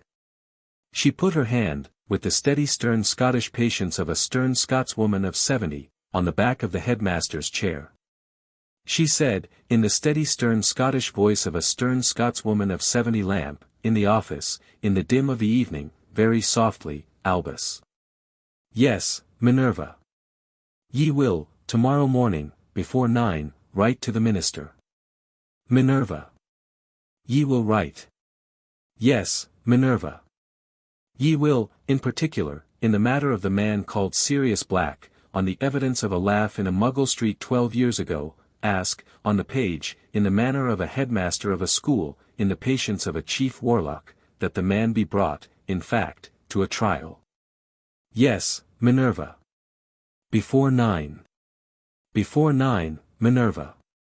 "And I, Albus, shall come, at 9, to read it." "Yes, Minerva." She let go of the back of the chair. She walked, in her stern Scottish pace, around the desk. She did not, in passing, look at the headmaster. She came to the door. She paused. She looked, on this evening of September, in the office of the headmaster, in the warmth of the desk lamp, in the dim of the evening, at Harry. Her stern Scottish face did, in the warmth of the desk lamp, the smallest possible thing. It was not, on the stern Scottish face of Minerva McGonagall, the smallest possible thing. It was, in fact, a sentence in another language. The sentence was, "Thank ye, Mr. Potter." He nodded. She turned. She went out. He stayed. The door closed. Harry, in the polite blank stance of a small accountant of 13, in the warmth of the desk lamp, in the office, in the dim of the evening, in front of the desk, looked at the headmaster of Hogwarts School of Witchcraft and Wizardry. The headmaster, behind the desk, with his hands folded on the wood, in his plain grey robe lamp, in the office, in the dim of the evening, looked back. The eyes behind the half-moon glasses, in the slate, did not, for a long moment, soften. "My dear boy," he said, very gently. "Ye have been busy." "Yes, headmaster." "For how long?" 2 years, headmaster." 2 years. "Yes, headmaster." There was a long silence. The wand of elder, in the inside pocket of the hung robe on the back of the headmaster's chair, in the warmth of the desk lamp, in the office, in the dim of the evening, did, in the inside pocket of the hung robe, the private thing it had been doing, very quietly, very gently, for some time. The headmaster of Hogwarts School of Witchcraft and Wizardry did not, on this evening, in his office, on his desk, in the warmth of his desk lamp, in the dim of the evening, ask for it. He did not, on this evening, take it out. He said, in his gentle voice, "My dear boy. Ye may go." "Thank you, headmaster." He turned. He walked, in the slow pace he had cultivated for parents' evenings, to the door. At the door, on this evening of September, in the office of the headmaster, in the warmth of the desk lamp, in the dim of the evening, with one hand on the latch, he did not, on inspection, turn back. He went out. He went, in the slow pace he had cultivated for parents' evenings, down the spiral staircase, past the stone gargoyle, into the corridor, and back, in the slow pace, to the common room of Gryffindor Tower, on the 7th floor of the round tower of the castle of Hogwarts, in the country called Scotland, on the first night of his 3rd year. He did not, on the way back, smile. He did, in the small accountant's room of his mind, on the page of a file marked McGonagall, M. Transfiguration, in his child's hand, with great civility, write, on the next clean line, a single short line. The line said, "Now she knows the shape of it." Under it, in his child's hand, he wrote, "The shape, by the spring of 1994, will be, entire." The man called Sirius Black, on the morning of the 2nd of September, in the office of the Minister for Magic, on the evidence of a written statement of 3 lines from the office of the headmaster of Hogwarts, was, by the patience of a Wisengamot, on the matter of a trial, brought, in fact, to one. The trial took place on the 8th of September. It lasted 4 hours.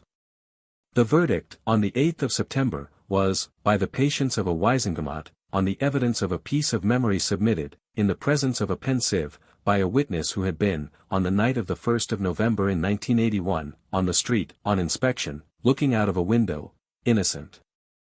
The man called Sirius Black, on the 8th of September, in the office of the Minister for Magic, with the pardon in his hand, on the evidence of the piece of memory of the witness who had been, on the night of the 1st of November in 1981, on the street, looking out of a window, was, in particular, released.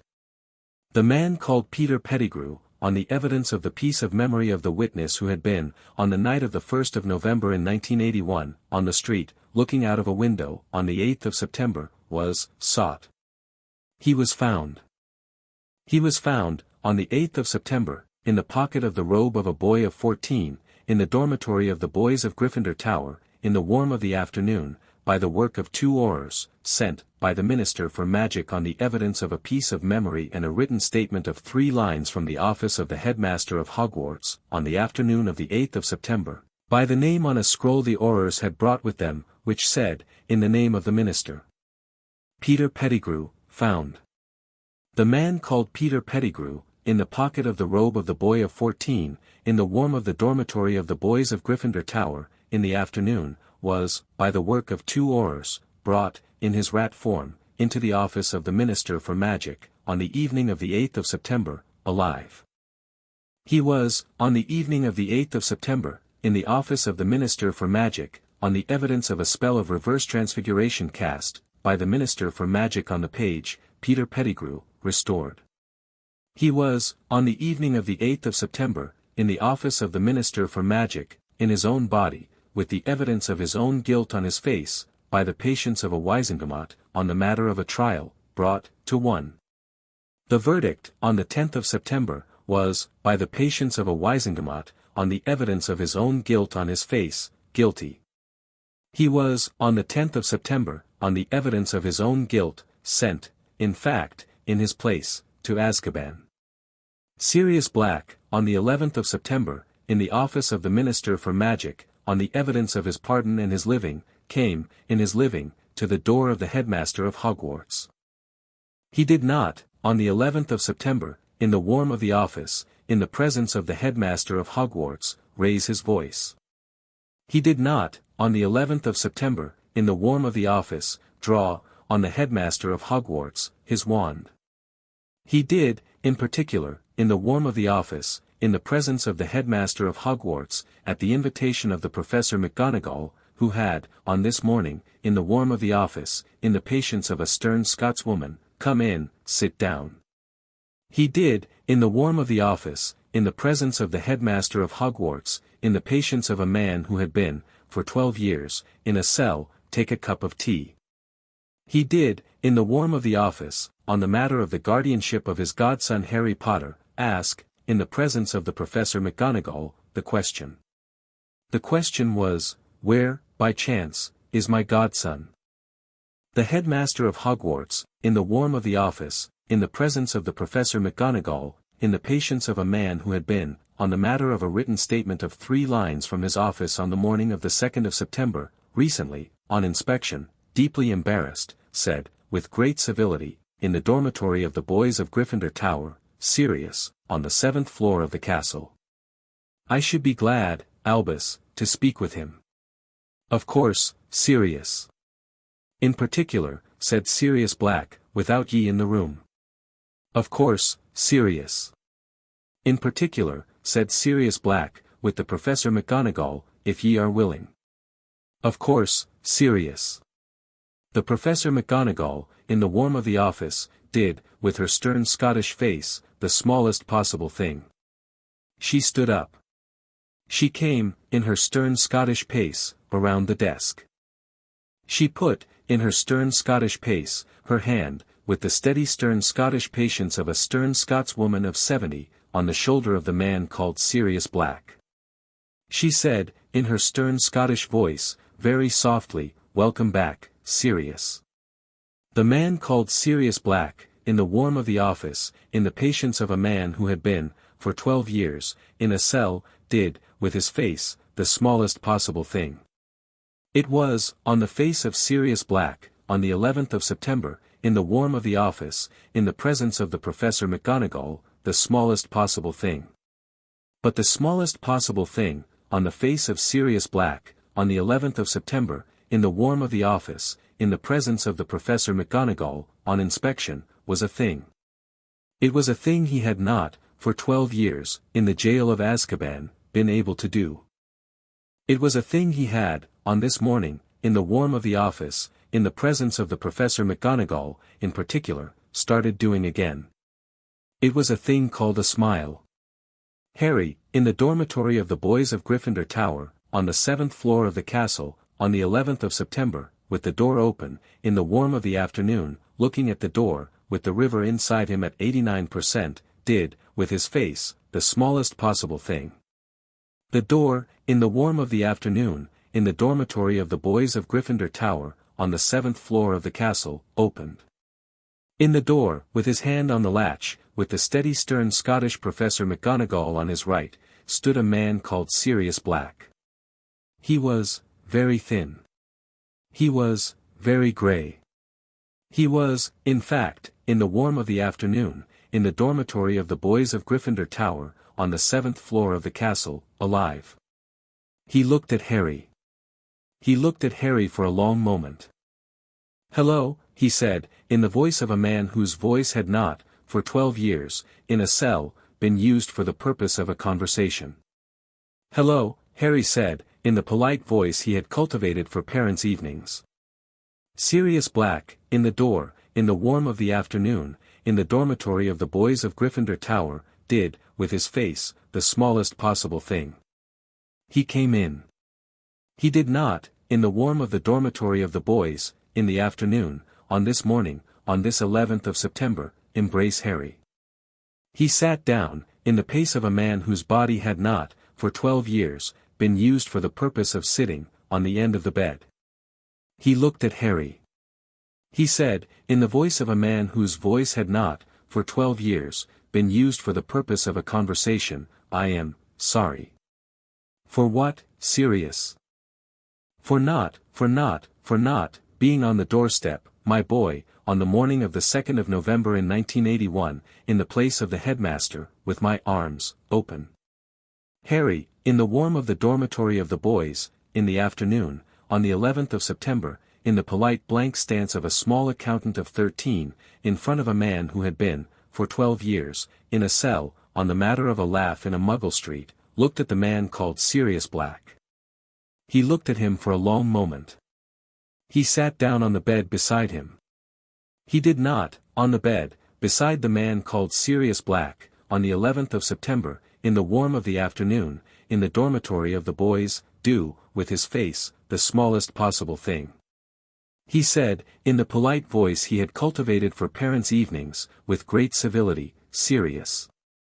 It was, on the evidence of the office of the headmaster of Hogwarts School of Witchcraft and Wizardry, on the morning of the 2nd of November in 1981, not your fault.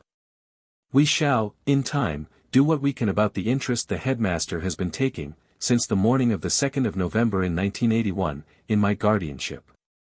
Sirius Black, in the warm of the dormitory of the boys, on the 11th of September, looked at him. He looked at him for a long moment. He did, with his face, in the warm of the afternoon, the smallest possible thing. My boy, he said.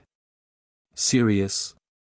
Ye are, not the boy I had been preparing, in the cell, to meet. No, Sirius. Ye are, better. I have, Sirius, been busy. Yes, said Sirius Black, in the warm of the afternoon, in the dormitory of the boys, on the 11th of September, with the Professor McGonagall in the doorway, in particular, very softly. Yes. Yes. I see, that ye have. He put his hand, in the warm of the afternoon, in the dormitory of the boys, on the 11th of September, very gently, on the shoulder of Harry. He did not, on the shoulder of Harry, in the warm of the afternoon, with his hand, do anything other than what a godfather, on the matter of a 11th of September, would do. It was the first time, in his life, that a man had laid a hand, in the warm of an afternoon, in the dormitory of the boys, on the shoulder of Harry, with no other purpose than to lay it there. Harry, in the warm of the dormitory of the boys, on the 11th of September, did, with his face, the smallest possible thing. The Professor McGonagall, in the door of the dormitory of the boys, on the 11th of September, in her stern Scottish face, in the warm of the afternoon, on the whole, in fact, in the door, with her stern Scottish patience, did, on her stern Scottish face, the smallest possible thing. It was, on the stern Scottish face of Minerva McGonagall, on this 11th of September, in the door of the dormitory of the boys, on the 7th floor of the castle of Hogwarts, in the warm of the afternoon, a smile. She turned. She went. She left them, in the warm of the afternoon, in the dormitory of the boys, on the 11th of September, alone. In the warm of the afternoon, in the dormitory of the boys, on the 11th of September, in the polite blank stance of a small accountant of 13, in front of a man called Sirius Black, who had been, for 12 years, in a cell, on the evidence of a laugh in a Muggle street, on inspection, Harry Potter, on this afternoon, on the end of the bed, in the dormitory, in the warm, did, with his face, a thing he had not, in his life, done. He cried. It was a crying. It was a crying. It was the crying of a small accountant of 13, in the small accountant's room of his mind, by the small accountant of his accountant's room, on the matter of the balancing of the column of his books, of a tear from an eye, for the first time in 2 years. Sirius Black, in the warm of the afternoon, in the dormitory of the boys, on the 11th of September, with his hand on the shoulder of Harry, did, on the tear from the eye, in the warm of the afternoon, with great civility, what a godfather, on the matter of a 11th of September, would do. He let his godson, on this afternoon, on the 11th of September, in the warm of the dormitory of the boys, in the absence of a headmaster, in particular, in fact, for a while, cry. By the end of the autumn of 1993, on the matter of the guardianship of Harry Potter, in the office of the Minister for Magic, by the patience of a Wisengamot, on the evidence of a written motion submitted, in the name of one Sirius Black and one Minerva McGonagall, on the matter of a boy of 13, in the presence of the pardoned Sirius Black, in the absence of any objection from the office of the headmaster of Hogwarts, in the warm of the evening of the 15th of November, was transferred. It was transferred, by the patience of a Wisengamot, on the evening of the 15th of November, in the warm of the minister's office, from the office of the headmaster of Hogwarts to the pardoned Sirius Black. Harry, in the dormitory of the boys, on the 7th floor of the castle, on the evening of the 15th of November, in the warm of the four-poster bed, with the piece of paper in his hand on which, in the hand of the ministry barrister, on the evidence of the Wisengamot, in the presence of the Sirius Black, in the absence of the headmaster, on the matter of his own guardianship, was now written, in the neat hand of the ministry barrister, the sentence, Sirius Black, did, with his face, the smallest possible thing. The river inside him, on the evening of the 15th of November, was, by the system's continuous switchboard report, at 91%. The wand of Elder, in the inside pocket of the hung robe on the back of the chair of the headmaster of Hogwarts School of Witchcraft and Wizardry, on the evening of the 15th of November, did, in the warm of the inside pocket of the hung robe, the private thing. The private thing was, it sat, on this evening, in the inside pocket of the hung robe, at 93% Harry, in the warm of the four-poster bed, on the evening of the 15th of November, in the warm of the dormitory of the boys, in the polite blank stance of a small accountant of 13, with the piece of paper in his hand, did, with his face, on this evening of the 15th of November, the smallest possible thing. He smiled. It was, on this evening of the 15th of November, in the dormitory of the boys, in the warm of the four-poster bed, a smile. It was, on this evening, the smile of an accountant of 13 who had, in fact, in the patience of 2 years and a season, at last, in the book of his balancing, on the page of his name, signed, on the last empty line of the page, his own name. He used, on the night of the 1st of December, the one-use time-turner. He used it because, in the small accountant's room of his mind, on an evening on which the column of his books was, in particular, on inspection, balanced, the time-turner, was the only item, on the list of his artifacts, that he had been, for 2 years, banking. He had banked it for one reason. The reason was, he had wanted, on a night, before the end of his 3rd year, to see, with his own eyes, the night of his 9th birthday. He used the time-turner. He drew, from the small thin chain on his sternum, the small thin hourglass on the small thin gold chain. He held, on the night of the 1st of December, on the 7th floor of the castle, in the dim of the corridor by the suit of armor, in the warm of the cloak on his shoulders, the small thin hourglass in his hand. He said, in his head, with great civility, in the polite voice he had cultivated for parents' evenings, engage. The small thin hourglass, in his hand, in the warm of the cloak, in the dim of the corridor, did, on this evening, the patient slow private thing the one-use time-turner had been, for 2 years, in the small thin chain on his sternum, banking itself, to do. It went back, by the patience of the one-use time-turner, for years. Harry, in the warm of the cloak, in the dim of the corridor by the suit of armor, on the 7th floor of the castle, in the evening of the 1st of December of his 3rd year, by the work of the one-use time-turner, was, in fact, on the evening of the 31st of July in 1989, in the dim of the front hall of the house at 4 Privet Drive, in the warm of the porch light. He had landed, in the corner of the front hall, by the coat stand, behind the umbrella stand. Aunt Petunia was, in the front hall, on the evening of the 31st of July in 1989, in her apron, in her curlers, opening the front door. Albus Dumbledore, in his long traveling cloak, in the warm of the porch light, came in. Harry, in the warm of the cloak, in the dim of the corner of the front hall, behind the umbrella stand, in the polite blank stance of a small accountant of 13, did, with his face, on the evening of the 31st of July in 1989, in the dim of the front hall, in the warm of the porch light, in the presence of the past, the smallest possible thing. He watched.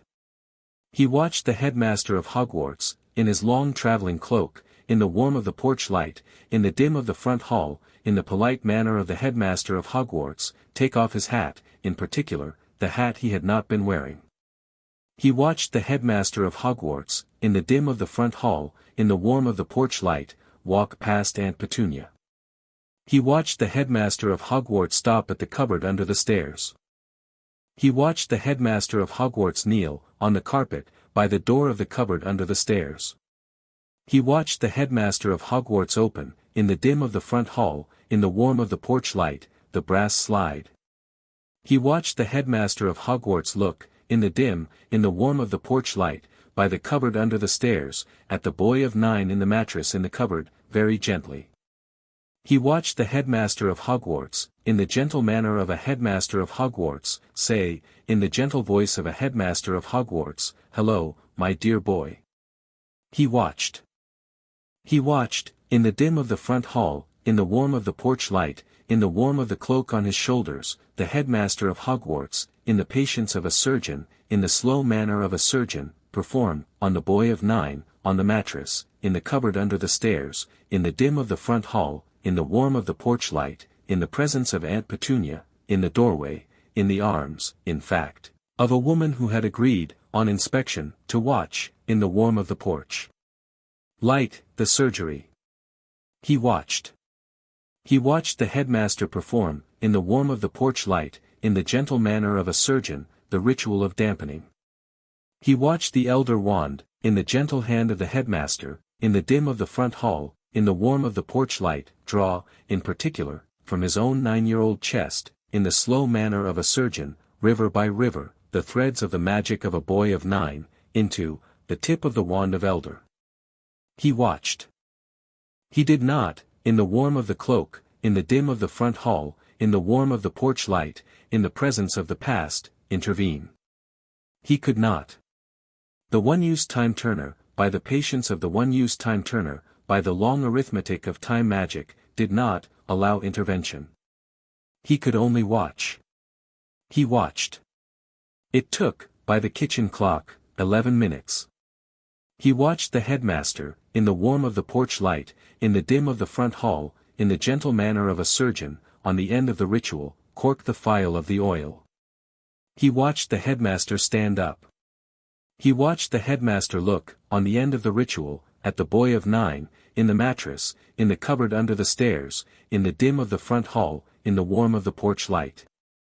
He watched the headmaster, in the gentle manner of a surgeon, on the end of the ritual, say, on the boy of 9, in the mattress, in the cupboard under the stairs, in the dim of the front hall, in the warm of the porch light, very softly, there. He watched the headmaster, in the gentle manner of a surgeon, on the end of the ritual, say, again, very softly, on the boy of 9, in the mattress, in the cupboard under the stairs, in the dim of the front hall, in the warm of the porch light, my dear boy. He watched the headmaster of Hogwarts close, in the gentle manner of a headmaster of Hogwarts, the brass slide.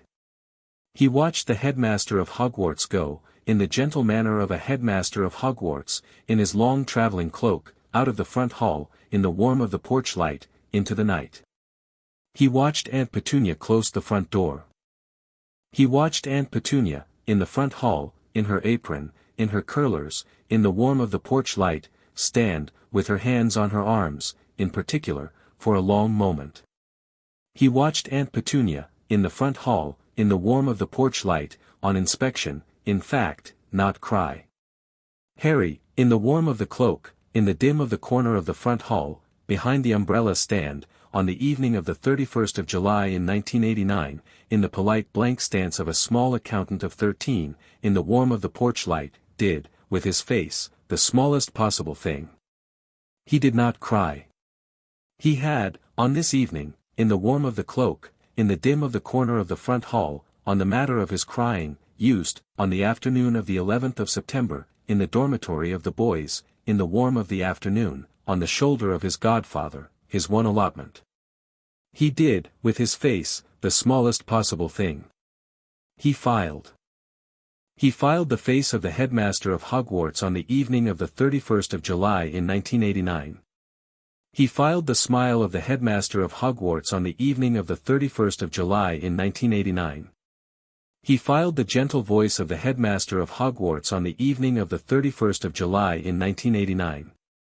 He filed, in the manner of an accountant of 13, on the page of his file, in his hand, in the warm of the cloak, in the dim of the corner of the front hall, on the evening of the 31st of July in 1989, the entirety of the evening.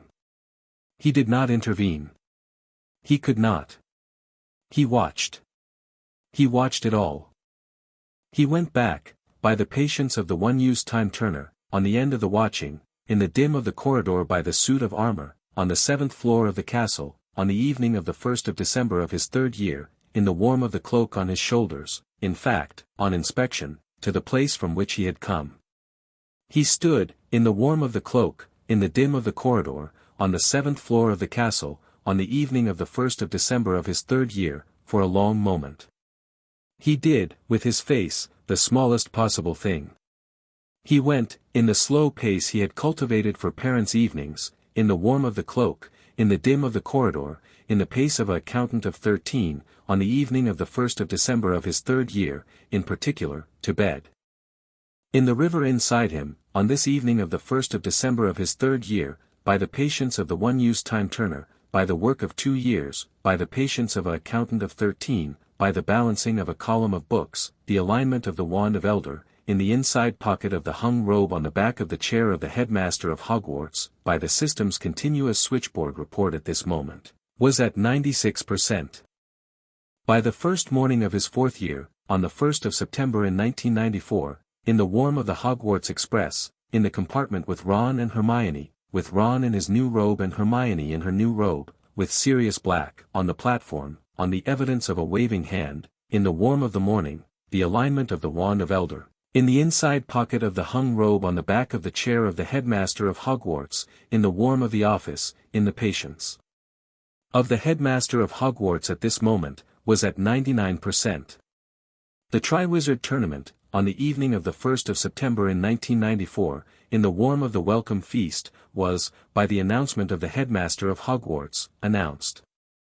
Harry, in the warm of the welcome feast, in the Gryffindor table, with his new robe, with the river inside him in the warm of the welcome feast, on the evening of the 1st of September in 1994, 99%, did, with his face, the smallest possible thing. He had been preparing, in the small accountant's room of his mind, in the summer of 1994, in the warm of the house in the village at the coast in which his new godfather Sirius Black, in the warm of the summer of 1994, had taken him for the summer holidays, for the announcement. He had been preparing for it because, in the pages of the small leather notebook he had taken, in the spring of 1992, from the dead Professor Quirrell, on the pages of the dead man, in the slanting old hand, in the warm of the summer of 1994, in the village at the coast, by the warm of the lamp, on the pages of the book, he had read, on the matter of the Triwizard Tournament, on the matter of the plan of the dead Professor Quirrell, on the matter of the plan of the man whose master had been, in the spring of 1992, the thin sour grey wisp, in the chamber under the 3rd floor corridor, on the matter of the Triwizard Tournament, the plan. The plan was, in the pages of the book, in the slanting old hand, in the warm of the summer of 1994, in the village at the coast, by the warm of the lamp, very clear. The plan was, by the work of a Death Eater inserted, in fact, in the staff of Hogwarts in the place of the defense against the dark arts professor, by the Polyjuice potion, on the evidence of a piece of memory of the real Mad-Eye Moody, on the matter of the Triwizard Tournament, on the matter of the Goblet of Fire, on the matter of the putting in of the name of Harry Potter, on the matter of the winning of the Triwizard Tournament by the work of a portkey at the end of the 3rd task, on the matter of the taking of Harry Potter, on the portkey, on the matter of the taking of Harry Potter, to a graveyard, on the matter of the rebirth of the thin sour grey wisp, in the absence of any defense by the Order of the Phoenix, by the long patience of the plan, on the end of the 3rd task, in the warm of the graveyard, on the matter of the return of Lord Voldemort. Harry, in the warm of the welcome feast of his 4th year, on the evening of the 1st of September in 1994, in the polite blank stance of a small accountant of 14, did, with his face, the smallest possible thing. He had a plan of his own. The plan of his own was, in particular, in the pages of his own book, in his child's hand, on inspection, very clear. The plan was, by the work of the Triwizard Tournament, by the work of the Goblet of Fire, by the work of the Port Key at the end of the third task, by the long patience of 2 years and a season, on the end of the third task, in the warm of the graveyard, on the matter of the return of Lord Voldemort, on the presence of Albus Dumbledore, to make sure that, on the evening of the third task, on the matter of the return of Lord Voldemort, on the matter of the confrontation between Lord Voldemort and Harry Potter, in the warm of the graveyard, on the matter of the Wand of Elder, on the matter of the alignment, on the matter of the binding, on the matter of the elder authority, Albus Dumbledore, be present. He had, by the patience of 2 years and a season, a plan for that, too. He smiled. It was, on the evening of the 1st of September in 1994, in the Gryffindor table, in the warm of the welcome feast, with the announcement of the Triwizard Tournament in his ears, a smile. It was, on this evening, the smile of a small accountant who had, by the patience of 2 years and a season, an appointment. Chapter 8, The Graveyard, and after the first task was a dragon. He had known, from the inside pocket of a dead man's notebook, that it would be. He had had a dragon, on the page of his quiet planner's mind, for some weeks. He had also had a problem, on the same page. The dragon was meant to be his first real public demonstration as a fourth-year Triwizard champion, and he had no intention of demonstrating, in public, anything at all that he did not have to. He had decided, in the end, to demonstrate one thing. He stood, in the small dim of the champion's tent, in the cold of the morning, with his number drawn from the bag and a small wooden model of a Hungarian horntail in his palm.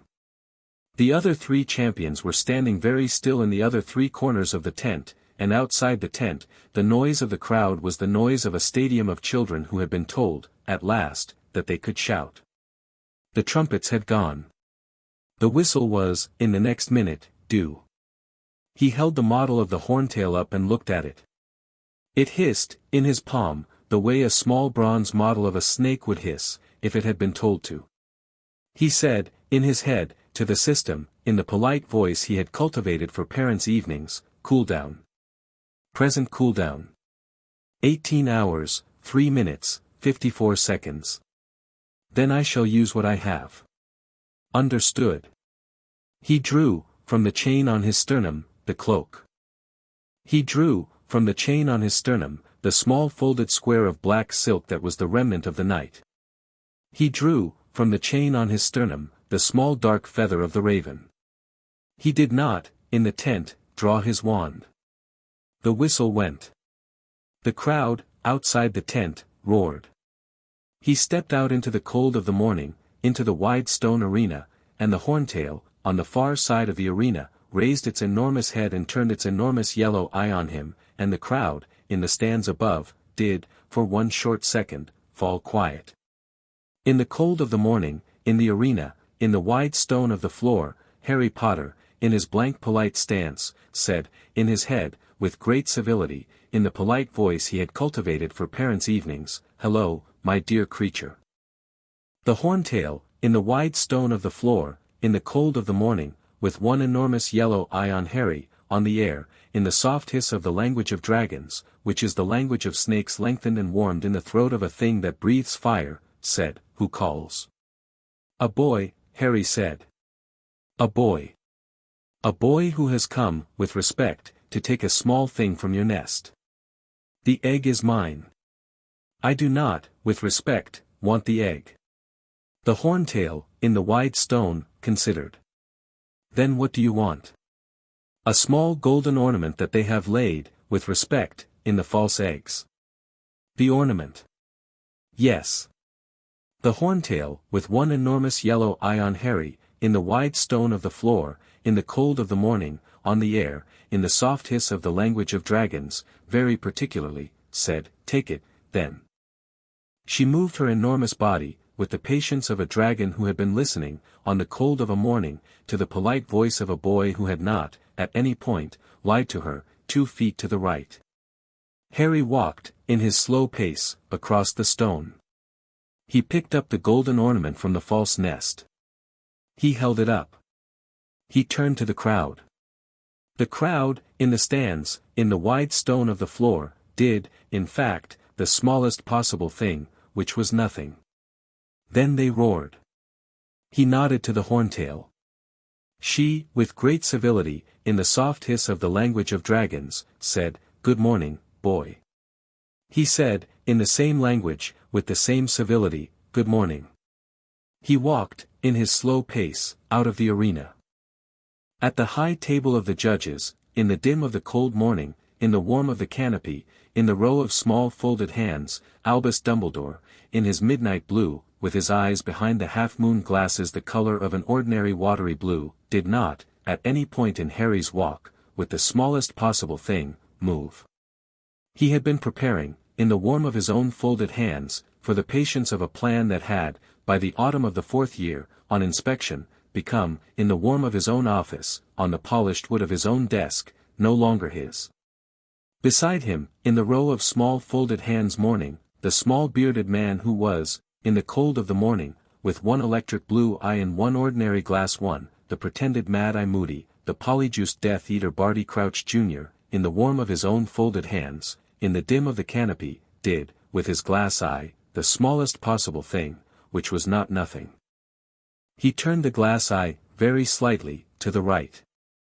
He looked at Harry, in the wide stone of the floor, in the warm of his number 1 finish. His mouth, in the warm of the cold morning, did, with the smallest possible thing, an enormous private grin.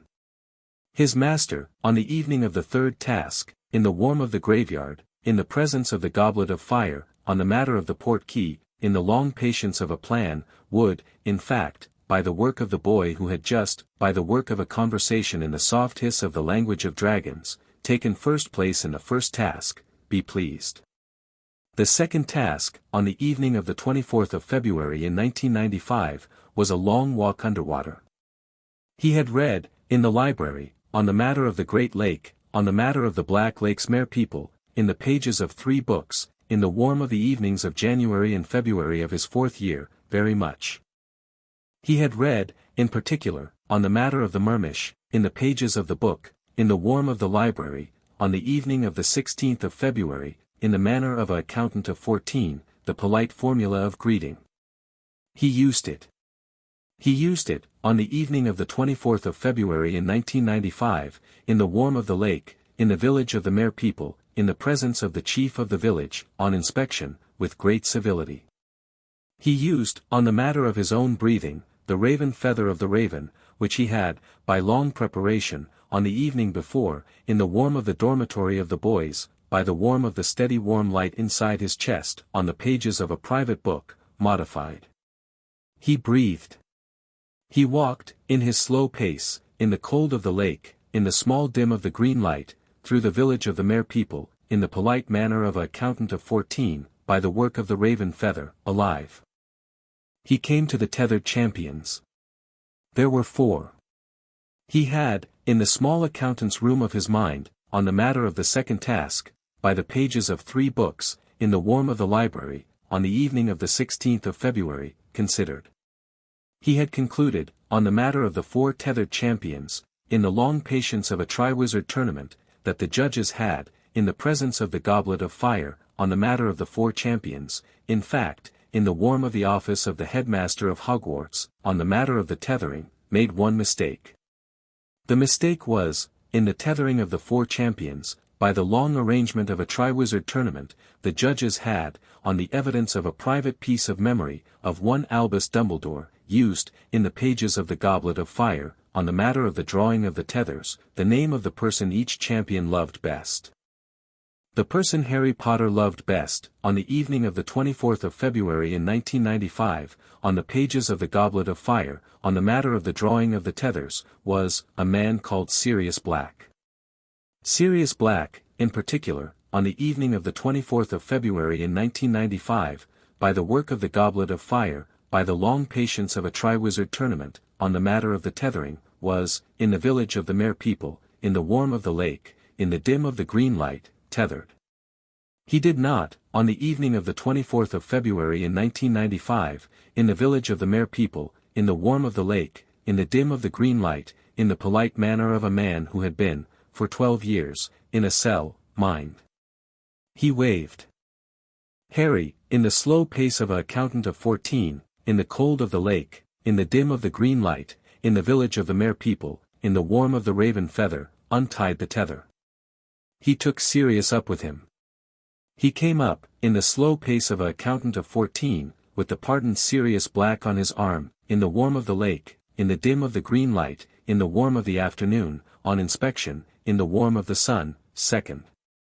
He had decided, in the small accountant's room of his mind, in the warm of the library, on the evening of the 16th of February, that, on the matter of the second task, in the long patience of a Triwizard Tournament, second was, on the pages of the tournament, on the whole, sufficient.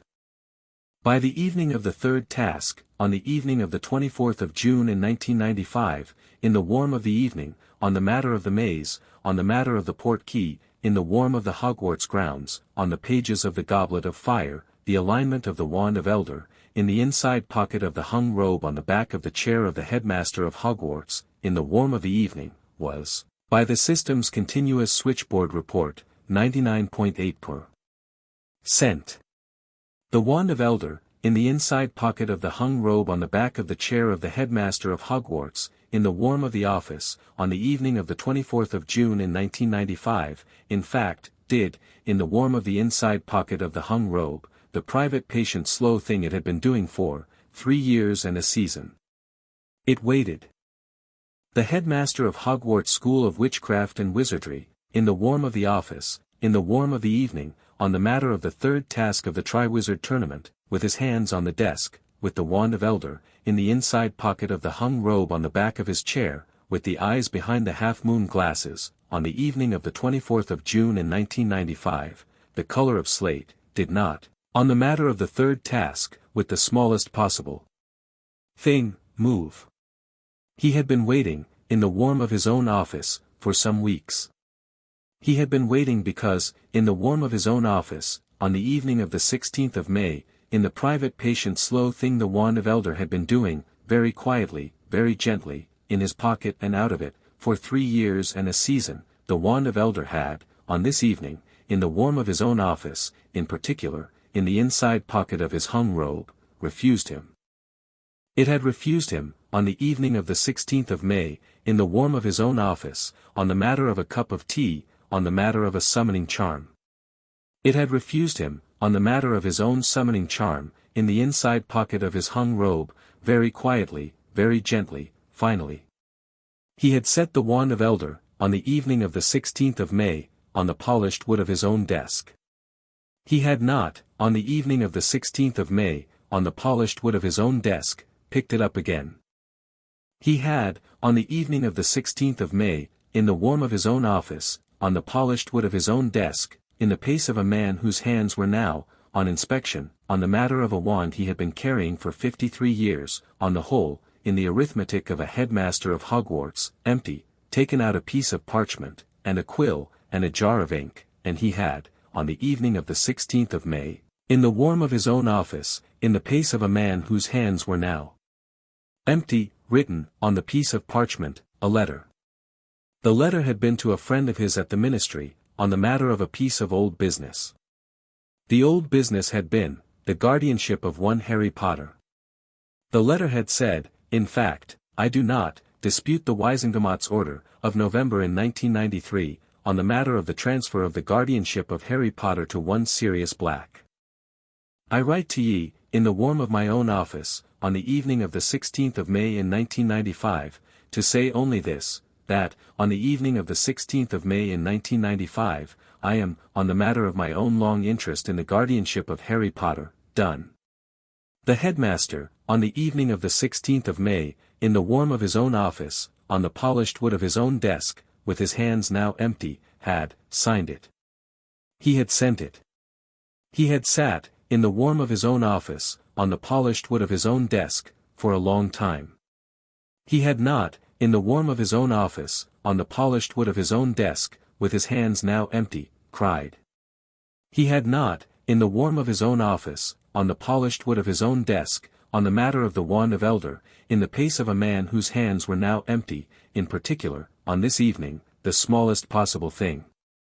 He had, in the warm of his own office, on the polished wood of his own desk, in the pace of a man whose hands were now empty, in the patience of a headmaster of Hogwarts who had been, for 53 years, on the matter of his own long plans, in the pace of a man whose hands were now empty, considered.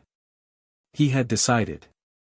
He had decided, in the warmth of his own office, on the polished wood of his own desk, in the pace of a man whose hands were now empty, that he would, on the evening of the third task of the Triwizard Tournament, on the matter of the Portkey, in the warmth of the graveyard, on the matter of the return of Lord Voldemort, on the pages of the long patience of a plan, be present. He had decided to be present in the warmth of the graveyard. He had decided, on the pages of a letter he had not yet written, to be present by means of a Portkey of his own. The Portkey of his own would be, on the evening of the third task of the Triwizard Tournament, on the matter of the warmth of the graveyard, in the warmth of the evening, in fact, on inspection, the wand of Elder. He sealed it. He took, on the evening of the 16th of May, in the warmth of his own office, on the polished wood of his own desk, in the pace of a man whose hands were now empty, the wand of Elder. He put, on the evening of the 16th of May, on the polished wood of his own desk, on the wand of Elder, in the pace of a man whose hands were now empty, a Portkey enchantment. The Portkey enchantment was, in the polite manner of an enchantment of the Portkey kind, set to a trigger. The trigger was, in the polite manner of an enchantment of the Portkey kind, set to a condition. The condition was, on the pages of the enchantment, very particular. The condition was, when, on the evening of the third task of the Triwizard Tournament, on the matter of the warmth of the graveyard, in the arithmetic of the enchantment, Harry Potter shall cast a spell upon Lord Voldemort, in the warmth of the graveyard, in the warmth of the evening, by the work of the enchantment of the Portkey kind on the wand of Elder, the wand of Elder shall, in the warmth of the inside pocket of the hung robe on the back of the chair of the headmaster of Hogwarts, on the polished wood of his own desk, take, the headmaster of Hogwarts to the warmth of the graveyard. He had said it. He had laid the wand of Elder, on the polished wood of his own desk, on the evening of the 16th of May, in the inside pocket of his hung robe on the back of his chair.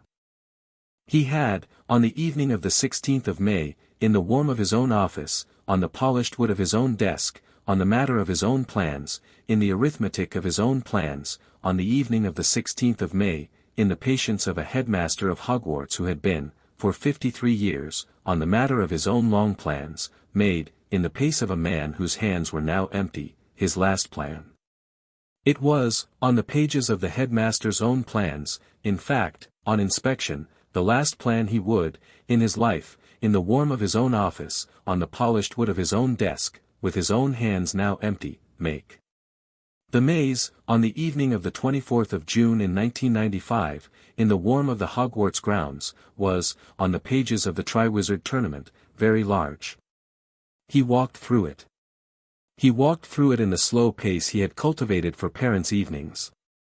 He encountered a boggart, which he handled on the evening of the 24th of June, in the manner of a boggart, in particular, by means of a spell of ridiculous. He encountered, on the pages of the maze, a sphinx, who, on the evidence of a riddle, in the manner of a sphinx, let him pass. He encountered, on the pages of the maze, a scrut, which, on the pages of the scrut, in the manner of a spell of impediment, he passed. He encountered, on the pages of the maze, on the matter of the cup, at the end of the maze, on the pages of the goblet of fire, a Cedric Diggory.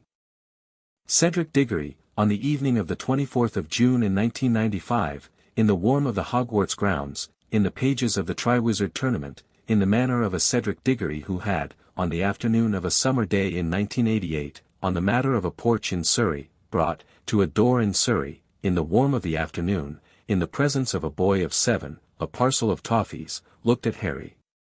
He said, in his honest voice, "After ye, Potter." Harry, in the polite blank stance of an accountant of 14, in the warmth of the maze, in the warmth of the Hogwarts grounds, in the pages of the Triwizard Tournament, did, with his face, the smallest possible thing. He said, in the polite voice he had cultivated for parents' evenings, with great civility, "Cedric, on the matter of the cup, on inspection, in fact, on the pages of the tournament, by the long patience of a plan of which ye are not, on the pages of the tournament, aware, do not touch the cup." Cedric, in the warm of the maze, in the warm of the Hogwarts grounds, in the pages of the Triwizard Tournament, looked at him. Why not, Potter? Because, Cedric, on the evidence of a page in a book written by a dead man whose master is, on the pages of the wizarding world, on the matter of the death of his body, no longer dead, the cup is, on the pages of the tournament, a port key, which will take, on the pages of the port key, the person who, on the matter of the cup, touches it, to a graveyard in Yorkshire. Cedric, in the warm of the maze, in the warm of the Hogwarts grounds, in the pages of the Triwizard Tournament, looked at him for a long moment. How, he said, do you know this, Potter? I have been, Cedric, on the matter, for some weeks, reading. Cedric, in the warm of the maze, did, with his face, the smallest possible thing. What, in particular, would ye have me do? I should, Cedric, with respect, like ye to walk, in the slow pace of a Cedric Diggory, in the warm of the maze, in the warm of the Hogwarts grounds, in the pages of the Triwizard Tournament, on the matter of the cup, on the evening of the 24th of June in 1995, to the edge of the maze, and to send up, on the matter of your own safety, a red sparks. And ye, Potter? I shall, Cedric, in the warm of the maze, in the warm of the Hogwarts grounds, in the pages of the Triwizard Tournament, on the matter of the cup, on inspection, in fact, on the evening of the 24th of June in 1995, take the cup myself. Potter. Yes, Cedric. Why? Because, Cedric, on the matter of the plan of the dead man, on the matter of the return of the master of the dead man, on the matter of the return of Lord Voldemort, in the warm of the graveyard in Yorkshire, the arrival of Harry Potter, is, on the pages of my own long patience, useful. Cedric, in the warm of the maze, in the warm of the Hogwarts grounds, in the pages of the Triwizard Tournament, looked at him. Potter. Yes, Cedric. Ye are no an ordinary fourth year. No, Cedric. Will ye, on the matter of the cup, on the evening of the 24th of June in 1995, come back? I shall, Cedric, try. Then I shall, Potter, go up. He turned. He walked, in his slow pace, in the warm of the maze, away from the cup. He went, in his slow pace, towards the edge of the maze. He sent up, on the edge of the maze, in the warm of the night, a red sparks. Harry, in front of the cup, with the river inside him by the system's continuous switchboard report on the evening of the 24th of June in 1995, 99.9%, did, with his face, the smallest possible thing. He drew, from the chain on his sternum, in the polite manner of an accountant of 14, the small slim dark glass vial of basilisk venom in its goblin-wrought silver collar. He drew, from the chain on his sternum, in the polite manner of an accountant of 14, the small heavy weight of a sword that was, by the system's report on the previous day, by the work of a recent pull on the chain on his sternum, in fact, on inspection, the sword of Gryffindor. He drew, from the chain on his sternum, in the polite manner of an accountant of 14, the fold of the cloak. He put the cloak on his shoulders. He set the sword in the air beside him. The sword, in the polite obedience of a sword of goblin steel that had decided, in his patience, on the matter of the boy in front of it, that the boy was, in particular, worthy, hung in the air. He put the small slim dark glass vial of basilisk venom in its goblin-wrought silver collar in the pocket of his robe. He laid his hand, with great civility, on the golden cup at the center of the maze. The cup, in his hand, in the warm of the night, did the patient slow thing the port key enchantment had been waiting, for 3 years and a season, to do. It took him. The graveyard was a small place. It was a small place in a small village in a small county in the warm of an English June, and at the back of the graveyard, in the warm of the night, in the dim of the gravestones, stood a man called Peter Pettigrew, who had been, in the jail of Azkaban for 2 years, in the warm of a escape on the evening of the 1st of June in 1995, by the work of a old friend, free. He had a bundle in his arms. The bundle, in the warm of the night, in the dim of the gravestones, in the arms of Peter Pettigrew, was, on inspection, a thing that was, in the warm of the night, alive. Beside him, on the flat stone of the grave at the back of the graveyard, in the dim of the gravestones, was a cauldron. The cauldron was, in the warm of the night, on a fire. The fire was, in the warm of the night, the color of green. Peter Pettigrew, in the warm of the night, in the dim of the gravestones, with the bundle in his arms, on the arrival of the portkey, on the arrival of Harry Potter, in the warm of the graveyard, on the matter of the long plan of his master, in particular, did, with his face, the smallest possible thing. He raised his wand. He said, in his voice, "Stupefy." Harry, in the warm of the cloak, in the warm of the night, in the dim of the gravestones, with the sword in the air beside him, with the small slim dark glass vial of basilisk venom in its goblin-wrought silver collar in the pocket of his robe, with the river inside him by the system's continuous switchboard report on the evening of the 24th of June in 1995, in the warm of the graveyard, 99.9% did, with his face, the smallest possible thing. He stepped to the side. The Stupefy, in the warm of the night, in the dim of the gravestones, in fact, on the pages of the Stupefy, on the place in which Harry had been, on the arrival of the portkey, missed. He drew the cloak off. He laid it over his shoulder. He looked at Peter Pettigrew. He said, in the polite voice he had cultivated for parents' evenings, in the warm of the night, with great civility, "Hello, Mr. Pettigrew. I do not, on the matter of your plan, on inspection, on the whole, intend to be stupefied. Continue." Peter Pettigrew, in the warm of the night, in the dim of the gravestones, with the bundle in his arms, did, with his face, the smallest possible thing. He continued. He laid the bundle, in the warm of the night, in the dim of the gravestones, in the cauldron. He took, from the flat stone of the grave at the back of the graveyard, in particular, a long thin bone. He said, in the warm of the night, on the pages of his plan, in the manner of a Death Eater, in the polite manner of a Death Eater, "Bone of the Father, unknowingly given, ye shall renew your son." The bone, in the warm of the night, in the dim of the gravestones, on the matter of the cauldron, on the pages of the plan, in fact, into the cauldron, fell. Peter Pettigrew, in the warm of the night, in the dim of the gravestones, on the pages of the plan, on the matter of the long patience of his master, in the polite manner of a Death Eater, took, on the matter of his own right hand, a knife. He held, on the matter of his own right hand, in the warm of the night, in the dim of the gravestones, on the pages of the plan, his own right hand.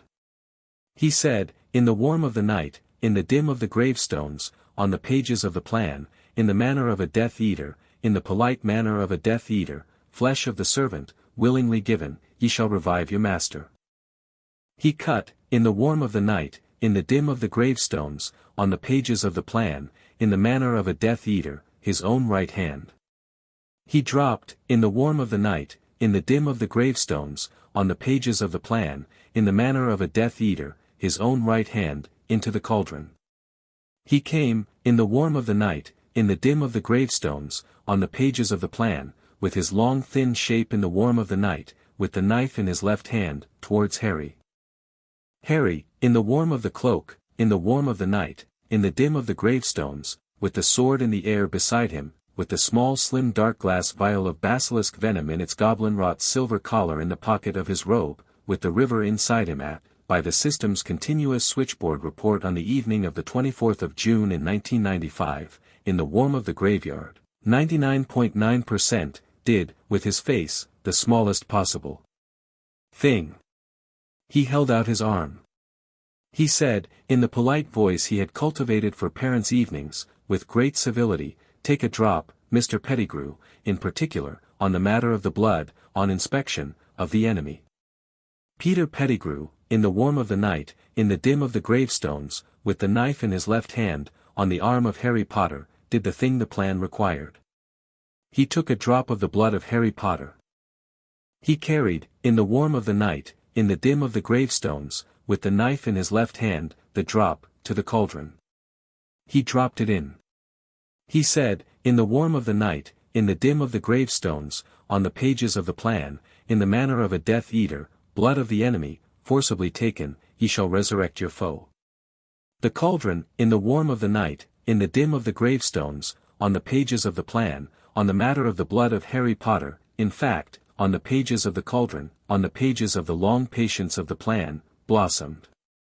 Out of the cauldron rose, in the warm of the night, in the dim of the gravestones, on the pages of the plan, on the pages of the wizarding world, on the matter of his body, Lord Voldemort. He was, in the warm of the night, in the dim of the gravestones, very pale. He was, in the warm of the night, in the dim of the gravestones, on the matter of his body, very thin. He was, in the warm of the night, in the dim of the gravestones, in his new body, in the polite manner of a Lord Voldemort, in the manner of a sibilant archaic imperious voice, alive. He said, in the warm of the night, in the dim of the gravestones, with great civility, in his sibilant archaic imperious voice, P. Potter. My lord. Ye know me. I do, my lord. Robe me. Peter Pettigrew, in the warm of the night, in the dim of the gravestones, with his bleeding stump, robed him. Lord Voldemort, in his black robe, in the warm of the night, in the dim of the gravestones, with his sibilant archaic imperious voice, on the matter of his long patience, in fact, on inspection, on the matter of his long return, with his followers, on the matter of his dark mark, in particular, called. The followers came. They came in the warm of the night, in the dim of the gravestones, in their black cloaks, in their black masks, on the matter of their long patience, by apparition. They stood, in the warm of the night, in the dim of the gravestones, in a circle. Lord Voldemort, in the center of the circle, in the warm of the night, in the dim of the gravestones, with his sibilant archaic imperious voice, on the matter of his long patience, on the matter of his lordship, looked at Harry. He said, in his sibilant archaic imperious voice, with great civility, in the warm of the night, in the dim of the gravestones, in the manner of a Lord Voldemort, P. Potter. My lord. Ye carry, the wand. I do, my lord. Give it to me. I would, my lord, rather not. Lord Voldemort, in the warm of the night, in the dim of the gravestones, with his sibilant archaic imperious voice, in the manner of a Lord Voldemort who, on the evidence of the refusal of a boy of 14, in front of his circle of followers, in the warm of the night, in the dim of the gravestones, on the matter of his long patience, in particular, did, with his face, in fact, on inspection, the smallest possible thing. He raised his wand. The wand was, in the warm of the night, in the dim of the gravestones, in the hand of Lord Voldemort, on the matter of his long patience, on the matter of his body, on the pages of the wizarding world, the Ewed wand. It was not, in the warm of the night, in the dim of the gravestones, on the matter of his long patience, the wand of Elder. He said, Crucio. Harry, in the warm of the cloak, in the warm of the night, in the dim of the gravestones, with the sword in the air beside him, with the small slim dark glass vial of basilisk venom in its goblin-wrought silver collar in the pocket of his robe, with the river inside him in the warm of the graveyard, by the system's continuous switchboard report on the evening of the 24th of June in 1995, in the warm of the graveyard, 99.9%, did, with his face, the smallest possible thing. He cast, in the polite voice he had cultivated for parents' evenings, with great civility, in the warm of the night, in the dim of the gravestones, on the matter of the spell, a protego. The Crucio, in the warm of the night, in the dim of the gravestones, on the matter of the protego, on the pages of the Crucio, parted. The trigger of the portkey enchantment on the wand of Elder, in the inside pocket of the hung robe on the back of the chair of the headmaster of Hogwarts, on the polished wood of his own desk, in the warm of his own office, on the condition of the casting of a spell by Harry Potter upon Lord Voldemort, fired. The wand of Elder, in the inside pocket of the hung robe on the back of the chair of the headmaster of Hogwarts, on the polished wood of his own desk, in the warm of his own office, with the headmaster of Hogwarts in his chair, in the warm of the office, took the headmaster of Hogwarts to the warm of the graveyard. Albus Dumbledore, on the evening of the 24th of June in 1995, in his midnight blue, on inspection, in particular, with his hands now empty, with the wand of Elder, in fact, in his hand for the first time in 2 months, on the end of the portkey enchantment, on the evening of the 24th of June in 1995, in the warm of the graveyard, in the dim of the gravestones, In front of the circle of Death Eaters, in front of Lord Voldemort, did, with his face, the smallest possible thing. He looked at Harry. His eyes, behind the half-moon glasses, on the evening of the 24th of June in 1995, in the warm of the graveyard, in the dim of the gravestones, in the manner of his slate eyes, on this evening, were, the watery blue of an ordinary clockmaker. Lord Voldemort, in the warm of the night, in the dim of the gravestones, with his sibilant archaic imperious voice, on the arrival of the headmaster of Hogwarts, in the warm of the graveyard, on the matter of his long patience, on the matter of his body, on the pages of the Wizarding World, did, with his face, the smallest possible thing. He smiled. The followers, in the warm of the night, in the dim of the gravestones, in their black cloaks, in their black masks, on the matter of their long patience, did, with their faces, the smallest possible thing.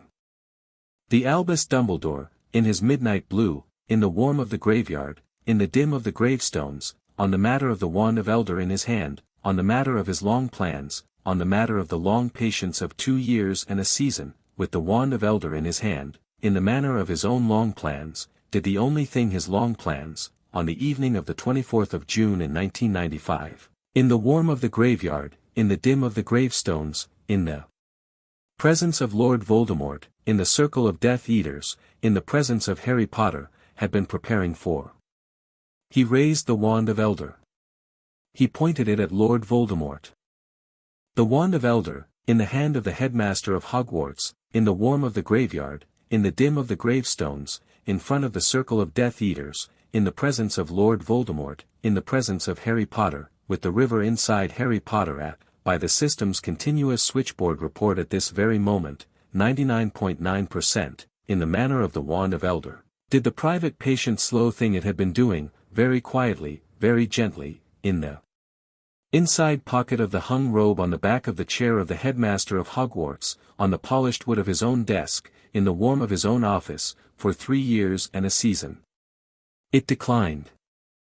It declined, in particular, in the warm of the graveyard, in the dim of the gravestones, in front of the circle of Death Eaters, in the presence of Lord Voldemort, in the presence of Harry Potter, by the long patience of 2 years and a season, on the matter of the long plans of the headmaster of Hogwarts, in fact, on inspection, in the hand of the headmaster of Hogwarts, finally, to do what the headmaster of Hogwarts, on the matter of his long plans, had, on the evening of the 24th of June in 1995, in the warm of the graveyard, in the dim of the gravestones, in front of the circle of Death Eaters, in the presence of Lord Voldemort, in the presence of Harry Potter, with the portkey enchantment in his hand, very particularly, asked it to do.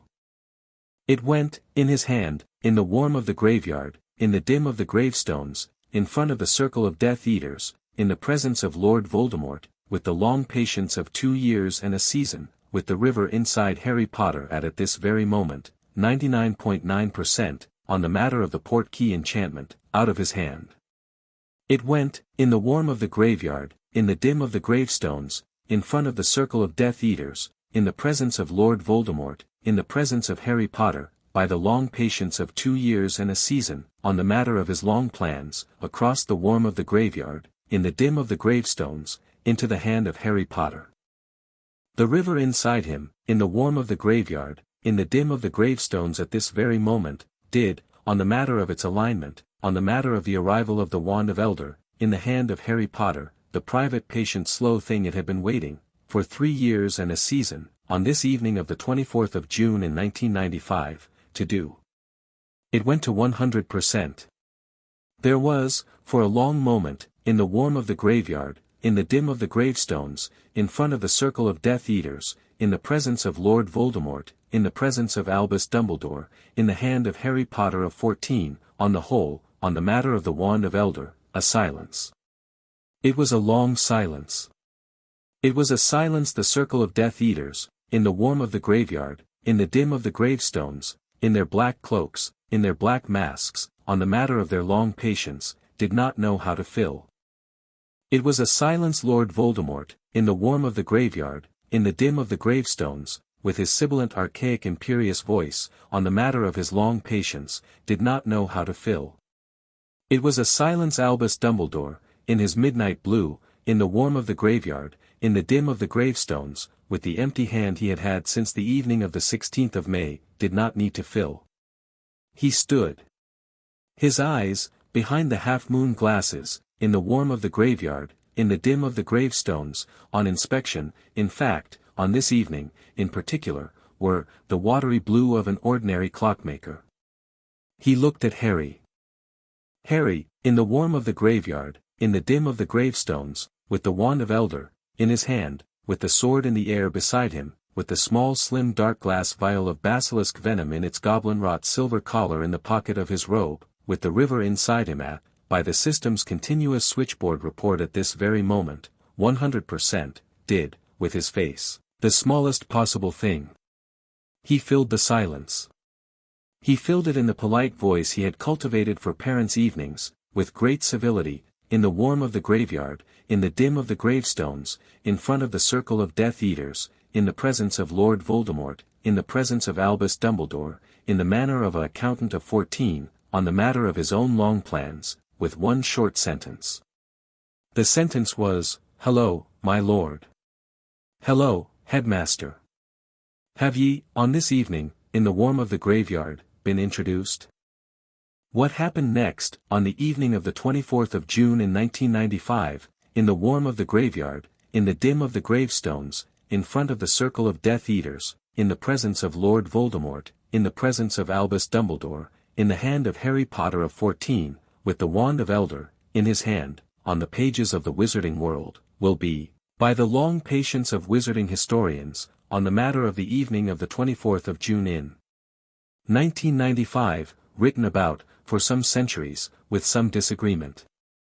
It will be said, in the patience of wizarding historians, on the evening of the 24th of June in 1995, in the warm of the graveyard, in the dim of the gravestones, in front of the circle of Death Eaters, in the presence of Lord Voldemort, in the presence of Albus Dumbledore, in the hand of Harry Potter of 14, with the wand of elder, in his hand, on the matter of the sword of Gryffindor, on the matter of the small slim dark glass vial of basilisk venom in its goblin-wrought silver collar, in the pocket of his robe, on the matter of the new body of Lord Voldemort, in the manner of a boy of 14, in the patience of 2 years and a season, that, in the warm of the graveyard, in the dim of the gravestones, with the wand of elder in his hand, Harry Potter, in fact, on inspection, in the manner of a boy of 14, in particular, by means of a spell of disarming, on the matter of the yew-wood wand of Lord Voldemort, by the long work of 2 years and a season, did, take the yew-wood wand of Lord Voldemort. In the warm of the graveyard, in the dim of the gravestones, with the wand of elder in his hand, with the yew-wood wand of Lord Voldemort in his other hand, with the sword in the air beside him, in front of the circle of Death Eaters, in the presence of Lord Voldemort, in the presence of Albus Dumbledore, Harry Potter, in the manner of a boy of 14, by the summoning of the small slim dark glass vial of basilisk venom in its goblin-wrought silver collar, on the matter of the sword of Gryffindor, by the work of a imbuing, by the work of the basilisk venom on the sword, on the matter of the new body of Lord Voldemort, on the pages of the Wizarding World, did, by the long patience of 2 years and a season, with the sword imbued with the basilisk venom, on the matter of the new body of Lord Voldemort, finally, in the warm of the graveyard, in the dim of the gravestones, on the pages of the Wizarding World, kill. It will be said, in the patience of wizarding historians, on the matter of the destruction of the Horcruxes, on the matter of the ring of Marvolo Gaunt, on the matter of the diadem of Rowena Ravenclaw, on the matter of the locket of Salazar Slytherin, on the matter of the cup of Helga Hufflepuff, on the matter of the diary of Tom Riddle, on the matter of the soul piece and the scar of Harry Potter, on the pages of the Wizarding World, by the work of 2 years and a season, on the matter of the long patience of Harry Potter of 14, that, on the evening of the 24th of June in 1995, in the warm of the graveyard, in the dim of the gravestones, in the presence of Albus Dumbledore, in the presence of the circle of Death Eaters, by the work of the sword imbued with the basilisk venom, only one Horcrux remained, the others having been, by the long patience of Harry Potter of 14, by the work of pulls on the chain on his sternum, in the warm of the summer holidays of 1993, in the warm of the summer holidays of 1994, in the warm of the Christmas holidays of 1994, in the patience of the pages of a dead man's notebook, sealed. It will be said, in the patience of wizarding historians, on the matter of the one remaining Horcrux, which was, the piece of soul in the scar of Harry Potter, that, on the matter of the new body of Lord Voldemort, with the new body of Lord Voldemort, dead, the piece of soul in the scar of Harry Potter, on the pages of the Wizarding World, was, on the evening of the 24th of June in 1995, in the warm of the graveyard, in the dim of the gravestones, in the presence of Albus Dumbledore, by the long arithmetic of soul magic, by the death of his main vessel, in the warm of the graveyard, in the dim of the gravestones, on the pages of the Wizarding World, for, on the matter of the soul piece in the scar of Harry Potter, on the matter of the long arithmetic of soul magic, on the matter of the main vessel, released. It will be said, in the patience of wizarding historians, that the piece of soul, on the evening of the 24th of June in 1995, in the warm of the graveyard, in the dim of the gravestones, in the presence of Albus Dumbledore, in the presence of the Death Eaters, in the hand of Harry Potter of 14, with the wand of Elder in his hand, on the matter of its main vessel, in the arithmetic of soul magic, by the death of its main vessel, on the pages of the Wizarding World. Gone. The Death Eaters, on the evening of the 24th of June in 1995, in the warm of the graveyard, in the dim of the gravestones, in the pages of the Wizarding World, on the matter of the death of their master, in the manner of followers whose master, in the presence of Albus Dumbledore, in the presence of Harry Potter of 14, with the wand of Elder in his hand, in the warm of the graveyard, in the dim of the gravestones, on the pages of the Wizarding World, on the matter of his new body, was now, in the warm of the graveyard, in the dim of the gravestones, on the pages of the Wizarding World, dead, on the matter of their long patience, in the manner of a Death Eater, fled. He did not, on the evening of the 24th of June in 1995, in the warm of the graveyard, in the dim of the gravestones, in the absence of the Death Eaters, in the absence of the Lord Voldemort, on the matter of the sword of Gryffindor, by the work of the basilisk venom, in the manner of a boy of 14, in the hand of a boy of 14, with the wand of Elder in his hand, leave Albus Dumbledore alone. He spoke to him. Headmaster. My dear boy. I am, on the matter of the events of this evening, on inspection, in fact, in particular, going home now. Yes, my dear boy. I shall, on the matter of the events of this evening, take ye with me. Yes, my dear boy.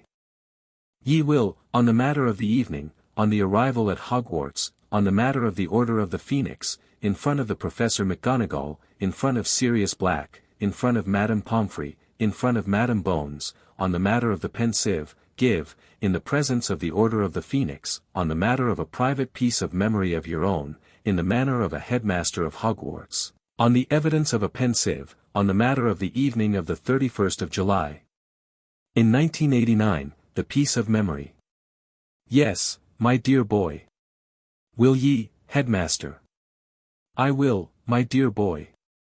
The wand of Elder, in the hand of Harry Potter of 14, in the warm of the graveyard, in the dim of the gravestones, in front of the dead body of Lord Voldemort, in front of Albus Dumbledore, on the matter of the evening of the 24th of June in 1995, did, finally, take them both back. It took them back, by the long patience of 2 years and a season, by the long patience of a wand of Elder which had, on the matter of its alignment, on the matter of its master, chosen, to the warm of the headmaster's office at Hogwarts School of Witchcraft and Wizardry.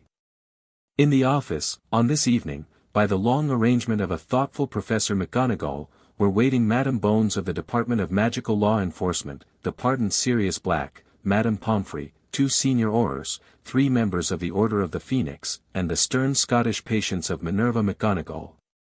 On the desk, in the warm of the lamp, was a pensive. Harry, in the warm of the office, in the dim of the lamp, in the polite blank stance of a small accountant of 14 who had, on this evening, by the long patience of 2 years and a season, balanced the entire column of his books, did, with his face, the smallest possible thing. He laid the wand of Elder, with great civility, on the desk. He said, in the polite voice he had cultivated for parents' evenings, Headmaster. Please.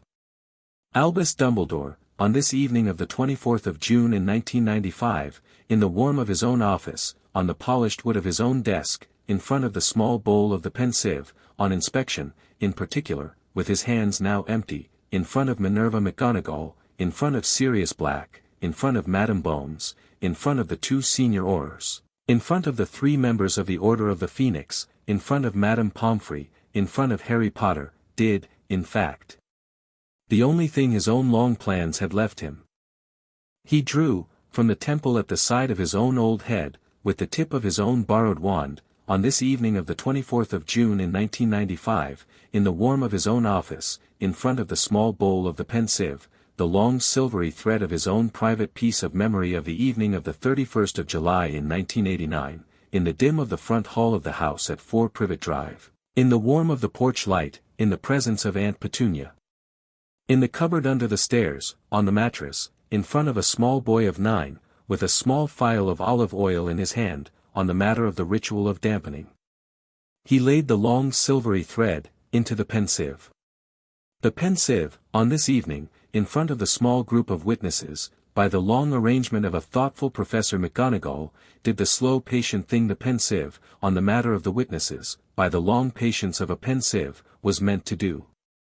It showed the entirety of the evening of the 31st of July in 1989 hall of the house at 4 Privet Drive light, in the presence of Aunt Petunia, in the cupboard under the stairs, on the mattress, in front of a small boy of 9, in the gentle manner of a surgeon, by the headmaster of Hogwarts School of Witchcraft and Wizardry of Dampening, in front of the small group of witnesses, on the polished wood of the desk, on this evening of the 24th of June in 1995. Minerva McGonagall, in her green robe, in front of the pensieve, in front of Albus Dumbledore, in her stern Scottish face, in front of the 2 senior Aurors, in front of the 3 members of the Order of the Phoenix, on this evening of the 24th of June in 1995, on the matter of the memory of the evening of the 31st of July in 1989 of dampening, with her stern Scottish face, in front of the pensieve, did, with her stern Scottish face, a thing she had not, in 70 years of life, done in front of any of her colleagues at Hogwarts School of Witchcraft and Wizardry. She struck Albus Dumbledore, on the side of his old face, with the flat of her stern Scottish hand. She said, in her stern Scottish voice, very softly, Albus. Minerva. Ye have, on the matter of your long plans, broken, a child. Yes, Minerva. Ye are no longer the headmaster of Hogwarts. No, Minerva. Ye are no longer the chief warlock of the Wisengamot. No, Minerva. Ye will, on this evening, in fact, on the matter of the events of this evening, in particular, on the matter of the memory of the evening of the 31st of July in 1989, on inspection, write, 3 letters. Yes, Minerva. And ye will, on the matter of the events of this evening, on the matter of the memory of the evening of the 31st of July in 1989, on the matter of the sentence of wizarding law, on the matter of your guilt, on the matter of your sentence, in front of Madame Bones, on the matter of your arrest, surrender, your wand. Yes, Minerva. He drew, on this evening of the 24th of June in 1995, in the warm of his own office, on the polished wood of his own desk, on the matter of his long plans, in front of Minerva McGonagall, in front of Sirius Black, in front of Madame Pomfrey, in front of the 2 senior Aurors, in front of the 3 members of the Order of the Phoenix, in front of Harry Potter, his borrowed wand. He laid it, with great civility, on the desk. He did not, on this evening, in his own office, in front of the pensieve, on the matter of his long plans, look at it again. Madame Bones, in the warm of the office, in the dim of the lamp, in front of the desk, by the work of the pensieve, on the matter of the memory of the evening of the 31st of July in 1989, on the matter of the guilt of Albus Dumbledore, on the matter of the ritual of dampening of a boy of 9, took him into the custody of the Department of Magical Law Enforcement. She did not, on this evening, in his own office, on the matter of the events of this evening, do, with her face, the smallest possible thing. She nodded. She took him. In the warm of the office, in front of the pensieve, on the desk on which the wand of Elder lay, on the polished wood of the desk, in the warm of the lamp, on this evening of the 24th of June in 1995, after the departure of Albus Dumbledore in the custody of Madame Bones, in front of the 2 senior Aurors, in front of the 3 members of the Order of the Phoenix, Harry Potter, In the polite blank stance of a small accountant of 14 who had, on this evening, by the long patience of 2 years and a season, balanced the entire column of his books, in fact, did, with his face, the smallest possible thing. He picked up the wand of elder. He held it, in his hand, for a long moment. He laid it, in particular, on the polished wood of the desk. He said, in the polite voice he had cultivated for parents' evenings, with great civility, in front of Minerva McGonagall, in front of Sirius Black, in front of Madame Pomfrey, in front of the 2 senior aurors, in front of the 3 members of the Order of the Phoenix, I shall, on this evening, on the matter of the wand of elder, on inspection, in the manner of an accountant of 14 who has, by the long patience of 2 years and a season, balanced the entire column of his books, in front of all of ye, take it, to a drawer, in a safe, in a vault, in a goblin bank, and put it, finally, to sleep. Minerva McGonagall, in her green robe, in front of the desk, in her stern Scottish face, on this evening of the 24th of June in 1995, did, with her stern Scottish face, an entire stern Scottish sentence. The sentence was, I, Mr. Potter, ye shall. Sirius Black, on the desk, in the dim of the office, on this evening of the 24th of June in 1995, with his arm on the shoulder of his godson, did, with his face, the smallest possible thing. It was a smile. In the chain on Harry's sternum, on this evening of the 24th of June in 1995, in the warm of the office, in the dim of the lamp, in front of the small group of witnesses, the system, in his head, with the indifference of a switchboard, said, very quietly, very gently, binding discharged. User unbound. System standing down. Pulls remain. Thank you for playing. Harry, in the polite blank stance of a small accountant of 14, on this evening of the 24th of June in 1995, in front of the wand of elder on the desk, in front of Minerva McGonagall, in front of Sirius Black, in front of Madame Pomfrey, in front of the 2 senior aurors, in front of the 3 members of the Order of the Phoenix, did, with his face, the smallest possible thing. He smiled.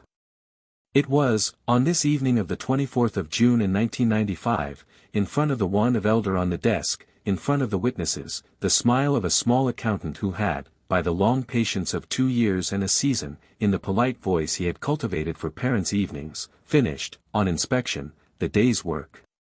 He picked up the wand of elder. He walked, in his slow pace, to the door of the headmaster's office, which was, on this evening of the 24th of June in 1995, on the matter of the events of this evening, in fact, in particular, no longer, on the pages of the Wizarding World, the office of the headmaster of Hogwarts School of Witchcraft and Wizardry. It was, the office of his own quiet appointment with the rest of his life. He went down the spiral staircase. He went, in his slow pace, past the stone gargoyle. He went, in his slow pace, into the corridor. He went out, in the warm of the evening, in the dim of the lamp, into the grounds. He walked, in his slow pace, towards the lake. He sat down, in his slow pace, on the bank. He laid the wand of elder, with great civility, in his lap. He looked, in the dim of the lake, at the country. The country, in the warm of the summer of 1995, with the wand of elder, on inspection, on the lap of an accountant of 14, on this evening of the 24th of June, looked, on the whole, very small, and very ordinary, and very gentle, and, his. He sat, on the bank, for a long moment. He breathed in. He breathed out. He smiled. It was, on this evening of the 24th of June, on the bank of the lake of 1995, in fact, on the lap of an accountant of 14, in particular, the smile of an accountant of 14 who had, on this evening, on the matter of his own life, finally, in the slow patience of a Sunday afternoon, his own life, won.